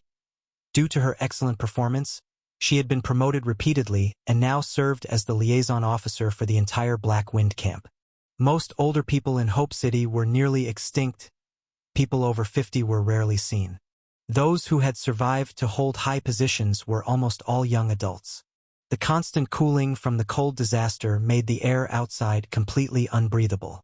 Oxygen had also liquefied. The outside was coated with a thin layer of pale blue, the color when oxygen becomes liquid. Those entering and exiting had to wear specially made oxygen tanks. Has the Black Disaster basically disappeared? Yu Hong didn't answer but asked in return. Yes, with the cleaning up efforts of the Black Light Army, the surrounding area's Black Disaster has been mostly cleared, but due to the severe worsening of the cold disaster, we cannot venture too far from the supply points and can only clean the surrounding areas. Ouyang Dai responded. Let those at Hope City prepare for coordination. This time I've switched to a larger ship to take more people at once. Yu Hong spoke in a relaxed tone. Understood. Ouyang Dai nodded vigorously. Oh leader, Miss Lin Yi has also come here. Do you want to meet her? I know. I've already felt it. Yu Hong nodded. You go busy yourself. He had given Yi a heavenly river summoning creature and naturally knew her exact location. Stepping out of the base, the outside was teeming with weirdly shaped light disaster monsters roaming about. To this day, no monsters had been seen from the cold disaster. Only steadily dropping low temperatures. Yu Hong's body was covered with spirit light, using the power of the light disaster to counteract the cold disaster's incursion. Following his precise senses, he quickly arrived at the right side of Black Wind Camp, the site that previously belonged to Whitestone Village. The Black Disaster shadows here had clearly been cleaned up. Now, on the outskirts, a large strengthened plastic shed had been built. Inside the shed, a small oxygen electrolysis tower was installed, looking like a white candy gourd, about 7 or 8 meters tall, planted in the center of the village. Yu Hong walked to the entrance of the plastic bottle, where a Hope City soldier opened the isolation door for him. First, enter the isolation door, then a machine scan, disinfection, then open the main entrance door. As soon as he entered, a clear sound of reading books came from the houses originally in the village. These houses had previously collapsed and shattered. Now all could be seen repaired. Yu Hong was tall and robust, but he didn't stand out among the Hope City soldiers anymore. Because the Hope City soldiers who had practiced Guanwu skill and Spirit Light secret skill, everyone was very large-sized, averaging over 2 meters. Furthermore, due to constantly fighting on the edge of danger, each person carried a strong aura of iron and blood. Yu Hong walked slowly and discovered the place had been completely transformed into a school for children. He accurately walked towards the rear center of the village, coming to a slightly larger open space. Finally, he saw Lin Yi, who was standing in front of more than a dozen children, teaching a lesson. Her hair pulled back into a simple ponytail, a few strands scattered down from her cheeks, dressed plainly in a light blue t-shirt and brown long pants. Her waist and back were still a bit hunched, but much better than before. Her pretty little face no longer carried various scars and pustules from before. Clearly, the Guanwu skill and Spirit Light secret skill had a very good effect on healing her bodily injuries. Right now, she looked like an ordinary little girl with a bit of a hunchback. Her eyes were large, with some sweat droplets hanging on a perky nose, and lips were a vibrant pink representing new life, full of vitality. After treatment, her figure was more rounded at the chest, showing distinct beautiful curves. At a casual glance, she looked like a pure young girl of 15 or 16. While teaching, Yi also immediately saw Yu Hong approaching, whispering to the guard soldiers. "All right, let's take a break now. The teacher has a little something to do. Everyone, study and review the content we've gone over previously on your own. I'll be back in 10 minutes to quiz you." She put down her textbook fluently, tidied her temple's hair, and walked towards Yu Hong. "When did you get back?" Yi, standing at 1.5 meters, looked up at Yu Hong. Her tone was relaxed and familiar, as if they were long unseen good friends with no barriers. "I just came back. Is your stutter gone?" Yu Hong reached out to tousle her hair, kindly speaking. "Yeah, I had a small operation on my throat, then attended quite a long class on psychological trauma. The doctor recommended I teach more classes to the children, which helps with the recovery, so here I am. It looks like your brain's healed too." Yu Hong's face showed a smile that was sincerely heartfelt. "It's better. The Spirit Light secret skill has been a big help in my recovery." Yi's face revealed a radiant smile. "What's 15 times 4 plus 17? Yu Hong asked.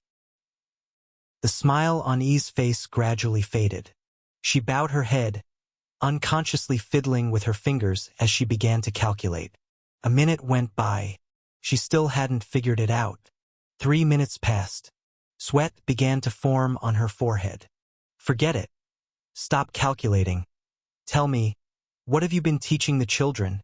Yu Hong maintained a smile as he tousled Yi's hair again. Upon hearing that she didn't need to calculate, Yi immediately heaved a sigh of relief and looked up with a sweet smile. "I've been teaching syllable enlightenment." Tingyan. Yu Hong nodded. Seeing her like this, he figured she could only teach this. "Don't underestimate me." Yi, with her keen senses, immediately frowned. "I am also a PE teacher." "Not bad, not bad." Yu Hong nodded. This was more suitable. "What are you planning to do when everyone has moved away?" he continued to ask.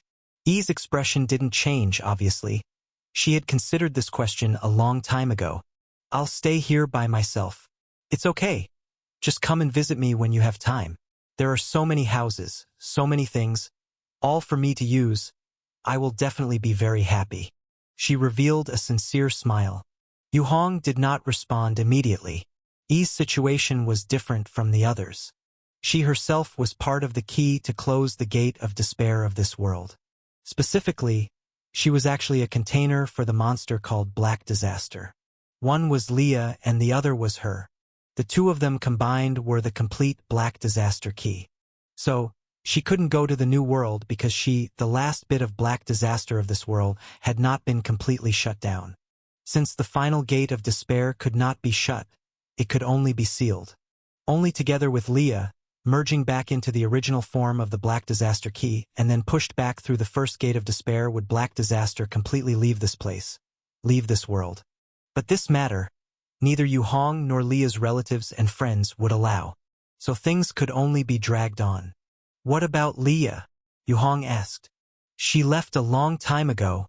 She went alone to explore the source of the cold disaster.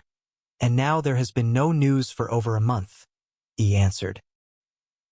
Yu Hong fell silent, looking at Yi's innocent and pure big eyes. "Come with me on the ship. I plan to explore the depths of the source disaster. I need people to help, but now there aren't many people I can trust. Just you." "On the ship? But I am a monster," Aren't you afraid I might eat you in the middle of the night? Yi asked in surprise. Yu Hong was at a loss for words. He could see that Yi was serious.